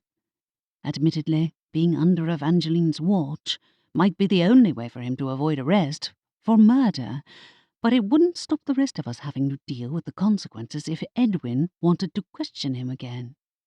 "Jackson!" she suddenly yelled. "Why did my own character betray me?" I shushed her. "You're always talking about your characters not doing what you tell them to. This is just a real-life extension of that. Don't be smart with me, Aurora. You wrote him that way, right?" I picked up speed as she continued uphill, and Lainey caught up to me with ease. "I'll keep an eye on her," Lainey offered. "You should go and let your family know what's going on. They'll be worried." "Yeah." They would. I'd been gone much longer than I'd planned, and I'd be returning with more confusion than answers. But it couldn't be helped. "Let me know if you find out anything else." Namely, what Evangeline was playing at by keeping Jackson in her home, whether as a guest or a prisoner. When I walked into the library, the others were still gathered in the lobby. "There you are," said Cass. "My mother was about to go to the jail to get you out." "We didn't set foot near the jail," I told her. "Ollie was killed by a vampire. Jackson is currently hiding out in Evangeline's home." "He's in Evangeline's home?" Aunt Adelaide asked. "I thought she cast him out." "So did I." I shook my head. "I don't get it, but she seems to think he's better off under close watch. She wants to study him." "That's not good news," she grimaced. "We can't have her learning about where he came from, nor the magic that powers the fourth-floor corridor. Speaking of which, we didn't have much luck finding the source of that rumour either." I recounted my encounter with Corinne. Lainey read her mind and said her thoughts were clouded. Might the Guardian have messed with her memories? "It wouldn't be the first time." Cass lifted her gaze to the stairs and the upper floor. "If you ask me, we're better off without the vampire here." "Except it's possible he killed 2 people," I said, "and the second was a vampire death." "Who was the second victim again?" asked Estelle. "A wizard called Ollie," I said, "another regular at the pub. If it wasn't Jackson who killed him, it probably means there's a rogue vampire in town, so Evangeline is going to stay involved by default." "Well, if Jackson did it, Evangeline can lock him in the dungeon with that Carlos Verdant," said Cass. "Problem solved." "No way," I said. "We don't need the Founders finding out about him. If word gets out to the rest of them that we conjured up a vampire from a book, I can only imagine what they'll do with that information." "Exactly," said Aunt Adelaide. "Is my sister at the vampire's home now?" "Yeah," I grimaced. "It was that, or let her hang out at karaoke night again. Lainey is watching her." "Why did you end up at the pub in the first place?" asked Cass. "We went to check because the smell of those cocktails was all over the crime scene," I explained. "But the bartender said Ollie hadn't been in there since last night." "Those cocktails are potent," Estelle remarked. "I can still smell them on your clothes, Rory. And to think I missed out on date night for this." While the possibility of Jackson being arrested for murder remained less likely than before, how could we possibly get rid of him while he was under Evangeline's watchful eye? Chapter 10. Aunt Candace didn't show up for dinner and didn't return for the rest of the evening. Estelle and I threw ideas back and forth, most of which involved visiting the 4th floor and wishing for a miracle. But when we did go upstairs to the 4th floor, neither of us could come up with a wish that encompassed everything we needed. "Where's the Guardian?" Estelle paced along the corridor, but no signs of the shadowy figure appeared. Has anyone seen her recently at all? I guess she's been busy messing with the memories of people who started the rumours, I said. But why not show herself to us? Even Aunt Candace? I don't know. She bit her lower lip. I also don't know if the Guardian played a part in granting Aunt Candace's wish. If she did, she's bound to be having some regrets, I remarked. Come to think of it, Aunt Candace mentioned it was far from the first time she'd tried to conjure up a fictional character. Why did this one work and not the others? The room only granted miracles, not answers, and since the latter was Sylvester's domain, it didn't fall under his realm of knowledge. I don't know, but I think your idea about conjuring up a cure for his spell over Aunt Candace might be our best option, she said. Faster than brewing a potion, too. Yeah, that's true. Though if Evangeline's under his spell as well, we'll have a much harder time convincing her to drink it. Let's hope it doesn't come to that, then. She stood back to let me write my wish on the door. I pressed the point of the pen to the wooden surface and wrote, I wish for a cure for Jackson's spell over Aunt Candace. The words rippled and vanished into the wood. I waited for the door to open, but it didn't, and nothing in the corridor changed. Did I not get the words right? I wondered. Should I have been less specific? Or more? I'll try asking for a potion. Estelle lifted her own pen and wrote on the door, I wish for a potion that can remove mind control. The words rippled and vanished again, and this time the door swung inward. I peered over Estelle's shoulder and saw a table inside the small room, upon which sat a bottle scarcely bigger than my fist. Estelle walked in and picked up the bottle. I think this must be it. Why'd it work for you and not me? Every time I assumed I knew how the corridor functioned, it confounded me again. Never mind. Now all we need to do is figure out a way to get it to Aunt Candace. We returned to the living quarters, and after Aunt Adelaide came up with a plan to get the potion to Aunt Candace by putting it in her coffee, I got out my dad's journal and tried to remember where I'd left off the last time. I'd found very little in there on the subject of the once-missing corridor, and the translation process was messy enough that I had to keep backtracking and rereading. Dad had skipped around a lot and gone back and annotated his old journal entries with digressions from his future self, and as a result it was difficult to read the whole thing in chronological order. I settled on the living room sofa and found the spot in the journal where I'd left off, in the middle of one of Dad's anecdotes. Generally, his journal entries recounted trips he'd taken to find rare books and return them to the library, and, despite the vampire's ongoing fascination with the journal, most of the books Dad sought out on his adventures weren't the sort that would interest either Evangeline or the founders. For instance, the book he'd been looking for in the journal entry where I'd left off had been enchanted so that you had to read it backwards to grasp the meaning, and had been hidden in a small town in the Scottish Highlands. Estelle came into the living room with 2 mugs of hot chocolate. Hey, Rory, found anything? Nah, but a book that has to be read backwards is a new one. That's what he was looking for? She asked. I know it's not completely relevant to what's going on now, I said, but the corridor was still an unknown when he wrote this. If nothing else, the journal was a temporary distraction from my worries about Aunt Candace and the vampires.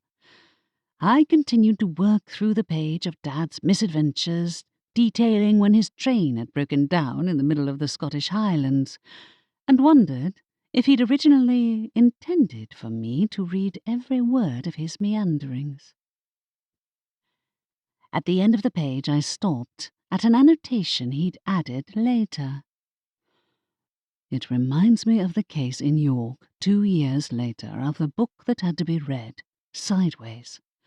Of course, that one had the added complication of birds flying out of the pages. Huh? Had I read that right? Birds flying out of the pages? Literally out of the pages? Estelle asked. Really? Not sure. The annotation was dated, so I could skip ahead until I reached the right section and extracted the translated document. Most of the text concerned him getting lost on the way to York. How many times can one person's train break down? I remarked. He had worse luck than I did. I skimmed down the page and halted. The train, it seemed, had broken down due to a swarm of giant birds that had shown up on the tracks. It was easy to find the book, I read. After all, the birds came out of the book itself. Wait. If the birds had come out of the book, had it been under a similar kind of spell to the one that had brought Aunt Candace's character to life, like a manifestation curse? Curiosity stirring, I read on. Then I extracted the page carefully and showed my cousin. Estelle, what does this sound like to you? Her gaze panned over the page and her eyes widened. Birds flying out of a book? Is that the same as the spell we're dealing with now? Because it doesn't sound like the book your dad found originally came from the library. Exactly.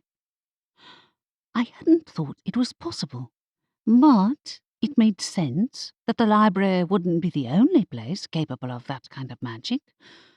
My family might be unusual, but for the first time I found myself wondering if anyone else had the same kind of talent. A thump sounded from outside their living quarters. Estelle lifted her head. Someone's back. Aunt Candace? I got up, tucked the journal under my arm, and tiptoed into the lobby, skirting around the large tree.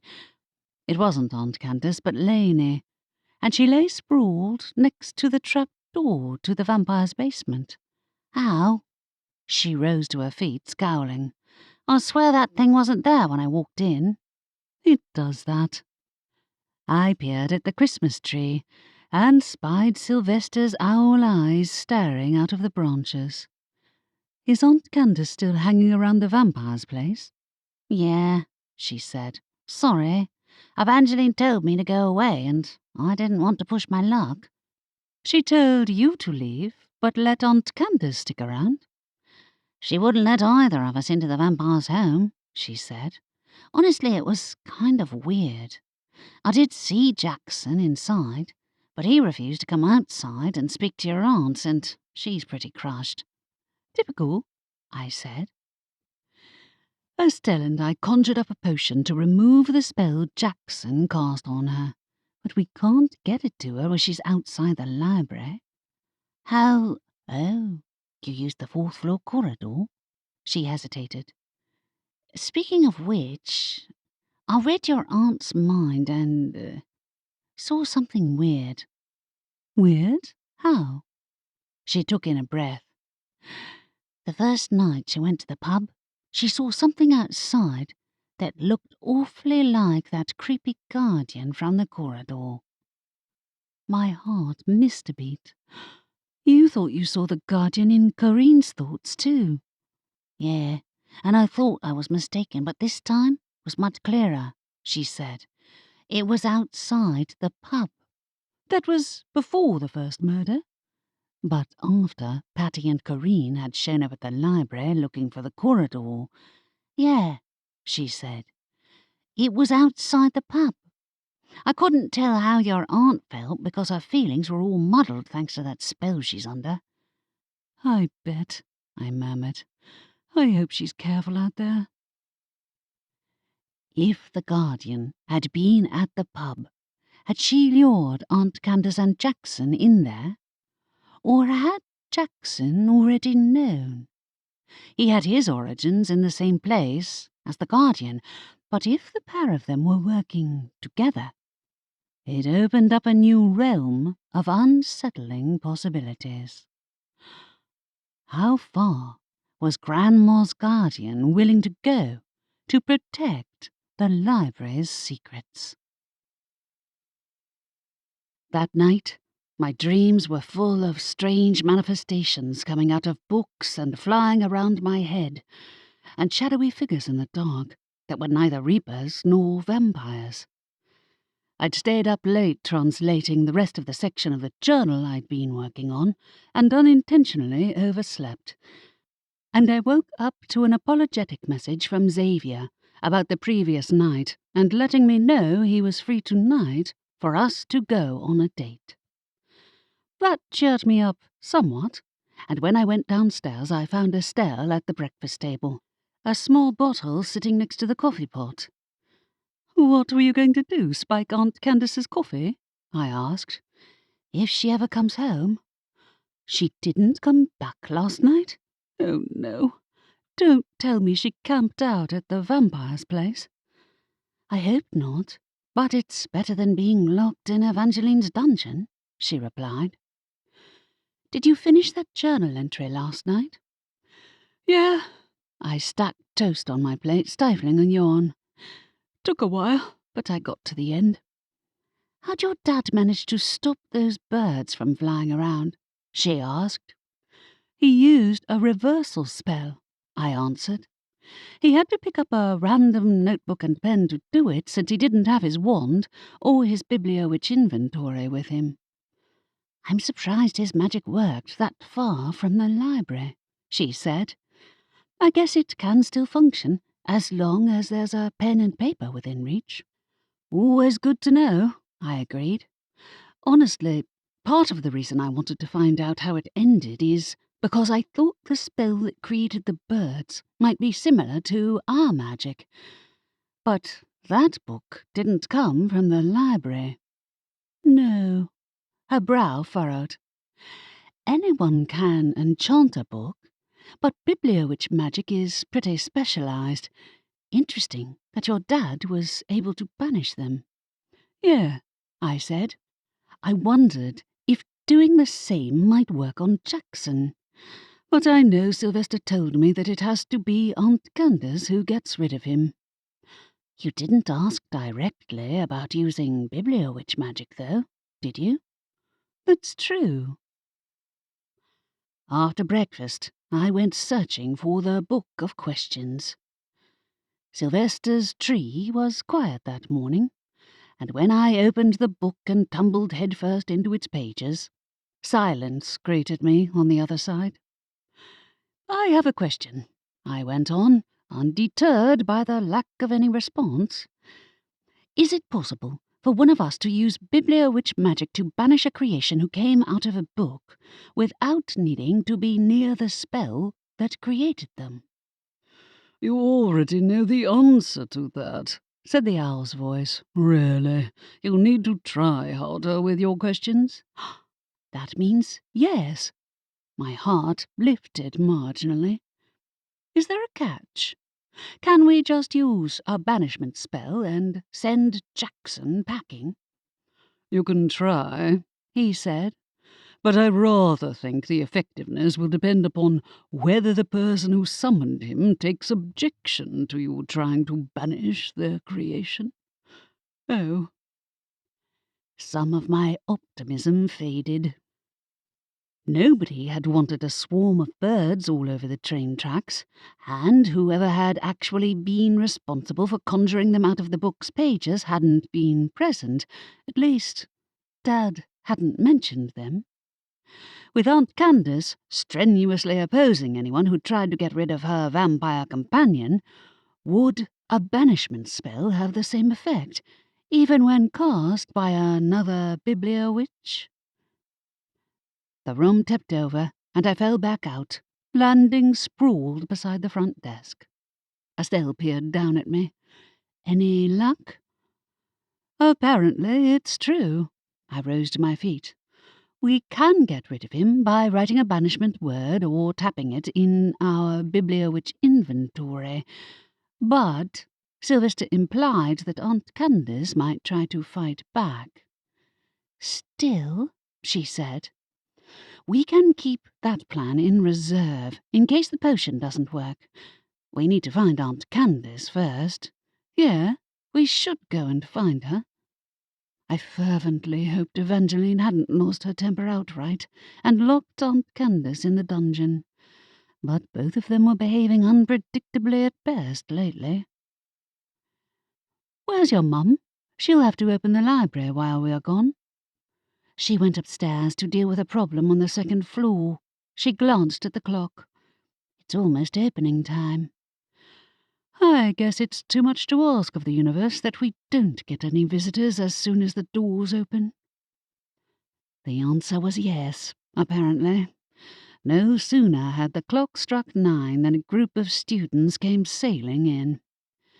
Estelle hastened to help them find the textbooks they needed, while I called Jet and asked him to fly to the vampire's place to look for Aunt Candace until I could go and join him.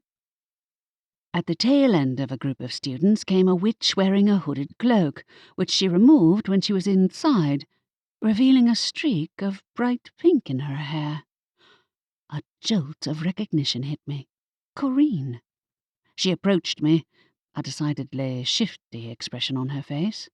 Hi, I said. Can I help you? I wanted to talk to you, she mumbled. Last night, I was upset. I understand why. Questions crowded my mind, multiplying when she cast a glance around the lobby, as though afraid someone was listening in. Is there something you wanted to ask me? Is your aunt in? The one from the pub? No, not at the moment. I decided not to say where she was. She's with a visitor, she guessed. Jackson? I don't know, I evaded. Any reason? I was just wondering, she mumbled. I wanted to talk to you, alone. What about? I asked. About Patty? Or Ollie? Kind of. Her mouth turned down at the corners. Ollie was killed by a vampire, I heard. That's what they said, I said carefully. What is it? That Jackson. She took in a breath. He seems odd. Where did you say he came from? He's visiting my aunt. You'll have to ask her.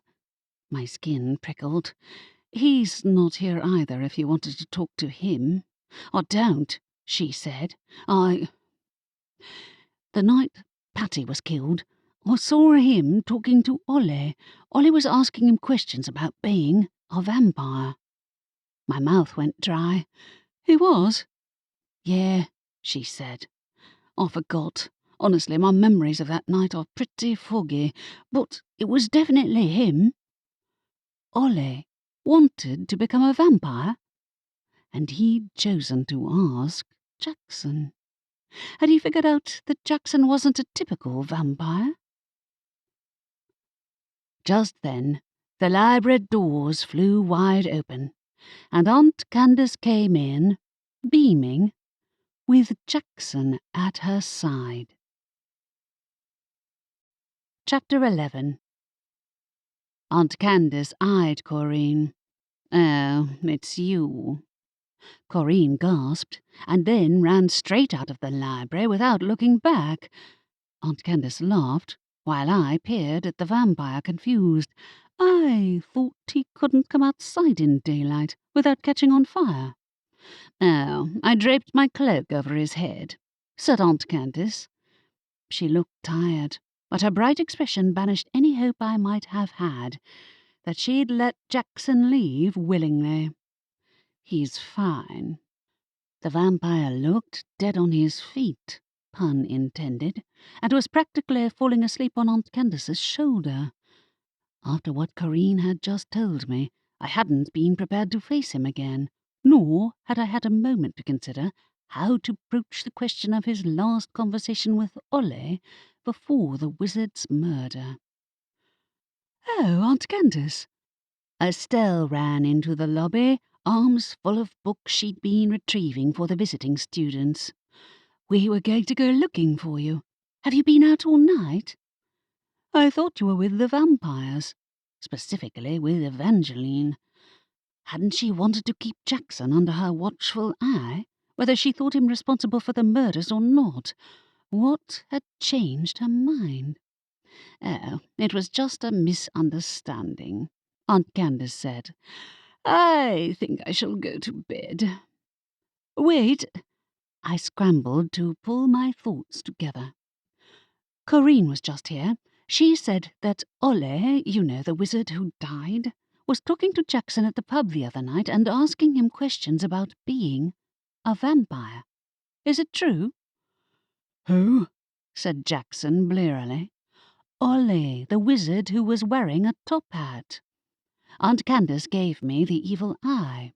"Now, Rory, there's no need to ask difficult questions. We're both very tired." "I know, but I wanted to ask before you go to sleep," I said. "Did Ole want to become a vampire?" Jackson's voice was somewhat slurred. "Yes, he wanted to know the details of the transformation process."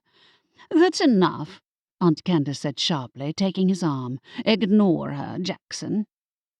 She half carried him to the living quarters, and they both vanished upstairs.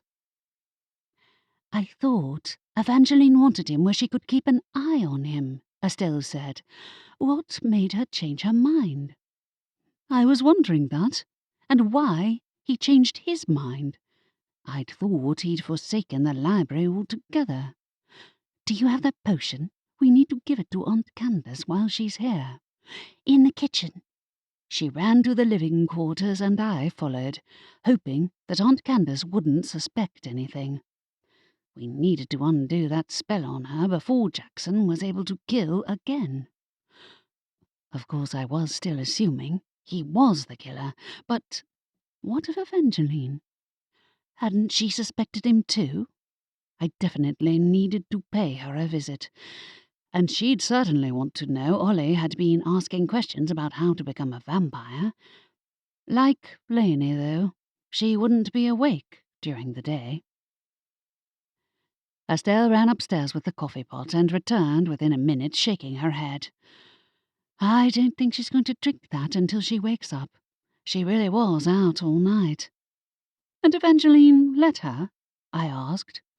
"Doesn't sound like her, but neither does letting Jackson go. No. Did he? Might he have used his mind control on her? She told me it didn't affect her. What game was she playing? I'd go and see her now, but she won't thank me for waking her up." "No," she said. "Better to wait until later." "I'll have to tell her Ollie was asking questions about becoming a vampire, too," I said. "I don't get the impression she's been focused on investigating his death, despite Edwin leaving the questioning to her. I guess it's tricky when the person who dies isn't a vampire, and the perpetrator probably isn't one of her people," she said. Probably. My skin prickled. Was the killer right here in the library? If the potion didn't work, we needed another way to get rid of him. And while my dad's journal had given me the idea of using a banishment spell, I hadn't yet learned to use bibliowitch magic for that purpose. And a few birds were likely easy to get rid of compared to banishing a person, even a fictional one. "He's asleep," I reminded myself. "He's not a threat to anyone at the moment. Not yet, anyway." "One of us should let Cass know they're back," said Estelle. "I know she was worried about Aunt Candace." "Really?" I raised a brow. "I didn't think she even noticed." "Oh, she noticed," said Estelle. "I saw her briefly in the middle of the night when I came downstairs to see if Aunt Candace had come back in. I'm almost certain she paid the 4th floor a visit last night. Hope it didn't backfire on her.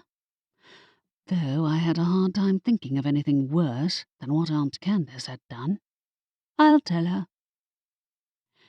I went upstairs to the 3rd floor and the magical creatures division. My cousin answered after the first knock on the door.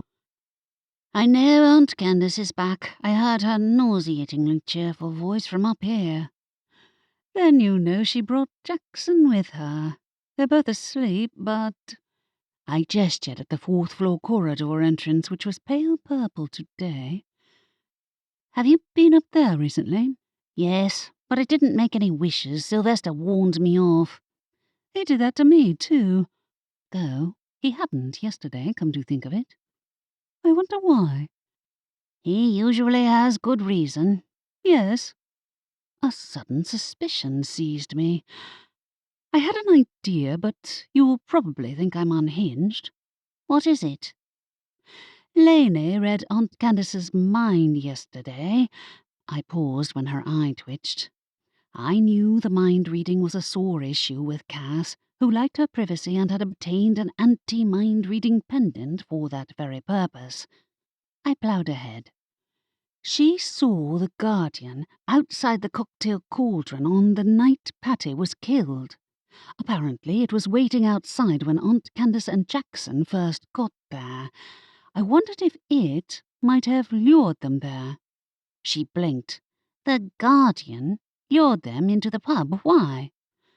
"Possibly because it's the place where Patty and Corinne heard the rumour," I said. "You know, about the corridor.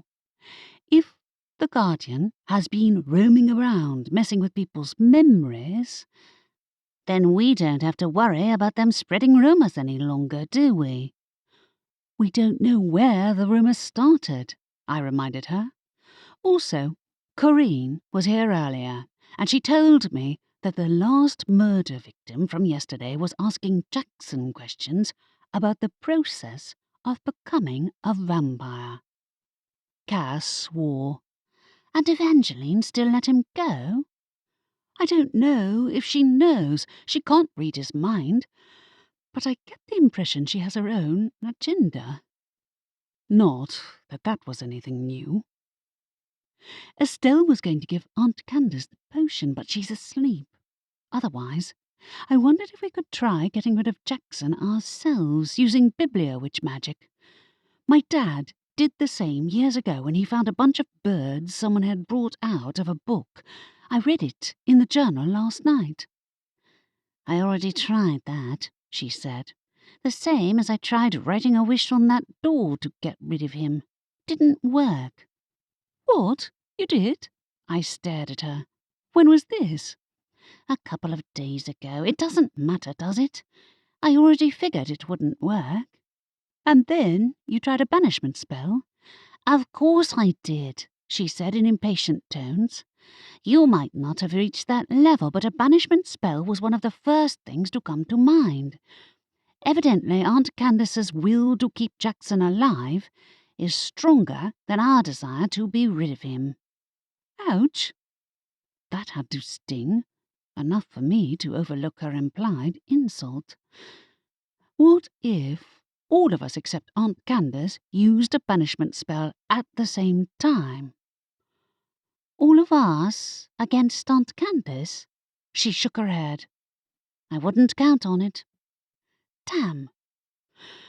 That meant the vampire would stick around as long as Aunt Candace wanted him to. Now that they'd made up, who knew how long that would be? "Do you have any other ideas?" "Yes. Arrest the vampire while he's sleeping. Why did Evangeline let him go?" "I wish I knew." She must have a plan, but knowing Evangeline, she wouldn't elect to let the rest of us in on it, not even Lainey. "I can't talk to any of the vampires until they wake up, and Corinne took off as soon as Aunt Candace came back. I'm not sure if she might have more to tell me." "Will she be at the pub?" "During the day? I doubt it." Even the karaoke club wasn't that hardcore, though Shaw, the bartender, never seemed to leave the place. I bet she'll keep nightly hours if she's an aspiring vampire too.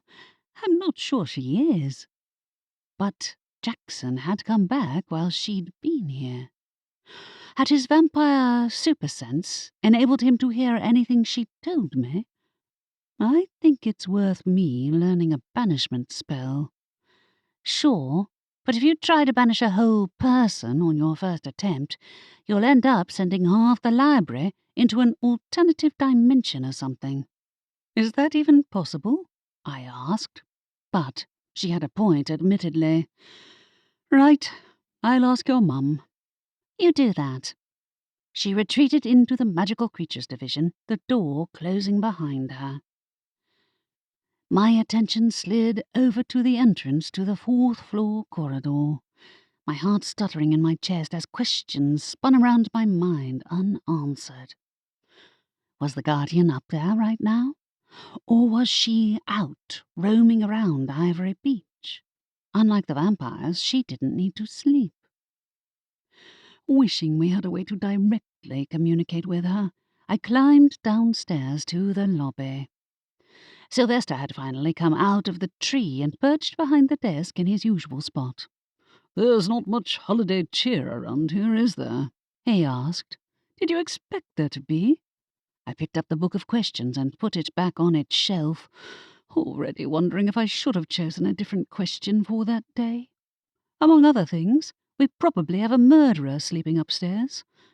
Obviously, she's been here for months. You know I didn't mean Lainey. I also didn't like thinking of how she'd staked several vampires in defense of my life. For an instant, I imagined her doing the same to Jackson, and immediately felt sickened at the very idea. It might be possible to banish him in the touch of a single word, but that didn't make him less of a living and breathing person. Killer or not. Where's Aunt Adelaide? I believe she's helping your cousin devise a way to poison Candace. Poison? My heart lurched. The potion isn't poison. Why would you say that? I wouldn't trust anything that came out of that place, he said. Was he being serious? The Guardian wouldn't harm any of us. Would she? He hooted with laughter. Your face, Rory. You were joking. I swatted at him and got clawed across my palm for my trouble. Sylvester, now is not the time. Did he share any of my suspicions? Namely, that the Guardian had been involved in 2 deaths? If not directly, then through luring Jackson to the source of the rumours, and being involved in creating him in the first place. A shiver ran down my spine. You have no sense of humour, he said. 2 people are already dead, and the killer might be here in the library, I pointed out. Also, you didn't mention that it would take more than one of us to banish Jackson using bibliowitch magic. To do what? Aunt Adelaide walked downstairs, a harried expression on her face. Sorry, did you say bibliowitch magic? Last night, I was translating my dad's journal, and I found a passage where he had to get rid of a bunch of birds that came out of the pages of a book, I explained. He was able to banish them with bibliowitch magic, even though he wasn't the person who brought them to life. He was? Her eyes widened a fraction. He didn't have his bibliowitch inventory. He used an ordinary pen and paper, I said. I asked Sylvester if we could do the same to Jackson, but Cass told me that it would probably take more than one of us to pull it off, and we'd be up against Aunt Candace's belief in her own character. She sucked in a breath. Yes, that's what I thought. It's why I didn't suggest it earlier. I also haven't learned that spell yet, I added, as Cass pointed out to me. I can teach you, Estelle offered. Banishment has a lot of potential to go wrong, though. Cass told me the same, I said. Do you think it would work, though? I know a person is probably harder to banish than those birds Dad had to get rid of." Sylvester made a snorting noise. "Yes, a little." I ignored him. "Also, Cass said it's essentially a battle of wills between us and Aunt Candace, which we're bound to lose." She might be right. Aunt Adelaide's expression was unreadable. Had she encountered any spells similar to the one that my dad had found? "That spell is advanced, but I think you're ready for it." As it turned out, banishment spells were complicated enough that it took half the afternoon for Estelle to teach me how to use one. By the end of our lesson, which was punctuated by detours to fetch books and return them to their rightful places, I'd successfully used the spell on a lot of bits of paper that wouldn't be missed, but I hadn't quite dared progress to anything larger. "You've made good progress," Estelle reassured me. "It's better to be cautious than to accidentally banish a book that we need. Or half the library." "Oh, that won't happen. Did Cass say that by any chance?" "She did. I should have figured she'd been exaggerating." "Do you know if Aunt Candace is awake yet?" "I haven't heard anything, but I left the coffee pot in her room." "Good." My heart gave a jolt as Sylvester's earlier comment echoed in my mind. "I think. What if the potion doesn't have the effect we need? The fourth floor room? It's not been the most reliable lately." "If it gave us the potion, it should work," she said. "Like when you cured Lainey." "Right." I shook off the unease. The room and the guardian wouldn't harm any of us, including Aunt Candace. As we were closing the library for the day, Aunt Candace came downstairs with Jackson close behind her. The vampire was wide awake and alert, and the pair made straight for the door. "Where are you going this time?" Had she drunk any of the coffee? I couldn't tell, but her proximity to Jackson indicated that she was no less attached to him than she'd been earlier. "Where else?" she asked. "I want to make it quite clear to Evangeline that she's not to harass Jackson any further." "You what?" Had the coffee had no effect, or hadn't she drunk it at all? "You can't threaten Evangeline. What even happened between you three?" "That," said Aunt Candace, "is no concern of yours." "It is. Evangeline is the vampire's leader, and she's supposed to be investigating Ollie's murder." I glanced at Jackson, but his face was impassive.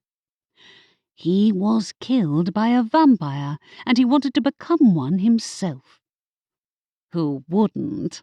Aunt Candace's smile was back. "Fine, we'll stay away from Evangeline. We still have plenty of places to explore. Shall we visit the beach, Jackson?"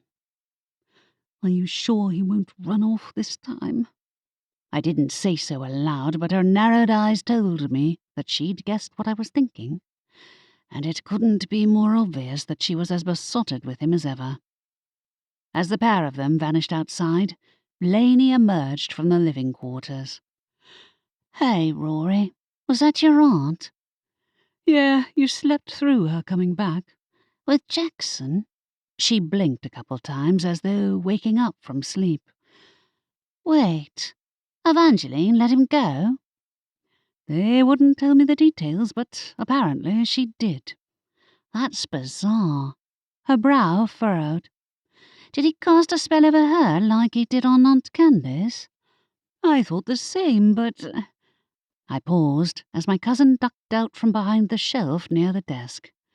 "Estelle, Aunt Candace and Jackson just went out." "What?" she said. "Aunt Candace, she drank the coffee. I saw her." "Did it have no effect?" I swiveled to Lainey. Estelle gave her the potion that was supposed to erase the effects of the spell. "Might it take a bit of time to work?" asked Lainey. "Some potions do, right?" "They do," said Estelle. Since I got the potion from the 4th floor, it didn't say. Then it might still work. We couldn't count on it, though. I need to speak to Evangeline anyway. It turns out that Ole was asking Jackson questions about what it was like to turn into a vampire the first night they went to the pub. Whoa. Lainey's eyes widened. Ole wanted to turn into a vampire? Yeah, according to Corinne. She came to the library earlier, I explained. Then Aunt Candace and Jackson showed up and she ran off. I bet, said Lainey. Ole wanted to become a vampire. Might Patty have wanted the same? I don't know. And I'm not sure about Corinne either. I didn't see anything about wanting to be a vampire when I read her mind, Lainey said. But like I said, her thoughts were pretty clouded. I can try again, or just ask outright. I mean, if they want to know what it's like being a vamp, I'm the obvious person to ask. That's true, I said. But we'll talk to Evangeline first. I had a long list of questions, but at the top of the list was why she'd let Jackson go. Lainey inclined her head. Anyone who wants to turn into a vampire is a major red flag. I didn't need to be able to read her mind to know she was thinking of her own induction into the magical world via one of the founders' parties, where countless normals mingled and hoped to join the ranks of the living dead. While it was possible that Ole had been interested in turning into a vampire for his own reasons, there was no way to be certain that he'd come up with the idea on his own. And why had he decided to ask Jackson questions, and not one of the locals? Because he'd suspected something was off about the vampire? Or because he'd been too scared to get near Evangeline's house? I would never be able to ask Ollie himself, but suspicions lurked in the back of my mind as Lainey and I left the library. My family gave me the usual warnings to be careful while I messaged Xavier, letting him know where I was going in case we ended up coming back later than planned. Our date wasn't set for another hour, but guilt nagged at me when I walked past the gate to the cemetery. The cocktail cauldron was already packed out, and I stopped to peer through the grimy window. What are they doing? Celebrating Ollie's life the same way they did with Patty? They'll really take any excuse for a party, Lainey said. Want to check in there first? No, we'll talk to... I trailed off when I followed her gaze up the high street and saw Evangeline herself approaching the pub at a purposeful stride. Chapter 12. Aurora. Evangeline gave me a brief nod as she walked into the pub, and I heard a chorus of gasps from inside. No surprise, the head vampire didn't even need to speak to terrify the living daylights out of everyone. Heart swooping, I slipped into the pub behind her with Lainey at my side.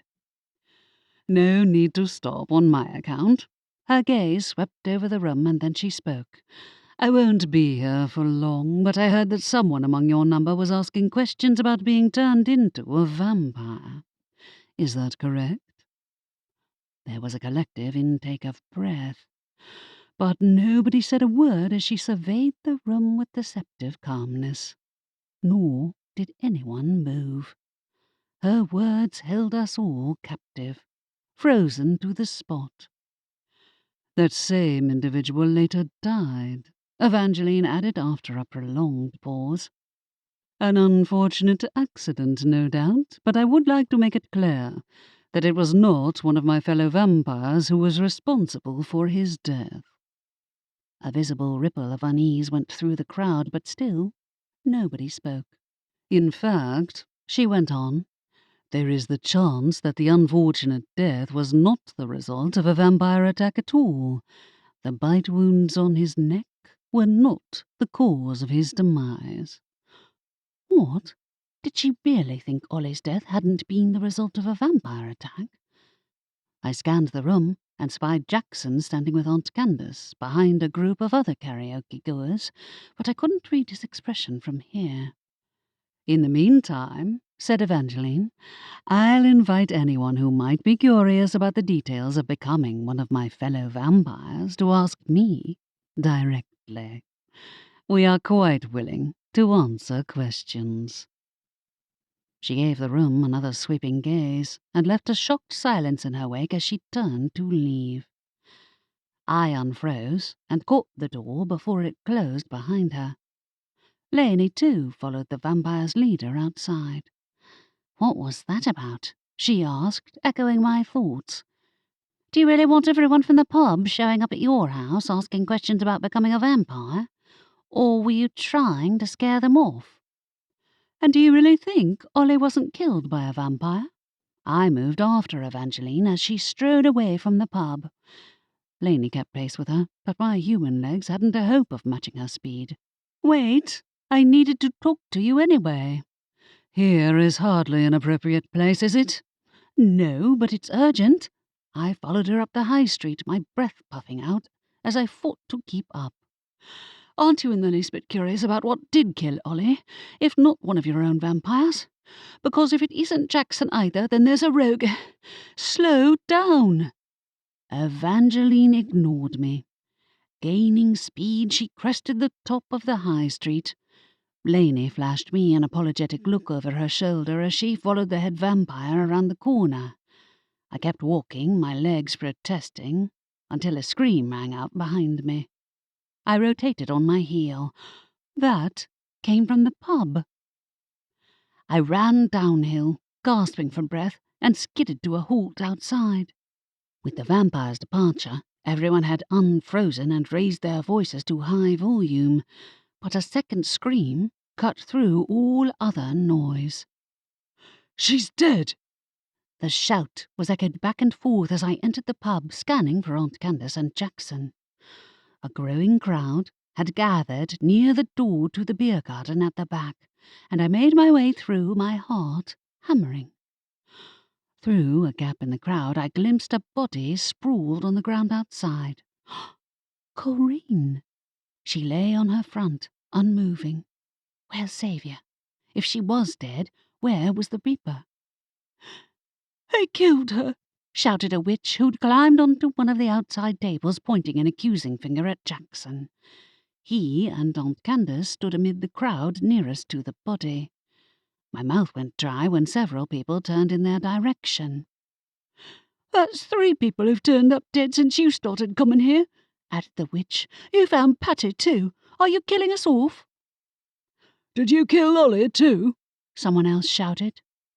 Where was Xavier? As I watched, heart sinking, the crowd began to converge on the pair of them, until Aunt Candace and Jackson stood with their backs against the fence encasing the beer garden. Jackson's fangs were out, and while the clamour of voices drowned out all other noise, I knew he was hissing at them. He didn't think he could take on that many people at once, did he? Stop! I reached for my wand, for all the good that would do, and Jackson moved. With the vampire's dizzying speed, he was through the back gate and out of the beer garden in the time it took to blink. The onlooking karaoke club members stared at the fence, where he'd left Aunt Candace standing alone in the face of the seething crowd, and then someone shouted, "After him!" Recovering, the crowd headed towards an open gate at the back of the beer garden. Aunt Candace watched them with a dazed expression on her face, and I pushed my way to her side. Wait! Don't go after him! I snagged her arm as she began to follow the crowd. They're after you too, remember? She's supposed to be cured. Why did the potion have no effect? More to the point, where was Xavier? Corinne was dead, wasn't she? I didn't dare take my eyes off my aunt, but as the crowds continued to leave the beer garden, a few people lingered behind, including Rhonda. The troll knocked a couple of wizards aside as she shuffled over to Aunt Candace. "Did you know?" she asked, her voice thick. "Did you know Jackson killed Patty?" "He didn't," Aunt Candace insisted. Yes, he did. A second voice spoke up from much closer to the ground as Trina, the elf, elbowed her way through the crowd. Jackson killed them. We'll make him pay for it, someone said. Good luck catching a vampire at full speed, Aunt Candace retorted. He's long gone. We should call the police. I flashed my aunt a pleading look, then turned to Rhonda. We had nothing to do with what happened to your friend. I'm sorry. 3 people are dead, said Rhonda, because of your friend. I'm sorry. I tugged on Aunt Candace's arm. He put her under a spell. Please. A shadow fell over the beer garden. All eyes turned towards the pub's entrance as darkness spread outward, and Xavier stepped out, his scythe in his hands. He's later than usual. Out of the corner of my eye, I saw Aunt Candace duck through the gate and leave the beer garden. Cursing inwardly, I followed her. Wait! Jackson is already gone. He'll wait for me. He won't. Why hadn't the potion worked on her? Come back to the library. I can't. Jackson needs me. And before I could react, Aunt Candace pulled out her Bibliowitch inventory, tapped a word, and vanished. Rory. Xavier ducked out of the beer garden behind me. We'd better go. Nothing for it. We ran down the alleyway and emerged onto the high street. The mob had already disappeared uphill, though I heard raised voices drifting over the rooftops. They've lost their minds, I gasped out. Why'd you show up late? Did your boss keep you waiting at home? No, but I need to tell him about this. Why? In case someone else dies? My thoughts collided. Did Corinne say anything to you? Wait. When did she die? About a minute ago. Why? But that means she wasn't dead when they originally found her body. My mind reeled as we walked downhill, pausing at the cemetery gate. I do need to tell my boss, he said apologetically. You should be okay getting back to the library from here. Or should I walk you there? No, I'll be fine, I said numbly, my thoughts ricocheting from the mob of angry karaoke goers to Jackson and Aunt Candace, and then to the vampires. If the mob had gone straight to Evangeline's house, I hoped Lainey had managed to get out of their way. I need to call the police, or someone does. I will, he offered, and I'll come to the library as soon as I'm done. I'm sorry. Don't be. Our ruined date night was nothing compared to everything else. I'll see you in a bit. I ran back to the library, hardly stopping to breathe. I'd half expected to hear the pounding of feet on my path, but they'd all gone in the opposite direction, up the high street. Were they going to Evangeline's home? She might have claimed disinterest and had even seemingly tolerated Aunt Candace's presence the previous night, but that didn't mean she would tolerate a mob arriving on her doorstep. Estelle jumped when I burst into the library. Rory, what happened?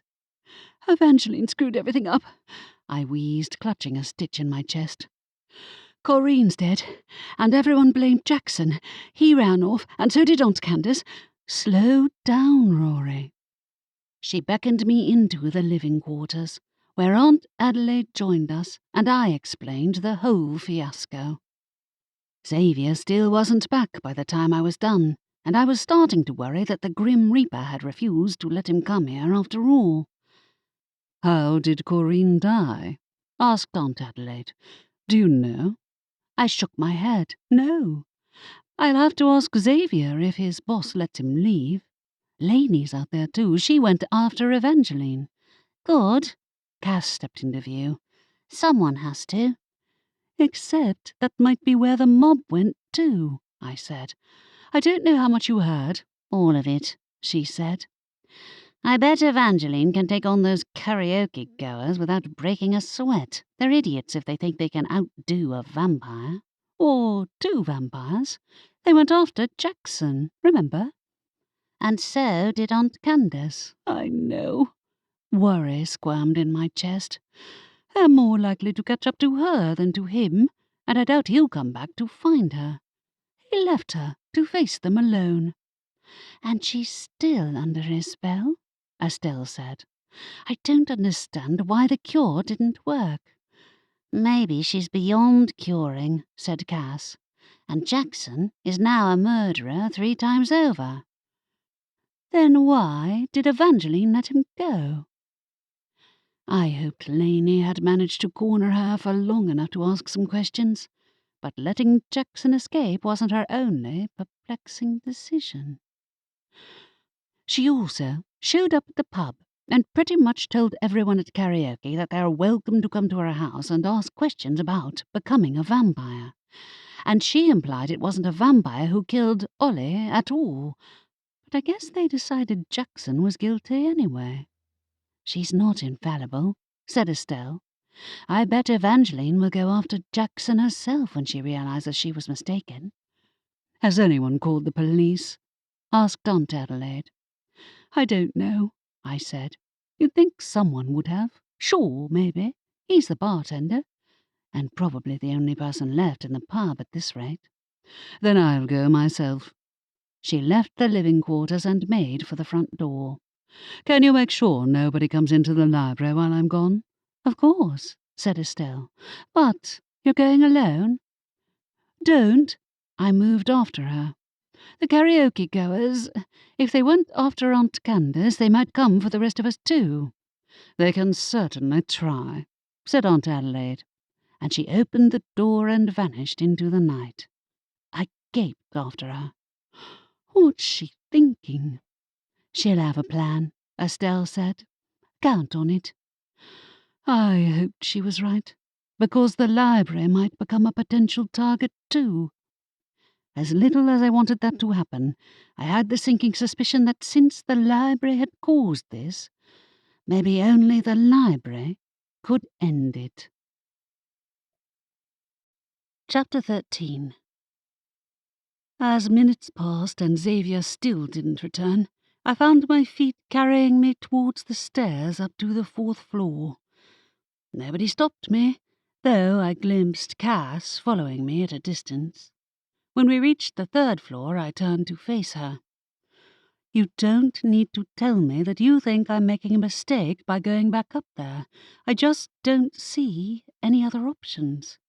I wasn't planning to, she said. What were you going to wish for? A miracle, I replied.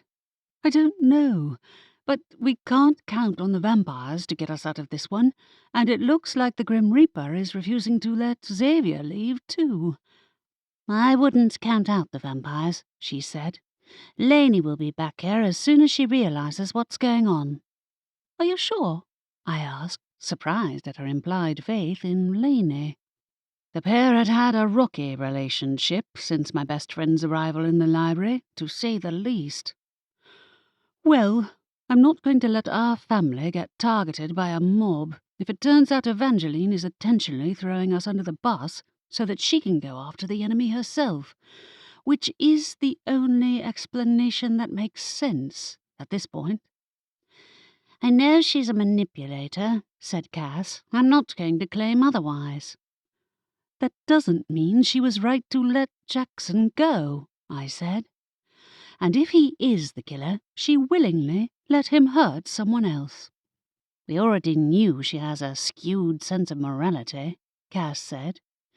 If you ask me, her public display was intended to scare the enemy out of hiding. Except it didn't work. Just like the cure hadn't. I don't expect her to lift a finger to help us, but it'd be nice to think we had at least one all-powerful immortal entity on our side. Xavier's on our side. He'll escape his boss when he can get away from it. I know. I'd been thinking of the Guardian as well as the vampires. Was she helping us at all, or did she intentionally leave Aunt Candace under Jackson's spell? Did someone mention all-powerful immortal entities? Sylvester inquired, fluttering down to land on a nearby bookshelf. Yes. I'd already used up my question, but maybe he would take pity on me and lend a hand. I could dream. I assume you heard what a mire of manticore dung we've landed in. I rather think it's mostly your Aunt Candace who stands knee-deep in manticore dung. Keep my manticore out of it, said Cass. He's right, though, Rory. This is on her. No, it's on that bloody corridor, I said. And the Guardian, too, for not stopping this. I don't know if it's her who's responsible for granting the wishes or something else, but it's not like I can ask. I couldn't even ask the Book of Questions because its knowledge didn't encompass this corridor. For whatever reason, Grandma hadn't wanted Sylvester to know. The owl clucked his beak. Did I not warn you against placing your faith in that deceitful place? You didn't warn Estelle when she wished for the cure. I raised my arms in defence when he loomed threateningly over me. I wasn't blaming you. I was just pointing out that you did warn me off making any wishes, and Cass, too. Did you know the cure wouldn't work? There's no need to sound so accusing. He sounded insulted. I have no way of knowing whether anything from that room will be effective. I was surprised he would admit to that much. Then why'd you follow me up here? To stop you from making a foolish decision out of a misguided attempt to fix someone else's mistake. What else am I supposed to do? I asked. Evangeline turned on us. The Guardian is untrustworthy, and I don't need to hear I told you so. Fictional or not, Jackson committed murder 3 times over. That makes it our family's responsibility to fix as much of the damage as possible. He gave a sigh. I'll let you get on with it, then. He took flight in a flutter of tawny wings. Cass raised a brow at me. Still want to make a wish? No, but I do want to find the Guardian. Can I wish to find her? If the Guardian was avoiding us, that might be my last option to corner her. I crossed the 3rd floor, my apprehension building. The door stood in shadow, its paint now jet black. I reached for the handle, half expecting resistance, but it swung open soundlessly. Heart in my throat, I climbed the stairs to the 4th floor corridor and paced to the door I needed. I reached into my pocket, pulled out a pen, and pressed the point to the wooden surface. I wish for the Guardian to appear. Movement fluttered in the corner of my eye. I jumped. The Guardian hovered above the carpeted floor, as if she'd been there all along, and a shiver raced down my spine as a chill breeze swept through the air, like a threat or a warning. Have you been erasing people's memories? The words rushed out of me. Or worse, have you been going to any lengths to cover up the library's secrets? Even murder? The corridor picked up the faintest echo of my words, and the chill in the air intensified. I know you were erasing the memories of the people at the pub, I went on. You led Jackson there too, didn't you? In fact, you're the one who helped my aunt summon him in the first place. The breeze intensified, forcing me to take a step back towards the stairs. Aunt Candace had been trying to summon one of her characters for months, yet the corridor had only granted her wish when it had another purpose. Protecting the library's secrets, no matter the cost. I staggered back a few more steps. I'm right, aren't I? You sabotaged our attempts to cure Aunt Candace because it was more useful for her to be under Jackson's spell. A gust of wind hit me head on, and this time I went flying straight off my feet. I hit the wall, gasping, and my nerve fled. I turned and ran, a gust pursuing me, until I tripped over the edge of the stairs, arms flailing. As I began to fall, My body halted abruptly. I reeled back, catching my balance on the step. Whoa! Cass peered up at me, her Biblio-Witch inventory in her hand. Well, that was close. Thanks. I hurried downstairs before another attack hit me, my heart racing. Thanks. The Guardian... I did warn you. Sylvester waited outside, perched on a shelf outside the magical creatures division. I whirled on him. Yes, you did, but you haven't been much help either. And don't tell me to use the book of questions. I can't do that until tomorrow, and I don't even want to think of what else might happen before then. Then don't. I gave a despairing snort. Sure, I just won't think about the impending disaster. Oh, and that we have a monster in the library that set a vampire loose to murder people for sharing the library's secrets with outsiders. Your propensity to jump to conclusions is astonishing, said the owl. Do you truly think your grandmother would harm anyone? My mouth parted. Well, no, though I never met her. Also, the Guardian isn't her, and neither is Jackson. They're creations of the library. Technically, you're as much a creation of the library as they are, said the owl. You've lived here for long enough, haven't you? I'm not the one wanted for murder, I said. And I didn't come out of a book. You are depressingly literal. What was the owl talking about? Jackson had been created by the library, and while I certainly hadn't, I supposed my magic had, in a way. Biblio-Witch magic was at the root of the library, and had formed the foundations of the spell that had led to its very creation.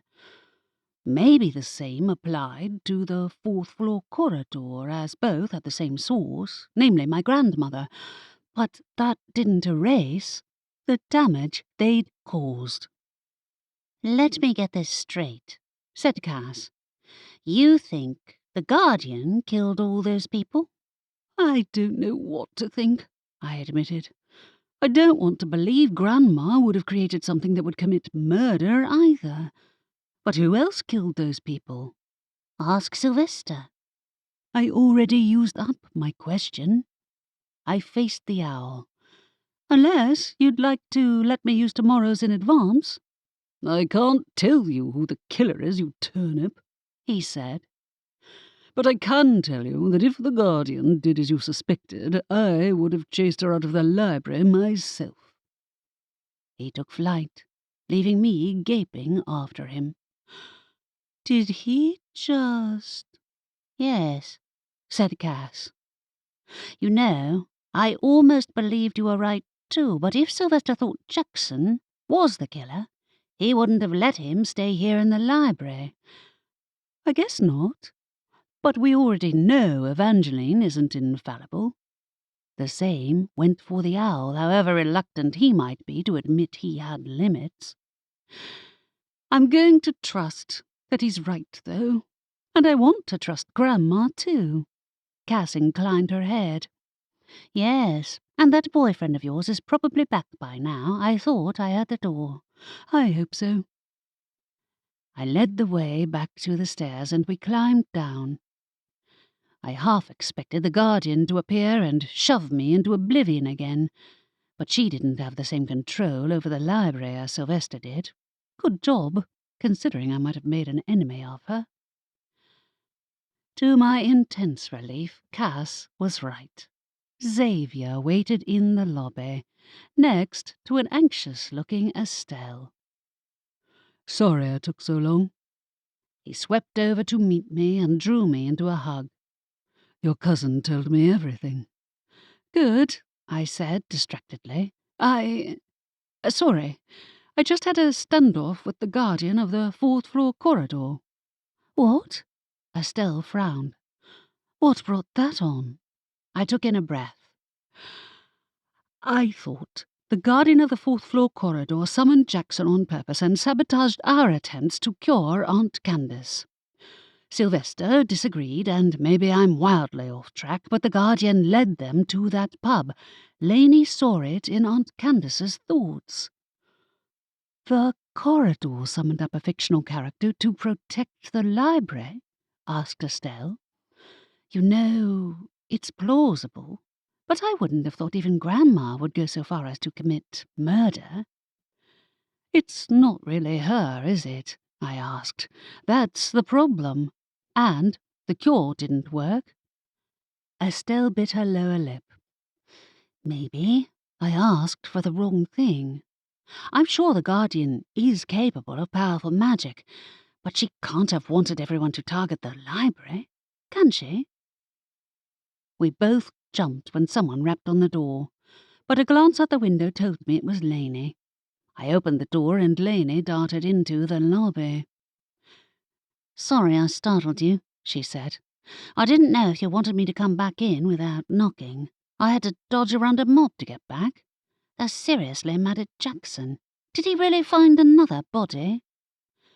I don't know if he's the one who found her, but they think he killed Corinne as well as Patty and Ollie, I said.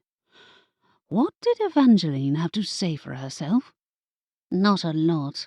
She scowled.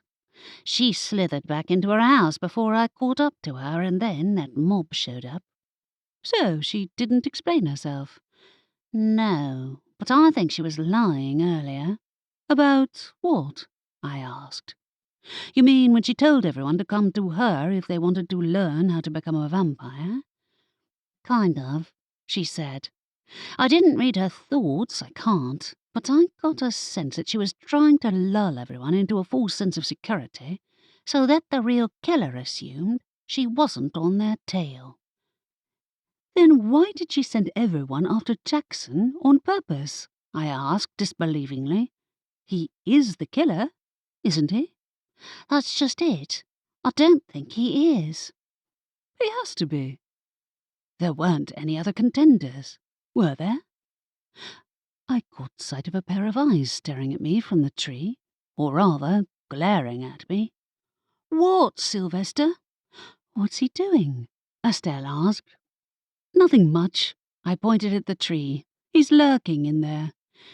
He also pretty much said Jackson isn't the killer, too. But he didn't offer any alternatives, and I'm still not convinced. He'd had a point, in that everything in the library was a creation of biblio-witch magic, though. Even Sylvester himself, perhaps. What kind of clue had he been trying to give me? That anything could become real, given a touch of our magic? How could that knowledge solve any of our current problems? He's usually right, isn't he? Lainey said. And Evangeline is too, much to my annoyance. There's only one way to find out, I said. We need to speak to Evangeline ourselves. And this time, we'll make her listen to us. Chapter 14. The high street was almost deserted as Lainey, Xavier and I walked swiftly to the vampire's home. I didn't know where the mob had disappeared to, but if they'd been at the vampire's home, they weren't around now. When we reached the renovated church, Lainey glided ahead of me and knocked on the door. To my surprise, Evangeline answered this time. Aurora, I'm surprised to see you walking around. I don't have a choice. I took in a breath. You knew that as soon as you implied Jackson was the killer, the mob would go after my family. I rather hoped otherwise, she said. But your aunt and the vampire have escaped, have they not? What of my other family members? Anger choked the words in my throat. Is Jackson the killer or not? If he isn't, a rogue is the only other option aside from your own people, Xavier put in. You know that rogues have targeted Rory's family in the past, and that she can't afford to overlook this. Also, 3 people are dead, and the only suspect has probably left town. Unless Jackson was still within Ivory Beach, of course. If not him, then who? That she said, is what I intend to find out, if you'll allow me to do so. Do trust that I have the situation in hand, Aurora." And she closed the door. Perplexed, I turned to Lainey. "Where does she think the killer is hiding?" "Among the mob," she suggested. "Maybe she plans to corner them alone." "Or at the pub," I said. "There's nobody left there, though, except maybe the guy at the bar." "Might be worth asking him some questions while the others aren't there," Lainey said. Since the pub was on the way downhill anyway, we halted outside and Lainey opened the door. When we entered, Shaw was alone behind the bar and he looked startled to see us enter. "What? Oh, it's you." "Did everyone else leave?" I walked closer to the bar and he shifted uncomfortably on his feet. "I can make you a cocktail or—" "No, thanks." The place was quiet without the karaoke club dominating the bar, and the back door still was slightly ajar. "Aren't the police here?" "Not yet." He kept wiping down the counter without meeting my eyes. "Guess they're busy dealing with that lot." The mob? Wasn't Aunt Adelaide at the police station? You'd think the dead body outside the pub would have been a priority, despite the mess the karaoke goers had left behind. Half-empty cocktail glasses had been discarded on every surface, and their strong smell filled the air. Fruit cocktails and something else. Something that reminded me of my potion brewing lesson. Out of the corner of my eye, I saw Lainey move, darting behind the bar. "What are you doing?" Shaw twisted around to her. "You're a vampire?" "Not very quick on the uptake, are you?" Lainey lifted a bottle into the air. "How many more people were you planning to poison?" He gaped at her, panic flickering across his face. "What?" "You!" That was where I'd smelled it before. Poison. "You killed Corinne." Why didn't I think of it before? Who else had been able to walk around the pub without anyone giving him a second glance? He gave a forced laugh. "What are you talking about?" "What else is here?" Lainey peered behind the bar. "I don't know what any of these potions are, but I bet anyone who's an expert will have a field day with this." "Potions?" Suspicion stirred. "You were testing them on the karaoke goers?" Shaw opened and closed his mouth, seemingly weighing the odds of taking on a reaper, a vampire, and a bibliowitch all at once. "And what's this?" Lainey resurfaced again with another bottle in her hand, this one bright red. "Blood, right?" He flushed. "Give that back." "You wanted to become a vampire?" My mouth went dry. "If you drank their blood, it would have given you some of their powers. Such as the strength enough to break someone's neck with his bare hands. And if he planned to join the vampires, there was only one group that might have made him the offer. The Founders. He must have been approached by them back when they'd still been recruiting." "You're the one who prevented me from getting any further," he said accusingly.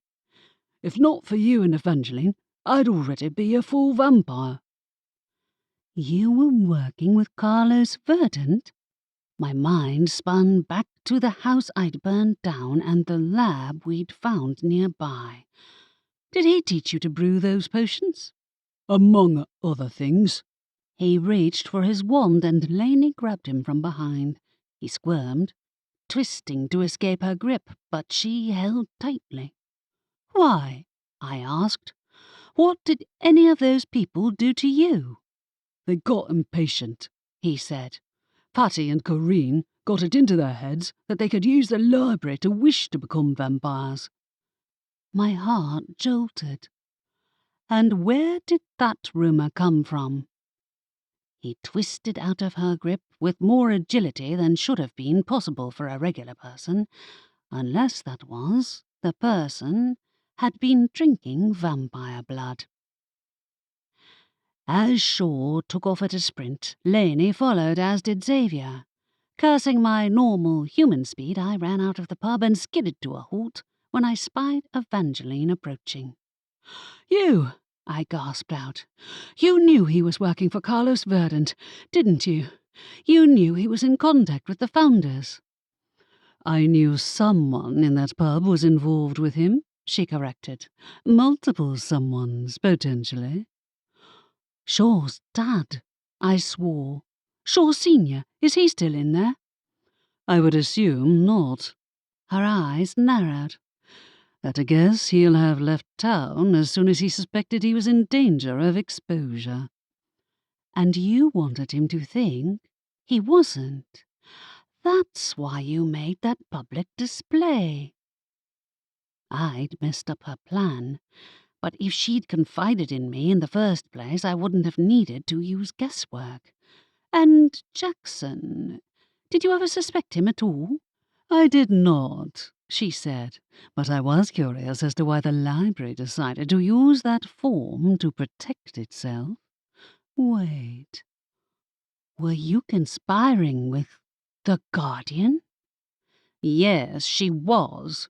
Aunt Candace marched over to Evangeline, her expression surprisingly clear and absolutely livid. "Sorry to disappoint you, but I worked out your game, and I won't be manipulated by you a moment longer." "You aren't under a spell." The cure. Had it worked after all? More to the point, Evangeline had known about the Guardian? Had she been aware of the corridor all along? No. Aunt Candace glared at the vampire. "I can't believe you conspired behind my back with my own library." "Now, there's no need to sound so accusing." The vampire's leader displayed a fanged smile. "Our intention was to protect the secrets of your home. Isn't that what your mother would have wanted?" "Keep her out of this," Aunt Candace spluttered. "You should both be ashamed of yourselves." I could tell this was going to escalate way out of our control if we weren't careful.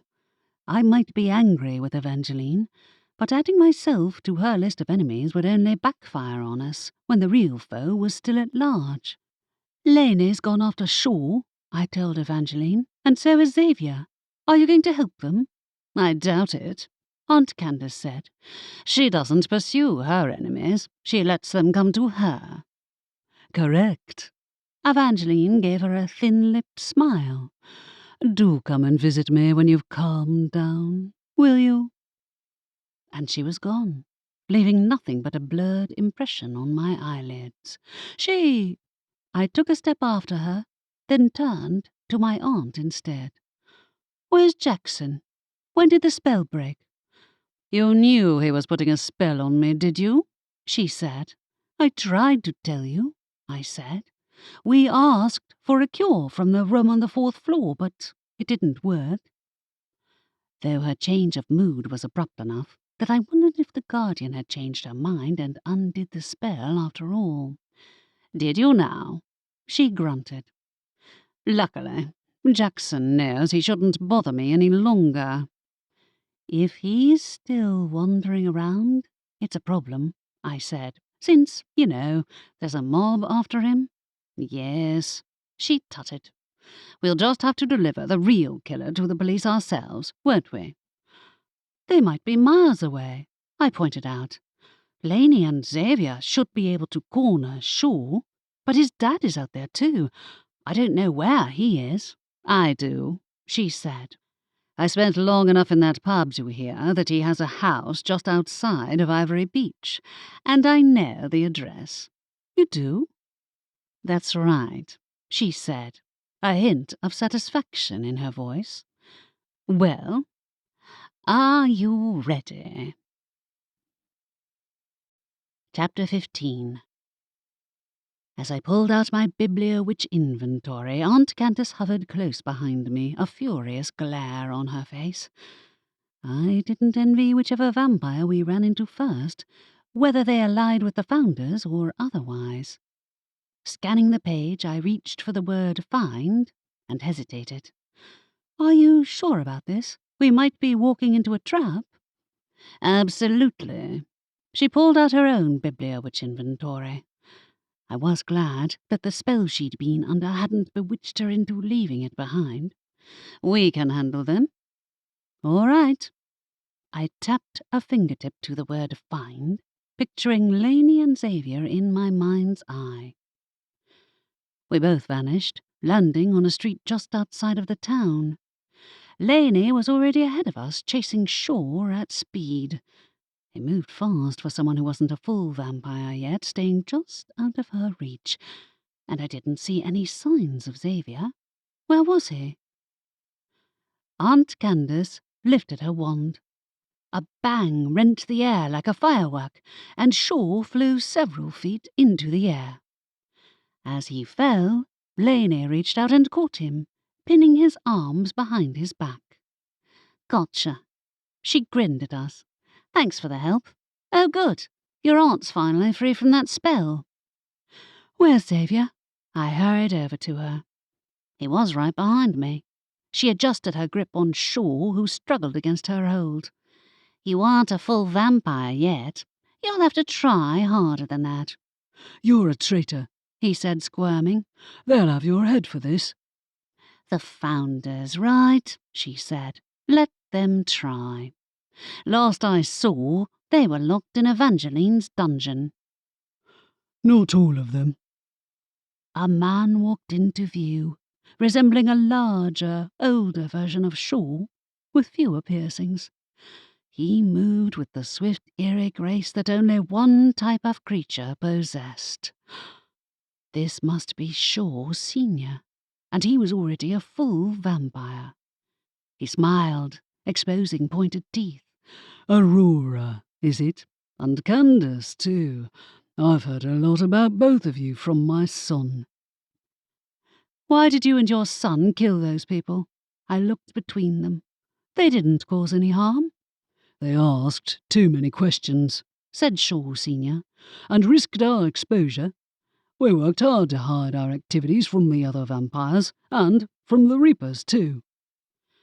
You worked hand in hand with Carlos Verdant. I felt sick. You know he experimented on humans, don't you? He did, and he'd willingly offered himself up as a lab rat. You did the same, didn't you? Aunt Candace put in. Those cocktails, I knew there was a reason Jackson told me not to drink them. She hadn't. Jackson had tried to help her. How much had he known? It wasn't like I could ask, and for all I knew he was miles away, if he hadn't vanished outright when he'd ventured too far from the library. Now we're on the same page, said Shaw Senior. I'll ask your vampire friend to let my son go, or else I'll have to see if any of my potions have an effect on Reapers. Xavier! My heart plunged. Where is he? His house. Lainey lifted her head, still holding Shaw down. I saw it in his mind. It's just that way. As she pointed down the street, Shaw wriggled out from underneath her and ran to join his father.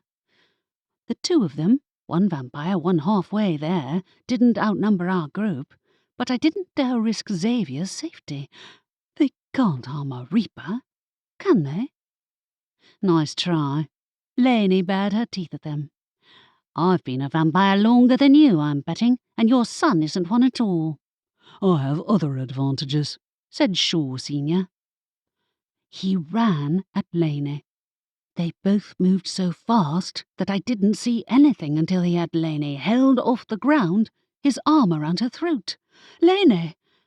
I lifted my wand and cast one of my go-to spells for vampires, a lullaby charm, but he dodged, and the spell shot straight past him. Lainey choked, struggling against his grip. Is that how he killed Patty? A shadow fell over them both from behind, becoming the looming form of the Guardian. Shaw's eyes bulged, and even his father stopped to stare at the newcomer. What are you? he snarled. "The guardian of the library." I seized on his distraction to cast another lullaby charm, and this one hit its mark. Shaw slumped instantly, but my second spell had no effect on his father.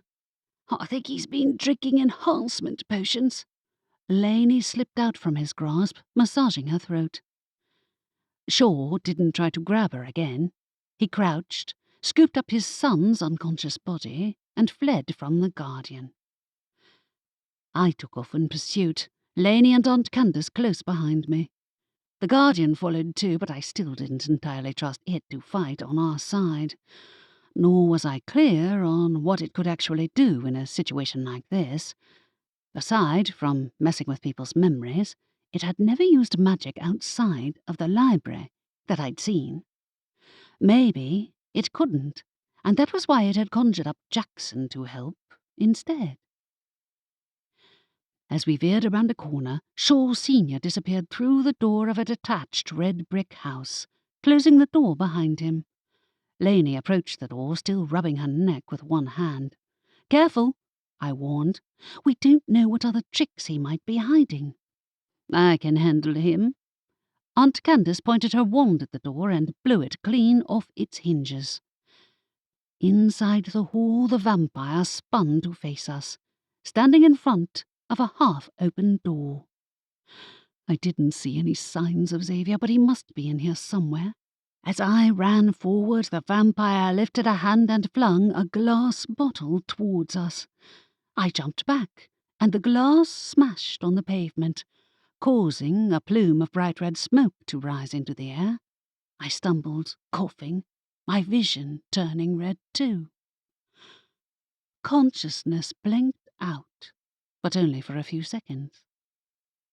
When I opened my eyes, I lay on my back on carpeted floor. Nearby sat a table covered in an array of potions, and Aunt Candace lay on my right-hand side, in a similar state of unconsciousness. On my left was Lainey, and behind... "Xavier!" I coughed, my mouth tasting foul from the potion's effects.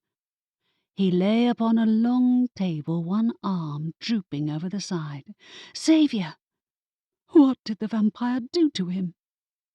"Don't waste your breath," said Shaw Sr. "This could have all been avoided, you know. But I won't forgive anyone who hurts my son." "You killed 3 people." In the corner of the room hovered the guardian, but I had a sinking suspicion I'd been right, in that her abilities were limited outside of the library. "That creature is a nuisance." He followed my gaze. "It doesn't seem to have strong magic, but I did wonder why the pub's visitors kept forgetting everything Shaw told them. Is it another creation of your library's?" "Another creation?" He knew what Jackson was, and in the absence of any other options, he, or the founders, must have been the source of the rumours.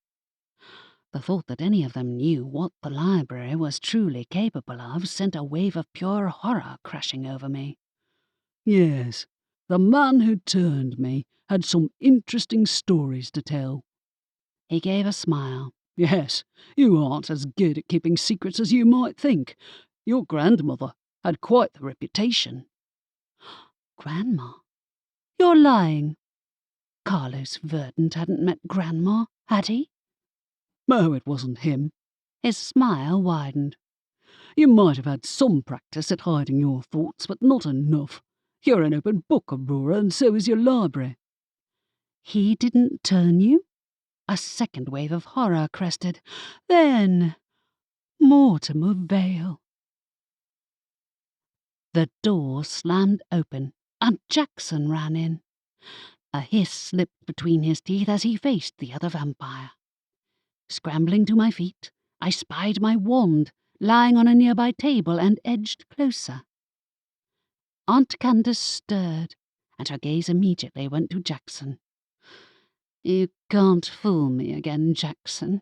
It's over." "Not the time," I said out of the corner of my mouth. Jackson and Shaw Sr. collided, crashing through the open door and into the hall. Hoping Jackson had the upper hand, I shook Laney's shoulder. It was Xavier who really had me worried. He lay still, too still, in a way I'd never seen before. Candace. Jackson was back, his clothes and hair dishevelled. I didn't intend to deceive you. Is Shaw Senior... I trailed off when the door opened wider and Evangeline came sailing into the room. You... Aunt Candace went bright red, spluttering. Planned to show up all along, did you? It's what she does. I gave Laney another shake and then moved to Xavier. He knocked him out. How can he have knocked out a reaper? That is not a question I can answer, Aurora. She gestured behind herself to Shaw Senior, who lay in a groaning heap.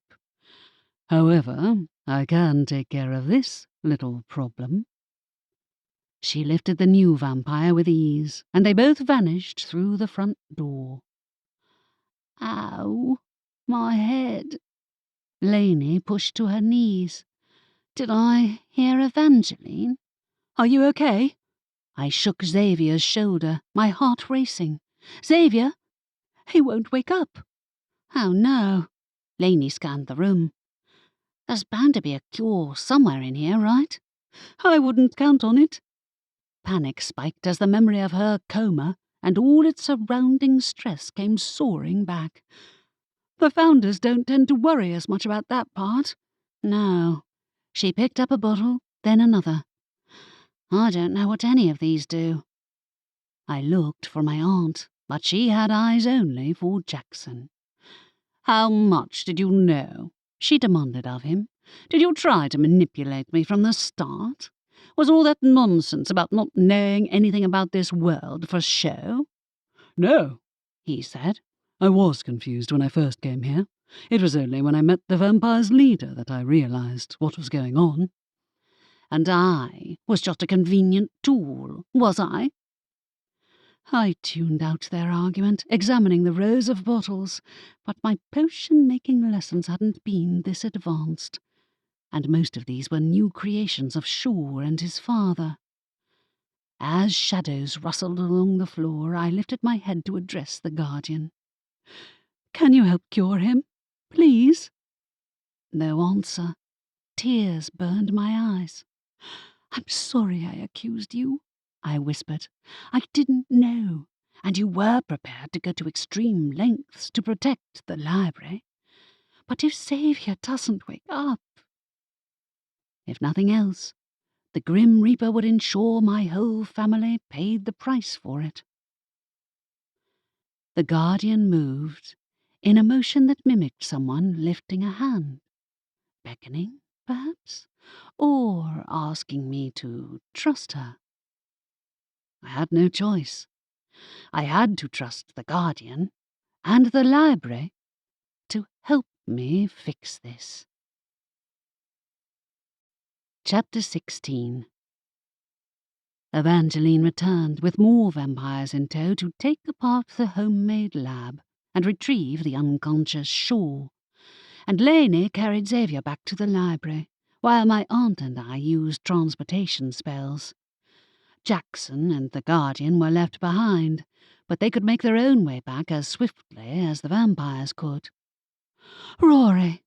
Estelle let out a gasp when we landed in the lobby. Oh, Aunt Candace, Laney said you caught the killer. Shaw, the bartender, I said, and his dad. Is your mum still at the police station? She is, but... The bartender was the killer? His dad worked for the founders, I explained. He was brewing potions including ones that worked on reapers. She sucked in a breath. Xavier, what's wrong with him? I don't know. I crouched beside his prone body, tears leaking from my eyes. I'm going to have to ask the fourth-floor corridor, but I wouldn't be surprised if the guardian refused to help me. I'm sure she will, said Laney. Oh, there's Jackson. Aunt Candace narrowed her eyes at the window where the vampire stood beside the hovering form of the guardian. We're not letting him back in here. I thought you wanted to get rid of him, I said, though you might be able to banish him without inviting him into the library. Now you actually want him gone. When did the spell wear off? Asked Estelle. I thought the cure didn't work. The Guardian, I explained. Hence why I'm not sure she'll help. She was using both of them to lure out whoever was working with the founders. And where's Evangeline in all this? Cass stepped out from behind the shelves. Did she ever answer your questions? Yeah, and she did eventually show up and help, I said. She took Shaw Senior, Shaw's dad, and she'll probably lock him in her dungeon with the other captives. He'd turned full vampire, and his son was planning to do the same. Shaw Senior? She snorted. That's a terrible name for a vampire. I agree. Aunt Candace glared at Jackson on the other side of the window. Aunt Candace muttered curses under her breath. If you ask me, I should send him somewhere far worse than back into his story. Into one of my horror novels, perhaps. Write him into the next one, I suggested. I don't think he was trying to deceive you. The Guardian, though. She and I are no longer friends. We still need to go to the 4th floor. I beckoned to Aunt Candace. It's up to you if you want to bring him with you. You might be able to use your Bibliowitch inventory to banish him without him coming in. No, she took in a breath. I shall give him a piece of my mind on the way upstairs. I'll wait for my mum down here, Estelle said. Rory, I'm sure Xavier will be fine. I hope so. Lainey carried Xavier upstairs ahead of me, and I picked up the pace to stay out of hearing distance of Aunt Candace's furious whispered argument with Jackson. The Guardian overtook all of us with ease, her cloak-like form rippling behind, and I found myself wondering if this was the first time she'd gone to meet with Evangeline, or just the first that we'd been aware of. How far back did they go? When we reached the 4th floor, we let Aunt Candace and Jackson approach the door first. The vampire was uncharacteristically subdued, and Aunt Candace gave him one last, searching look before she lifted her pen and wrote her wish on the door. I hung back to give them some privacy, and sensed the Guardian hovering behind me, an unspeaking presence. Why? I whispered to the creature. Why make an alliance with Evangeline? I thought you wanted to avoid exposing yourself to the vampires. No response came from the Guardian, but I hadn't expected one. When the door closed on Jackson, Aunt Candace stalked past us without a word. Sensing she wanted to be left alone, I turned to the room myself, my chest tightening. I pressed the tip of my pen to the door and wrote, I wish for a cure to wake up Xavier. The door swung inward. Hardly breathing, I entered the small room, which had the same layout as it had when I'd retrieved the cure for Lainey's coma, down to the phoenix feather. The cure is the same? The potion must be a variation of the poison the founders had used on Lainey, except adapted for reapers instead of vampires. I picked up the feather from the table and returned to the corridor. Lainey had placed Xavier on his back, and the Guardian hovered behind. I held the feather over him, and its glow brightened to gold. As it fluttered from my grip, a familiar glow spread across Xavier's skin, almost too bright to look at. For a heartbeat, nothing happened. Then he stirred, his eyes opening. Xavier! I gasped and threw my arms around him. He hugged me back, and for a moment there was nothing but the two of us. Gradually, other voices filtered in. Cass was talking to Lainey and Aunt Candace, and it was so incongruous to see the three of them getting along that I reluctantly let go of Xavier and addressed my cousin. Cass, did you want to make a wish too? Hell no. What wish? Asked Lainey. I rubbed my eyes on the back of my hand. I don't know. Answers, maybe? I want to know how long Evangeline has known about this place. You think the room would tell you that? Cass asked sceptically. Why not ask Evangeline herself? She hasn't exactly proven herself to be the paragon of truth lately. You're all still in here? Estelle came upstairs and peered into the corridor. Rory? Oh, good. He's awake. He is. I squeezed Xavier's hand, a fresh wave of relief seeping through me. And Jackson's gone. Is your mum back? Yes, and she wants to hear what's going on. I bet.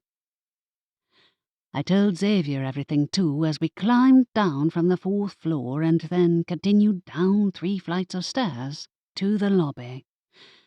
He'd only missed the final standoff with Shaw and his father, and Jackson and the Guardian's unexpected intervention, so it didn't take too long for him to catch up.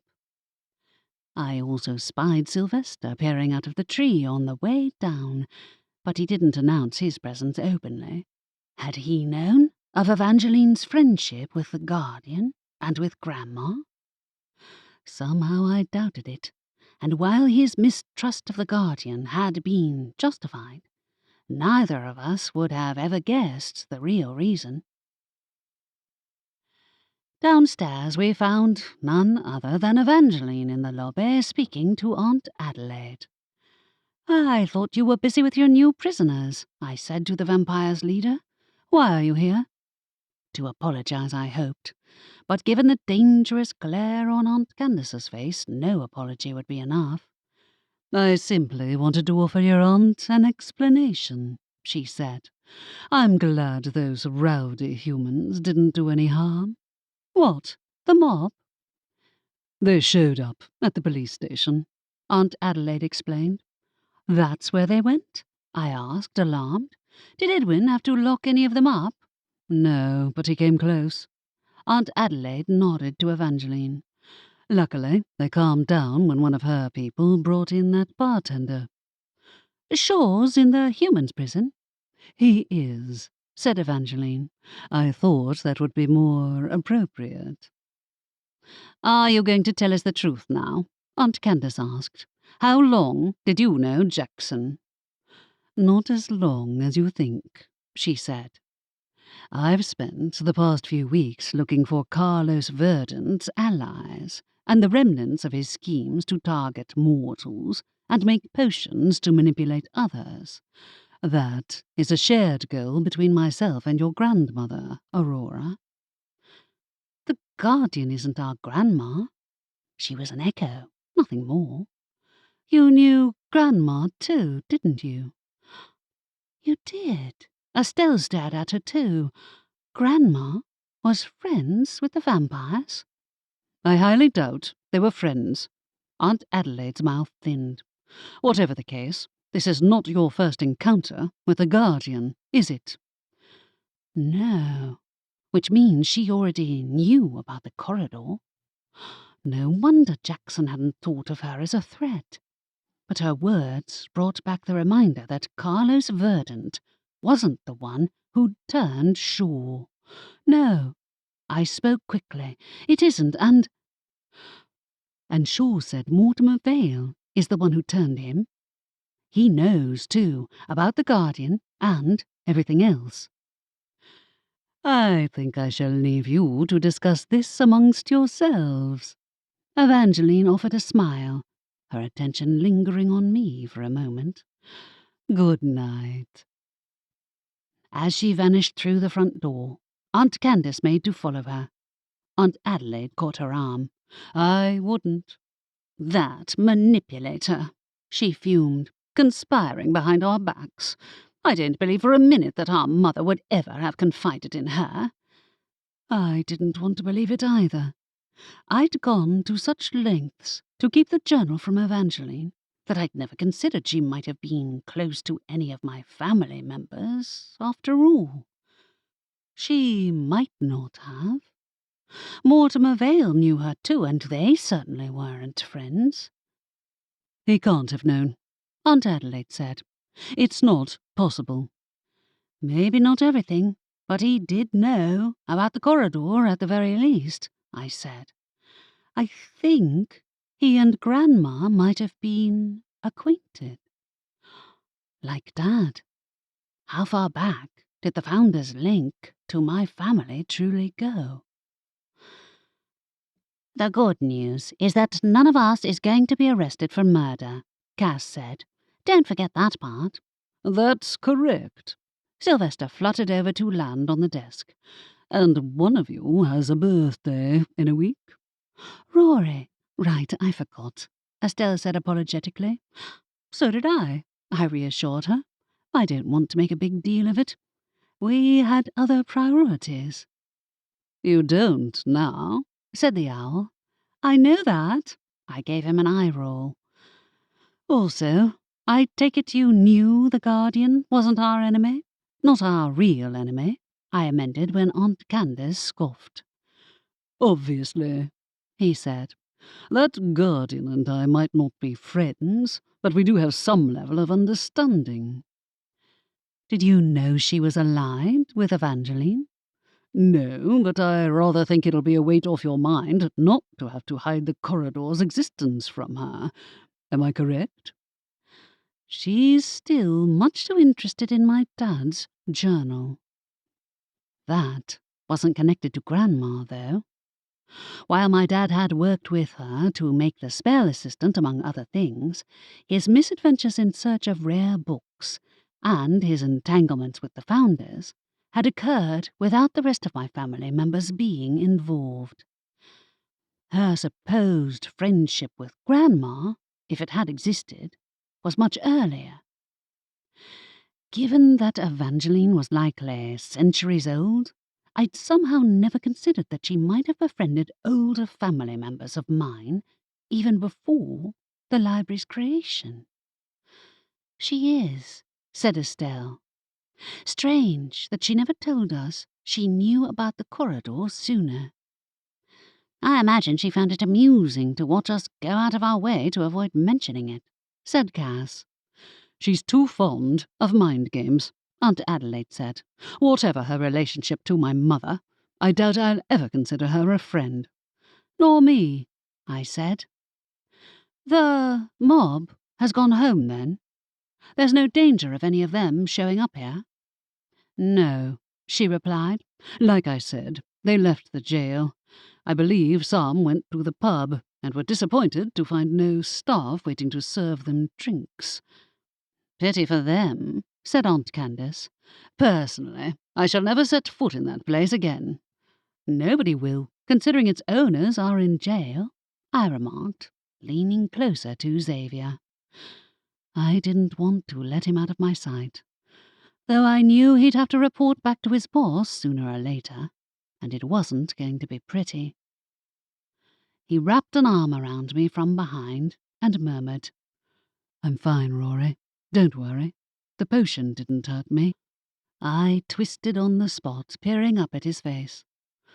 Are you going to tell your boss? I should, but he's not going to take it well. That's what I thought.